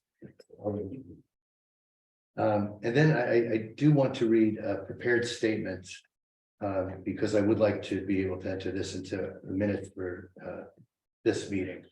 And just to be clear to the public, I want to talk about the municipal budget status. And to be clear to the public, every year the mayor works, the mayor is tasked with developing our municipal budget. He works typically with the business administrator and with the borough CFO to develop a budget for the borough spending. The council's not involved in that development. The council, however, does ultimately have to vote to approve the final budget. Initially, per ordinance, the mayor was supposed to deliver the administration's preliminary budget to the council by January 15th of this year. The council agreed to extend this deadline to February 27th 2023, I think it was January 31st. February 27th, 2023. No, January 31st is when it's in the ordinance. Okay, it's, that could well be, that's fine. January 31st, whatever the deadline was, it was missed. The council agreed to extend it to February 27th. On March 8th, without council participation or awareness, the mayor and the business administrator presented a workshop identifying a preliminary budget that included a 20% tax increase for our residents. This represents an annual increase of almost $1,000 a year for a house that has an average appraised value of Bradley Beach. Since that date, March 8th, over 1 month ago, I have asked many budget questions but received few responses. Generally, I am told that research is being conducted to provide answers to my questions. We, the council, are sitting here 1 month after a 20% municipal tax increase was shared with the public during a workshop. And we know nothing more than we did 1 month ago when it was first presented. Unless I am mistaken, I believe that not one of our council members sitting here tonight understands the budgeted costs that are driving this increase and what can be done to reduce this projected spend. Again, 1 month later, we have few answers. And now we're told that a special budget workshop is likely to be scheduled on April 21st in order to share a new budget with the public. Judging by our history, it is unlikely that the council will be given much time, if any, to review this new budget. The mayor then plans to introduce this revised budget on April 26th, our next scheduled council meeting. I want to state for the record that it is a waste of everyone's time.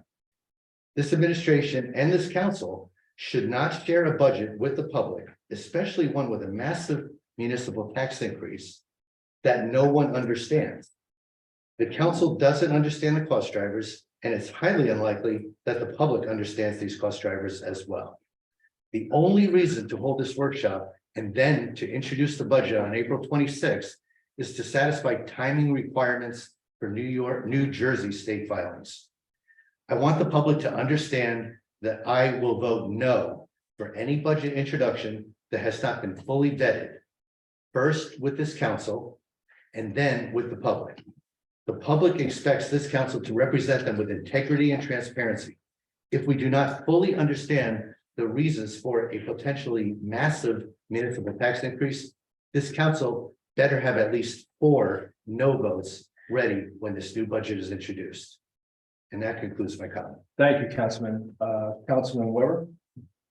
Thanks. I want to start by noting that I haven't been here in over a month. I missed both the meetings in March. This is partially because we changed the meeting dates from Tuesdays to Wednesdays. For the last 6 years of my life, I arranged my life so I had I avoided other things on the 2nd and 4th Tuesdays. So it means that other things have to happen on the other days of the week. One of these was unavoidable, but if we still met on Tuesdays, I would have been here for one of them. But I'm here now. I heard I had COVID. I heard all sorts of crazy stuff. Why is John not at the meetings? But I really just had unavoidable conflicts. I'm going to comment on a couple of events. I went to the Mediterranean Festival. So it was a good event for a first effort there. But I have concerns about the building it was in now, and I could be wrong about this, but it seemed to me that that's not a completely accessible building. Like a person in a wheelchair would not have been able to enter, at least not through the front door. I've worked with people with disabilities enough to know that they want to come through the front door like everybody else. And if there is some way to access those spaces, via another door, it's just generally not a preference. So I think, great event. We should just look to do it in a fully accessible space, which I guess we don't have in this town at that scale. Fish Fry, another event. It was great as usual. I want to thank the fire department for all their efforts, and I hope that they made a lot of money. Speaking of the fire department, I want to read the bi-weekly report for fire and first aid. For the operational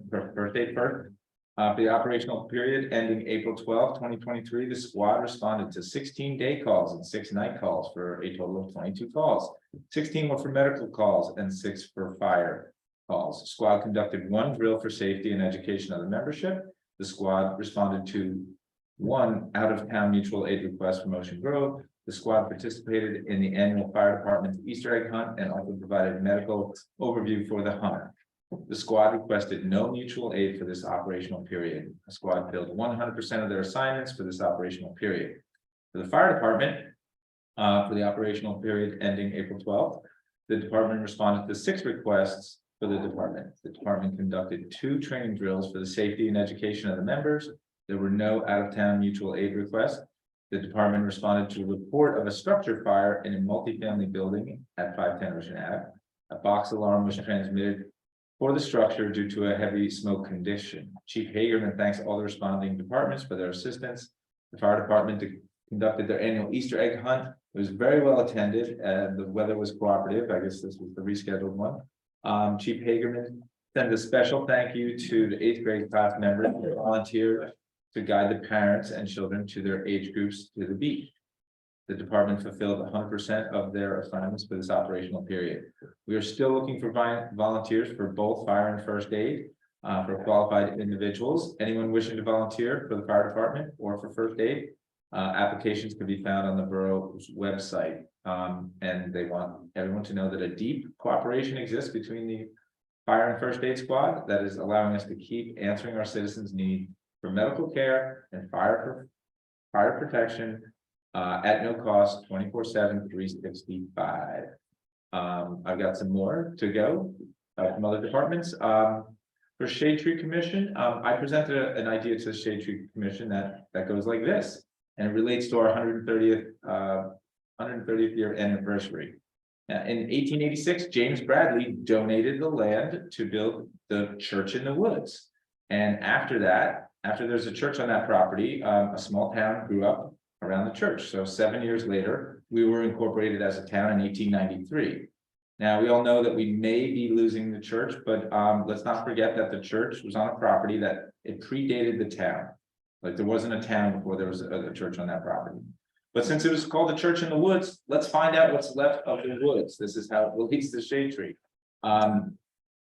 Let's find the trees that were standing when this happened. Let's find the trees that are older than the town and recognize that somehow.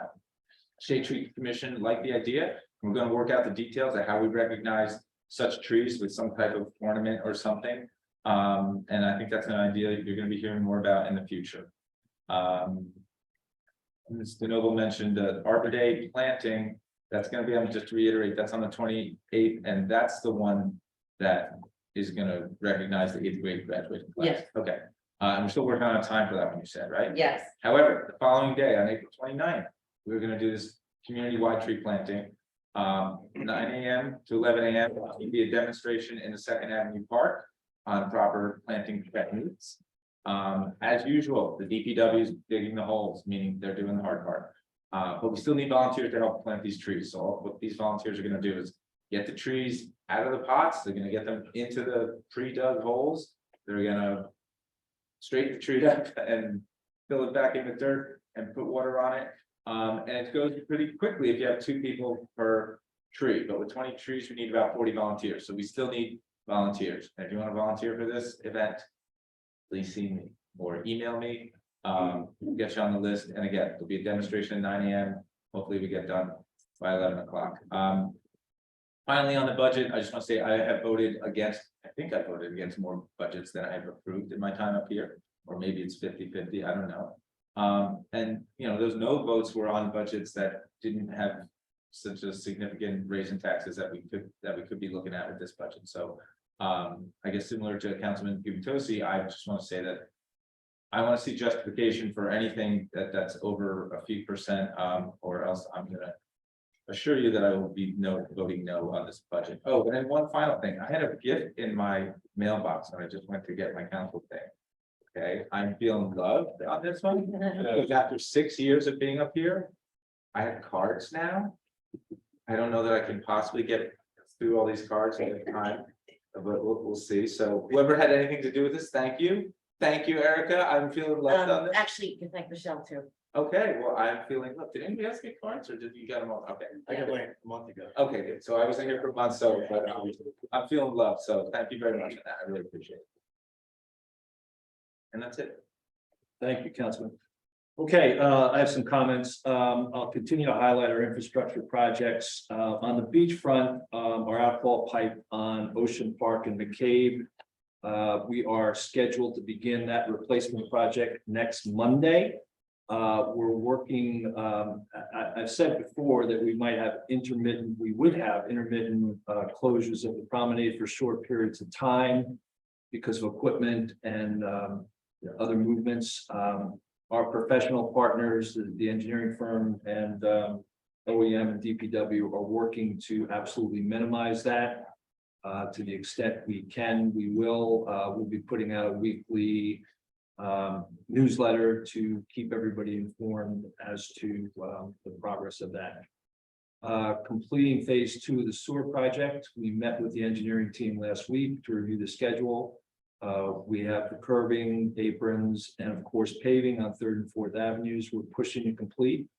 We're targeting pre-Memorial Day. We are starting back on Monday. And our engineers are, as I said earlier, dovetailing the concrete and paving to the extent we can.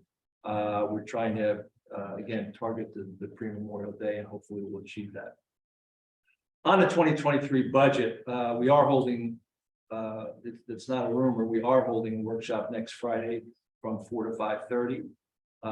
As it relates to our progress on the budget, we've been working diligently on opportunities and verifying some salary related costs and variances. We've asked departments to make some cuts that would not hurt us too much programmatically. They've done a good job on that. We've made some good progress. We should be able to finalize reports for the workshop and get those out to the council, hopefully by midday Monday. It could have been a little bit earlier, but our CFO and DA were out on vacation and I'm still going through a couple of things on the appropriation side. Our plan is to introduce on 26 April and hold the budget hearing on 24 May. I think all those things are achievable, and I think we'll be pleasantly surprised that we've been able to do some things to get us into a better place. Just a reminder, we're starting the joint project with Ocean Grove on Fletcher Lake, the walking bridge between our two towns. It's needed a facelift. We're going to start that next week. As was mentioned, the fire department held its fish fry. It did not disappoint. It's one of the more unifying events of our in our town. And Roy Christensen, who's the kind of the head fish fryer, continues to do a great job there. In addition, that rain date that Councilman Weber brought forward, what for the ACON was this past Saturday, which was a lot better weather than the prior April 1st, which we also had to cancel the beach sweep that day because it was just the rain was sideways. It's a joint fire department first aid, and they serve our community in so many ways. This is one of those events. Thanks to Chief Kelly Hagerman, Chief Zach, and a special thanks to Walter Wilson, who's kind of the Easter Bunny's right-hand man on this project. On Sunday, on March 26th, we did have the Mediterranean Fest. It was a big success. Local food, various vendors, great entertainment. Many thanks to the key organizers, which are Michelle Weil, Amy Hall, and Courtney Pappas, and we're going to continue to look at opportunities. Also, Father Brown of St. Teresa's Calcutta had to make some modifications. We did inspect the building first, and we worked together to make a few modifications to make sure that the building was safe and ready to go. The Arts Council, led by Julie Rand, has announced their spring Cats, Cats, and More Cats. It starts next Friday at 7 p.m., Saturday 7 p.m., and Sunday at 3 p.m. Please try to attend. It's at our school and our beautiful auditorium within the school, so that'll be great. The Earth Day Festival and Green Fair was mentioned. I won't mention that again. Again, we're continuing to plan on the 130th anniversary. We're continuing to make changes in that. The committee is working on that, doing a great job, but there's a lot more to be done. On the library, got a lot to talk about, but it's really under one theme. We've had this program called One Beach, One Read for a couple of years now, and it's a partnership between the Business Alliance, the youth conference that works with the school and the school. So this year's book is The Namesake by Jumta Lahari, and the book is about a family who immigrates to America. We're going to have a movie that details that on May 2nd and also on May 5th. We're also going to have a book discussion, a potluck meal at the Firehouse on May 16th. Copies of the book are available at the library in multiple formats, print and also Spanish versions. We're going to be getting that to businesses very shortly. We're compiling stories of residents, so that kind of drops that. A lot there, but the One Beach, One Read has been a great partnership and a great program. We're compiling stories of residents, family histories, and ancestry to share with the community. Stop by the library to learn how to share your family's story. Middle school, One Beach, One Read will take place on Friday, May 19th at the Bradley Beach Elementary School to discuss New Kid and Class Act by Jerry Kraft. They are doing some work with the Mayor's Wellness Council. This is a library on nutrition, fitness, and wellness. They are holding some virtual nutrition, fitness, and wellness series, and residents can sign up for that and zoom into that. Around kids programs, they have activities every week for kids of all ages, switch, drop-in crafts, read to a dog kind of a program. So I encourage you to participate in that. And the last on the library is on Tuesday, April 25th at 5:30. There's going to be Bugs from Insectotropolis, bringing a variety of bugs into the site. So if you want to register for that, you can register online. Spanish, English classes have started, register online. One-on-one technology continues to be an offering, and there's going to be a photography contest through May 31st, which is again online. Recreation, just to let everybody know, bocce signups are starting. Games will start on May 1st. Summer camp is here, so online registration is beginning for that. It'll be for residents on April 24th, non-residents on May 1st. And that'll be through Community Pass, the system we've been beginning to use. They're continuing with crosswords and coffee. It'll end the end of April. Saturday Zumba is continuing through April 29th. There's a senior card game on April 20th from 1 to 3. Senior meeting in April 26th in the banquet hall. Arts Council, I mentioned cats. And Memorial Day planning is ongoing. So that's a lot of things going on, but they're all good. So we should be very happy to live in a community that has so much activity and so many good things happening. So that is my report. I will go to the next agenda item, which is comments, I believe. Public comments, 5 minutes. Perfect. Any comments? Yes.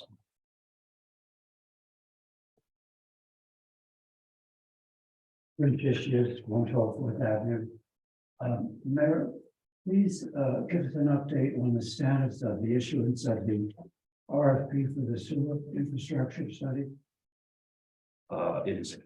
Well, you recall in February. Yep. There was a resolution and. Yeah. Bartholomew and I comment. Yeah, could you take that down? I'll just answer very quickly. The RPs are out there. They're just not all back in yet. Is there one or two? We had recommended one. There's one RFP, yes. Okay. Yes. They're still out. Okay, thank you. I'm going to try to direct any responses because I want to make sure we get the questions down. Number one, if there's questions versus comments, and two, that we're answering completely. I'm second. Excuse me? I have my hand up there. Julian Titus, 605 North Avenue. I'd like to ask, how did you come up with the date for the public budget meeting to be on a Friday night on April 21st? Because it seems a perception is that the less people attending for a Friday night, the better off we would be. And also, I would like to know is, with each council member here also given ample notice and given input as to whether or not the date works for them, because myself, I can't be here. And I feel a Friday night It's just beyond disrespectful to everyone concerned. We'll respond to that. We'll get you. No, I want to respond right now. I'm We'll here. get you a response Why can't you respond because to that we're now? trying to manage the meeting. and- Sir, this is not about time. You are an elected official. You are a public official here. I'm Did you asking get a all this- question. did you get the question? I'm asking a question. Why will you, just like you sent me an email and told me you will no longer discuss Newark Avenue, sir? You have it is your responsibility to answer to the public. I'm not asking a difficult question. I'm being respectful up here and I'm I'm asking. not a saying you're not, question. what we're trying to do is manage. the Sir, meeting. this is not about the clock right now, and you have already insulted one person over clock management. We'll get back. to I'm you. in my 5 minutes. Why will you not answer that question? We'll get back to you. Why, that is, you know what, shame on you, sir. You are the mayor, and you know, Mr. Marco, and you're saying you want strong mayor, and you're voting against having the mayor's powers and advisement and everything limited. This is a sham, and you should be ashamed of yourself that you are not getting back to the public. We are getting back to the public. And Thank the you. emails, no, I have 5 minutes, sir. The email that you sent me in regards to Newark Avenue was disrespectful as well. If you can't hold the conversation, sir, and get back to people, because that is your role, and that was a project, that was a failure of a project of yours, then, sir, direct someone else to handle it if you cannot. Because I'm questioning the competency of your special projects, just like these Moby Max. Why are we just doing $80,000 and have a pilot? You know, we're going down and striping on other streets. You haven't finished projects. It's like stop spending to spend and start being held accountable to the residents and answer the residents. You are an elected official. You are not in a public company and you are beholden to us. We are the stakeholders. Is there a reason? Would anybody like to answer my question, Mr. Noble? Were you given ample time about? This section is comments. Well, I could ask a question. No, it's comments. This is. Public this- comment. sir, This has been a precedent that's been set that it's. And as I said at the beginning of the Mr. Noble, meeting, have you been as, given ample time? I'm sorry, I'm gonna have to Sir, call, I'm gonna have to Mr. call. Erica did call me and I did say yes. It's only a 1 hour meeting. Okay, So, with, of course, 5 people, it's hard to get, you know, even 4 of us to say yes. So I was given notice, but again, it's 1 hour. but it's a Friday night. It's a Friday night. And- I think and it's most I residents- believe it's at 5 o'clock. And most Erica. people 4 work. o'clock, can't 4 get to home. 5:30. 4 o'clock, I work, so I can't be at that meeting. Mr. Guptosi? were I you- will be available. Okay. Okay, I'm gonna have to call, I'm gonna have to ask you, you said it was comments and we said we'd get back to you. You set a precedent every single meeting. that you And I answer started this meeting saying like- on a note that we're probably gonna have a lengthy meeting and we're trying to manage it. We're asking Allison to take the questions. Sir, it's Or Remember comments. what you said, leadership matters? Yeah. You know what? Thank You you. might want to think about it. Thank you. Anybody else? Any other questions? Yeah. Or comments, I'm sorry. No questions, comments.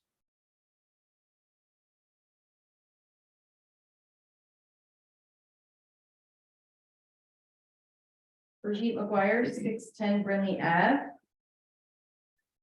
Regarding the budget, last year, I'm just appalled we're here again. This whole stall with the details in the budget. Last year, I tried to dive in. I met Councilman Gubitosi and asked him a ton of questions. I'm finding myself asking the same questions this year. I'm learning a lot more because it's like a repeat class I'm having. I did the video online about how much the spend is. When I was learning all of this about the spend, I also came to an understanding that if the budget doesn't get approved by a certain time, and I don't know these details, I would like to ask the question up here tonight, that council members individually start getting fined if the budget doesn't go through. So I'm insisting on our council voting no if we don't have the details on all this spend. But why would the council individually get fined if they can't pass this through when they do not have the details on why they should vote this through? So I would love that information, please, at some point. Sure, we will get that to you. Thanks, and if there, in addition to that question, if it is on the administration's fault to not get those details to the council, is there a way that those fines fall back on the administration and not the council members, since it is not their fault? I also wanted to urge that if spend comes back at 10% instead of a 20%, if it comes back at 8%, if it even comes back at 5%, and we have no idea why it's 5%, I still am urging the council to vote no, even if it's at a 3% and we don't have an explanation. We need to see where our money's going, period. I mean, blank, I don't know how much we can ask for this, how much more we can ask for this. So please, please, please, the details are important before any vote goes through. Thank you. Thank you. Yes. Thomas J. Cohen, 612 Third Avenue. Mayor, I just wanted to confirm that you got my resume for the BA's job. Sir, did you receive my resume for the BA's job? I did not. Okay, I'll answer that. You're right, you did not. But there's a rumor around town, I'd like to put to bed, that I did not apply for the job. So I'll put that rumor about me to rest, as I will the one from the gentleman who spoke earlier, the architect. Apparently, he's an architect who can't read a tax map, because his quote that the lots are undersized is not true. One lot is over 8,000 square feet, and the other one is over 5,500. So I wouldn't hire an architect who couldn't read a tax map and figure out the square footage. There were also no variances at that planning board meeting, 0. And also, if he's assesses to be a planner of some sort, he must not be familiar with Kaufman versus Warren, which allows for relief in planning and zoning situations due to unusual size, shape, and topography. Well, there's no more unusual shape than a triangle when it comes to land use. So I just want to put that all to bed. And there's a quote from somebody who was at that meeting, which I thought was interesting. They said, the jealousy in the room was so thick that you could cut it with a knife. And the reason was because somebody did their homework. Everybody said, oh, I would have done the subdivision if I knew that. Well, that's why people do their homework. And I'm happy to share my homework with you anytime, but nobody takes me up on that. Also, I was only the realtor on that. I was not involved in that any other way except as a realtor. So these things that people say about me, I find offensive, but I gotta laugh at it. It's kind of funny. Now, Mayor, there's another thing you said I want to make you aware of, is that the residents are part of the team.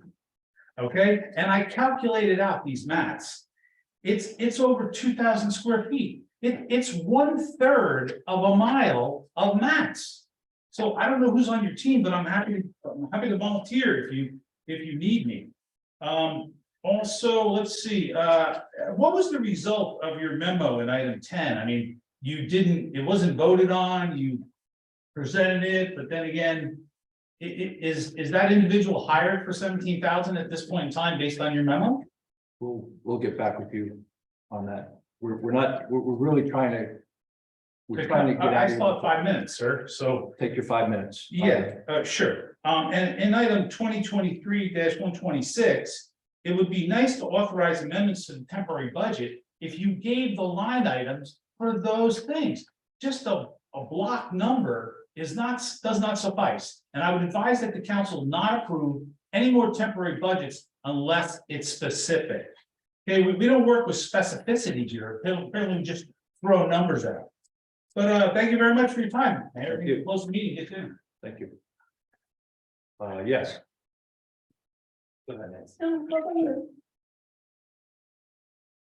Dr. Tom McGuire, 610 Brittany Avenue. I was at the meeting last meeting, and I asked about my refund about the mercantile license. I know the VA is away, but I had to reach out to him, and I know you were answering everyone by saying, we'll reach out to you. I don't know how you're gonna reach out to me. You don't know my contact. You might know where I live since I say my address, but how are you gonna be reaching out to all these questions that people are asking? We have people's emails. Yeah, my email, You don't know, but we'll let you know. so I'll say, no, you don't have my email, but I'll give it to you. So it's drtomcguire@gmail.com. That's drtommcguire@gmail.com. Thank you. So I have two things. It's just about the mercantile. Did it get amended? Did they change the wording on it? Because the wording was not, since you're our amender. So the wording did not get changed as far as updated in response to professional licenses not paying, because I've just seen a new businesses opening up and they are a barber shop. And I just want to make sure that they're not paying the mercantile fee.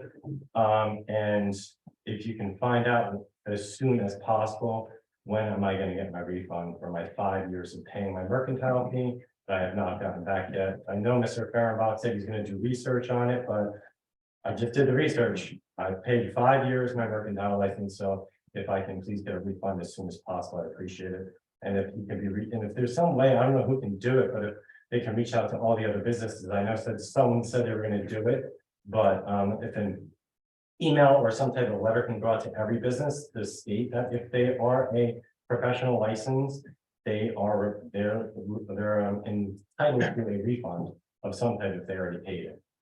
Thank you. Was your name that way? Thank you. Was it? Allison. Thank you for listening, Alex. Yes.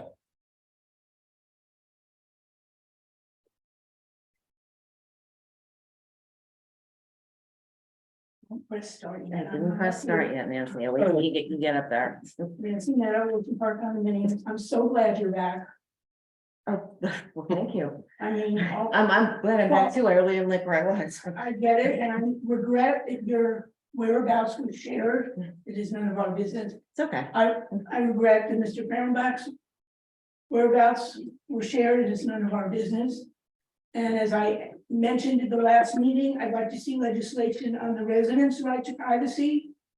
I would say combine it with employees' right to privacy. Because here you can go without respect. Very disappointing that the project that's now correctly named the Ocean Park Pipe is going on in the spring. You know, should have been done in the fall. Our fall local summer was ruined because all of a sudden it got advertised. So now for those of us who go to the beach in May and June, and I'll have a little bit, this is a lovely week in April. It's messed up. And you charge entry for the beach on weekends. So there's 4 weekends of badges. They're gonna be all messed up with bad beach access. I'm thinking about a refund to some of us.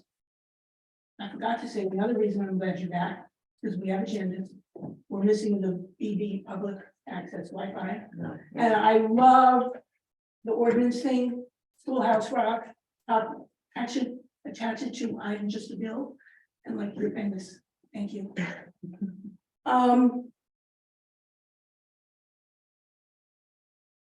Community pass. One looks to the meetings. Mr. Weber and I sought clarification and heard that there would be no additional charge to the end user. And it's been brought to my attention that people are paying about $5 for using their credit card. It said it wouldn't be like Bitly, and it's about 3%. So another untruth given to this public. But, you know, we have employees that we pay to do that, but they couldn't, I don't know. What I really want to address is an article that was sent to me by a taxpayer of Bradley Beach. It was in the March 19th edition of the New York Times. And where I don't like it when we compare ourselves to other places, because I find us special. If it's good for the gander, it's good for the goose.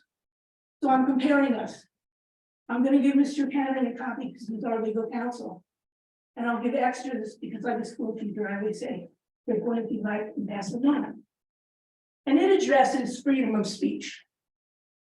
And I'd like to remind this body, we've been down that road before. And when my right of privacy may not be guaranteed in the Constitution, I do know my freedom of speech is. I do not think we want to go down that road again. And I'd love to point out the typically delightful outcome of the previous scandal of freedom of speech that has graced our council with Mr. DeNoble. Simply put, my right to speak is guaranteed. Simply put, the person who says nasty things about me on Zoom, their right to speak is guaranteed. In my opinion, as elected officials, you need to listen to it. If you don't share that opinion, walk out the door. But you cannot be Archie Bunker and you cannot stifle me. And it just astounds me that it's 2023. You're talking about kindness to others, autism, people with special needs, and yet you can't handle it. And the reason you can't handle it and the reason we get angry and frustrated and use vocabulary that you don't care for, which may I say, is vocabulary in the dictionary, is because we're paying to have jobs done. We're paying to have jobs done correctly. And I would challenge the bit about being able to have even a 3% increase. I would go for 0%, because as far as I'm concerned, we got the heavy-handed spender pretty much out of here. So we should have somebody who cares about how money is spent. We know we're overstaffed. And I just beg and plead that somebody up there has common sense. And I will read more handouts for the public in case they. Thank you. have one. Yeah.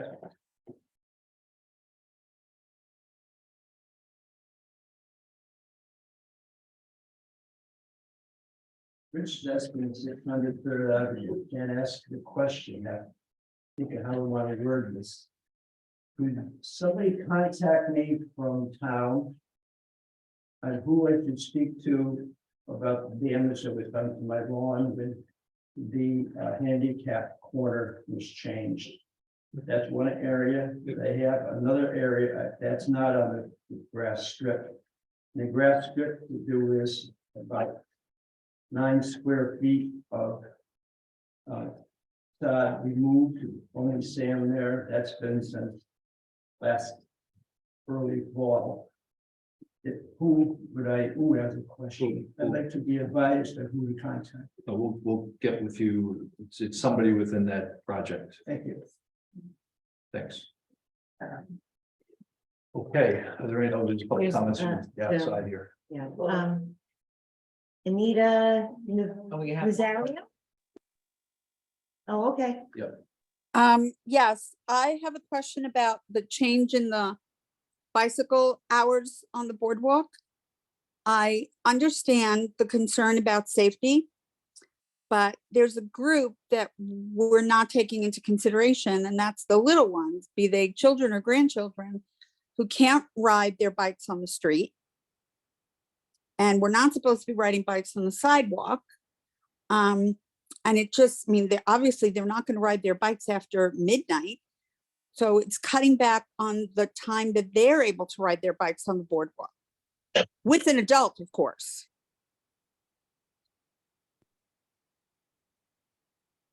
Yep, that's correct. I'm confused. What's correct? We are cutting time out for safety purposes. Has that been definitely, that decision been made already? Or it's something that's being discussed? We approved an ordinance. Point of order. No request of answer. Well, we'll get back to you with that question. Thank you. I'd also like to discuss the potential for some bicycle enforcement for the people who ride on Ocean Avenue while reading their phones and not looking at whoever's in the crosswalk, or the possibility of hitting someone, whether it's a child or an adult, whoever. I mean, I think we need some enforcement on that end. We'll pass that along to enforcement. Thank you. Can I just have your address, Anita? It's me. Doesn't know. 2016. Thank you. Thank you. 116 Newark Avenue. Thank you. Okay. Okay, Ms. Mahoney? Yep, got it. Hi, Kristen Mahoney, 200 Lorraine Avenue. The police contract, I know you're not answering questions, so I'm gonna make maybe someone can get back to me. I assume that comes up for renewal every 3 years. Maybe I'm wrong. So I'm gonna make some assumptions that we're looking at 20 full-time police officers at $20,000 over 3 years. So we're looking at a $400,000 increase over 3 years.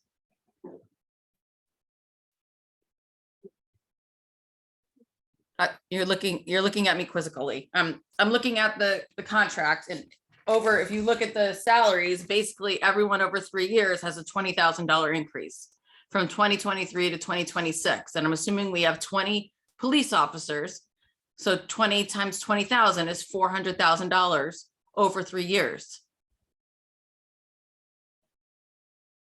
I'd have to look at that detail. Okay.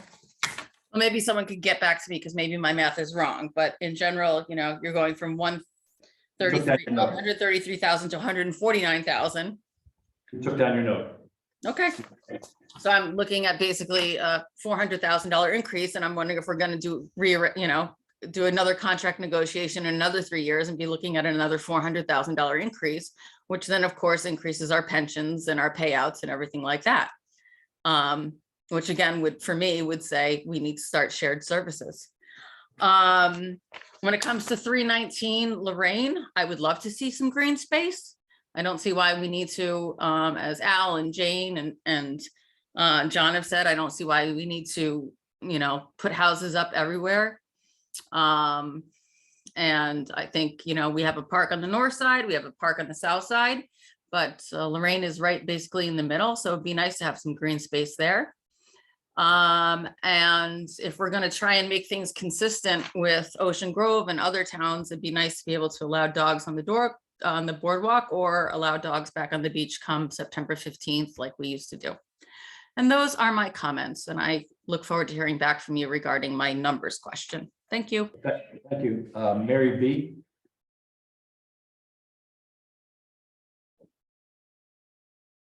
Mary B, can you unmute yourself, please?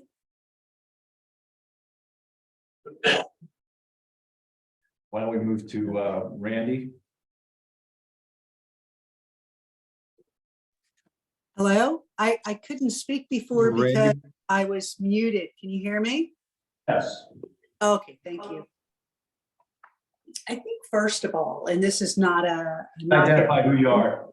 Please state your name and address. I'll say that, right, 218 4th Avenue. Mary B.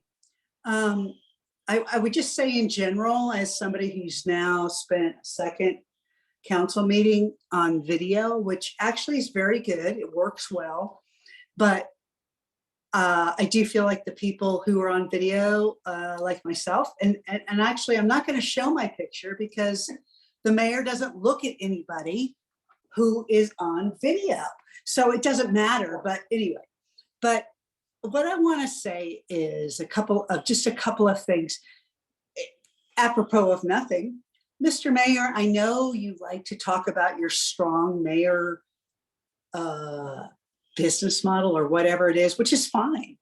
But strong mayors, they seem to be, for a town of 4,000, it just seems strange. I mean, you have a strong mayor kind of model makes sense, in bigger cities, Detroit, Chicago, Philadelphia, New York, absolutely. I'm just wondering why now. And the only reason why I bring that up is I would like, at the end of the day, if you're the guy that has to make the decisions, I don't have an issue with that, right?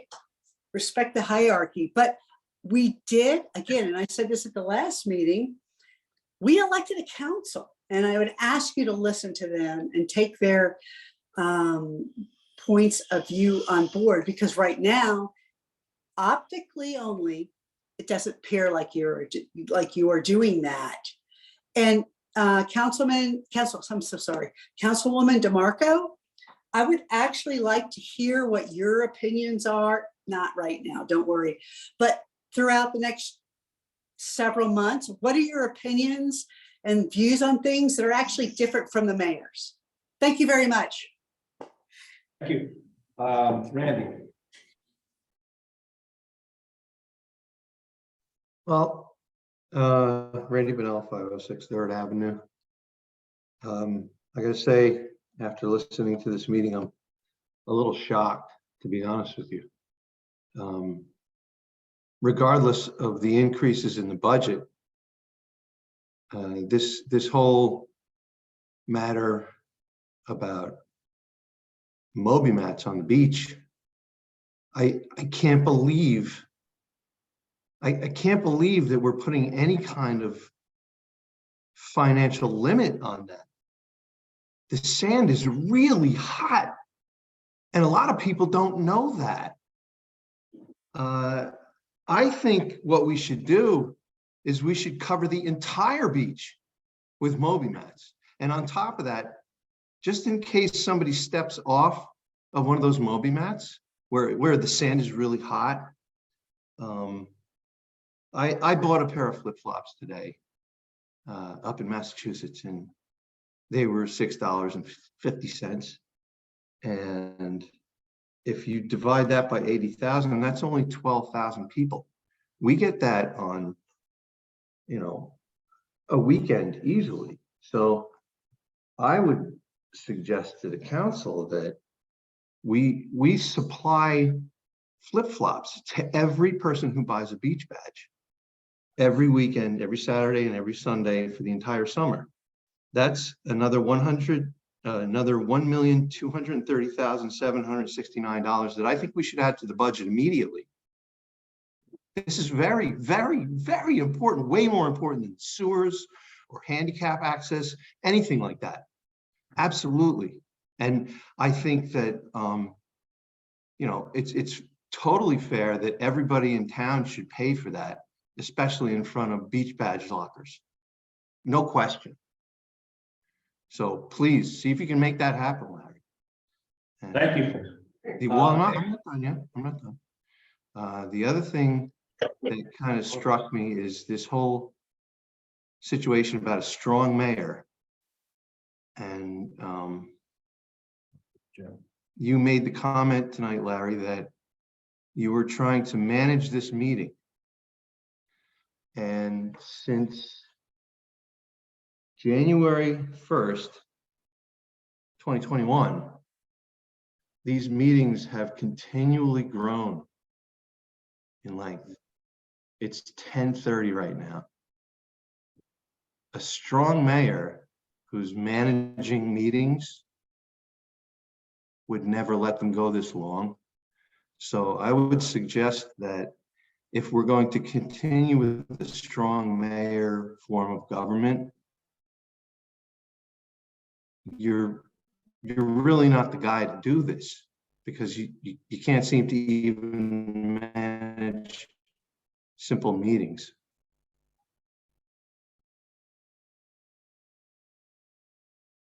Okay, thank you. I think there was one more here. Yes. Yeah. You're welcome. All right. Wow, I've never been so publicly humiliated in my life. But I wouldn't expect any less from that individual. To speak about my reputation or whatever. Enough said there. I'll take the high road. On the bike issue, I'm glad to see that the promenade, they're addressing the promenade situation.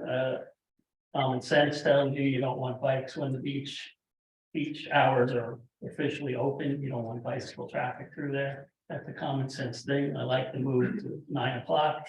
I'm having a bike, used to be a bicyclist and will be future, hopefully this summer. I don't understand the nighttime thing, though. I like to go to Asbury, go to an event, go to a concert. Why can't we ride a bike on the promenade at 11 o'clock or midnight or something when there's hardly any pedestrian traffic out there? Why can't that be looked at? I think that would be, that would be one of my suggestions on that.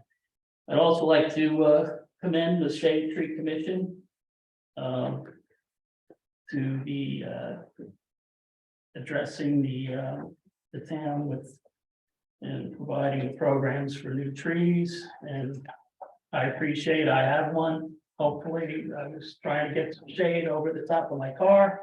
I don't know whether it's gonna take 10 years to grow, but whatever. I love the tree and it's blooming right now. Love it. In front of my humble shack on Monmouth. I just wanted to say one more item on that. I would like to see maybe an effort by the Shade Tree Commission and the council and legal to address the trees on private property. I have a specific example. My neighbor came in and took a tree down that's a legacy tree, 3 feet at least. The guy that built the house on that property built the house around that tree, respecting that tree. That tree was probably there before this country was formed. Neighbor comes in, took it down. Whole neighborhood came out, cried. So I know there's other towns, I believe, that are working on ordinances on private property with their trees, legacy trees. I'm not talking about your average everyday tree. And I've seen so many trees cut down in the last 5 years. My mantra was, it sucks to be a tree in Bradley Beach, and I hope that changes. So Mayor, can I ask a question about that? Just a comment on the roof. I hate to give some opinion based on my career. I think a good architect engineer can come up with a solution to do a repair and patch until you decide what we're gonna do for that. The Ozzie Center. I'm sure I've done patch and repair jobs on schools back in the day. I don't do that anymore. I do mostly residential. I don't do much commercial anymore. And roofs on schools all the time. At various price points.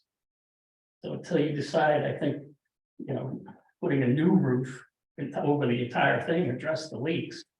And patch and repair. And then one final thing on the mold, is that on the agenda? I GC one of my mom's house project. I know it's a residence versus commercial. Somebody torched her house and I took, thankfully, most of the content was saved and the house stayed up. The fire department did a miracle job. So we remodeled and sold the house. That's the option we took. When we were selling the house, a mold problem came up in the basement, very minor. Should have addressed it before we put it on the market, but then it got into be a nightmare. Just want to advise, I don't know, I know you're reviewing contracts for the mold remediation, I guess. We had 3 bids on our mold remediation. 4,500, 19,000, and 30,000. My poor mother had her house torched, and somebody came in and $30,000 bid. Okay. Needless to say, we took a $4,500 bid. More than happy with it. Sold the house, done, it's out of there. There's a lot of fraud in mold remediation business, so be careful on review of the contracts. It's notorious. You can Google it, look it up, do your research. There's a lot of fraud in it. So be careful with review that contract very carefully.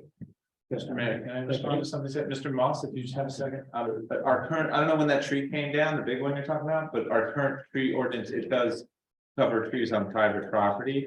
And we can't tell people that they can't take them down, but we ask for replacements, so.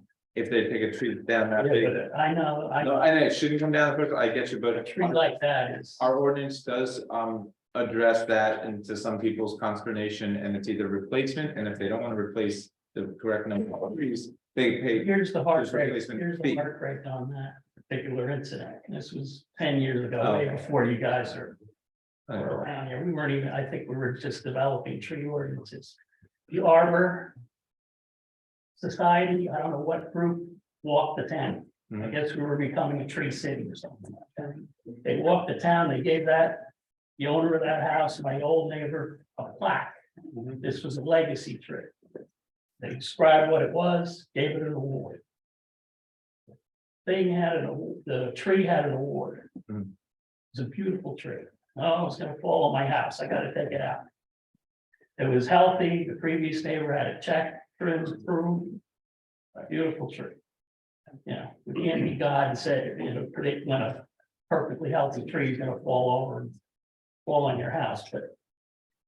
And just on the roof, we got. Pretty tree, go on. I just want to let them know, we got an estimate on the roof, to repair the roof, it was $163,000, so just so we did get that. And that's what spurred us to say, like, maybe we should look at what else we That's can a do. full roof.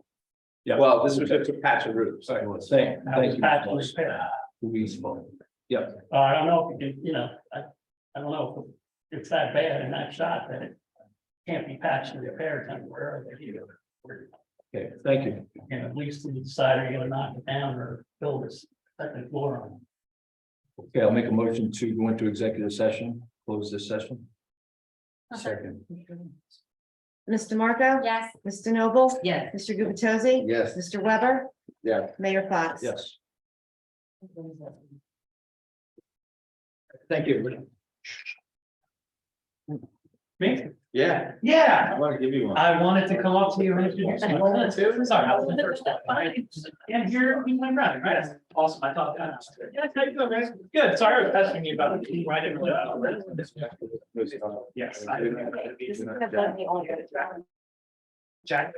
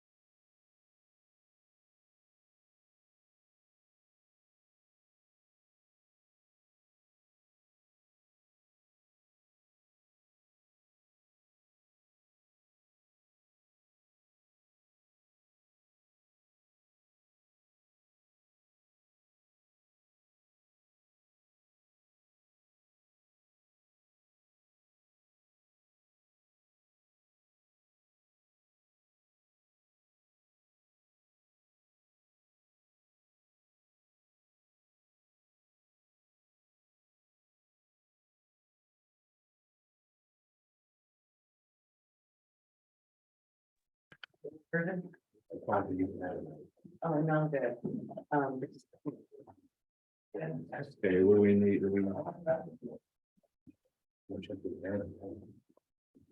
Yep. Motion to adjourn? Second. All in favor? Aye. Good evening, everybody. Count two is the yes. Oh, we didn't turn on the recording, that's what you're. Yes, I did.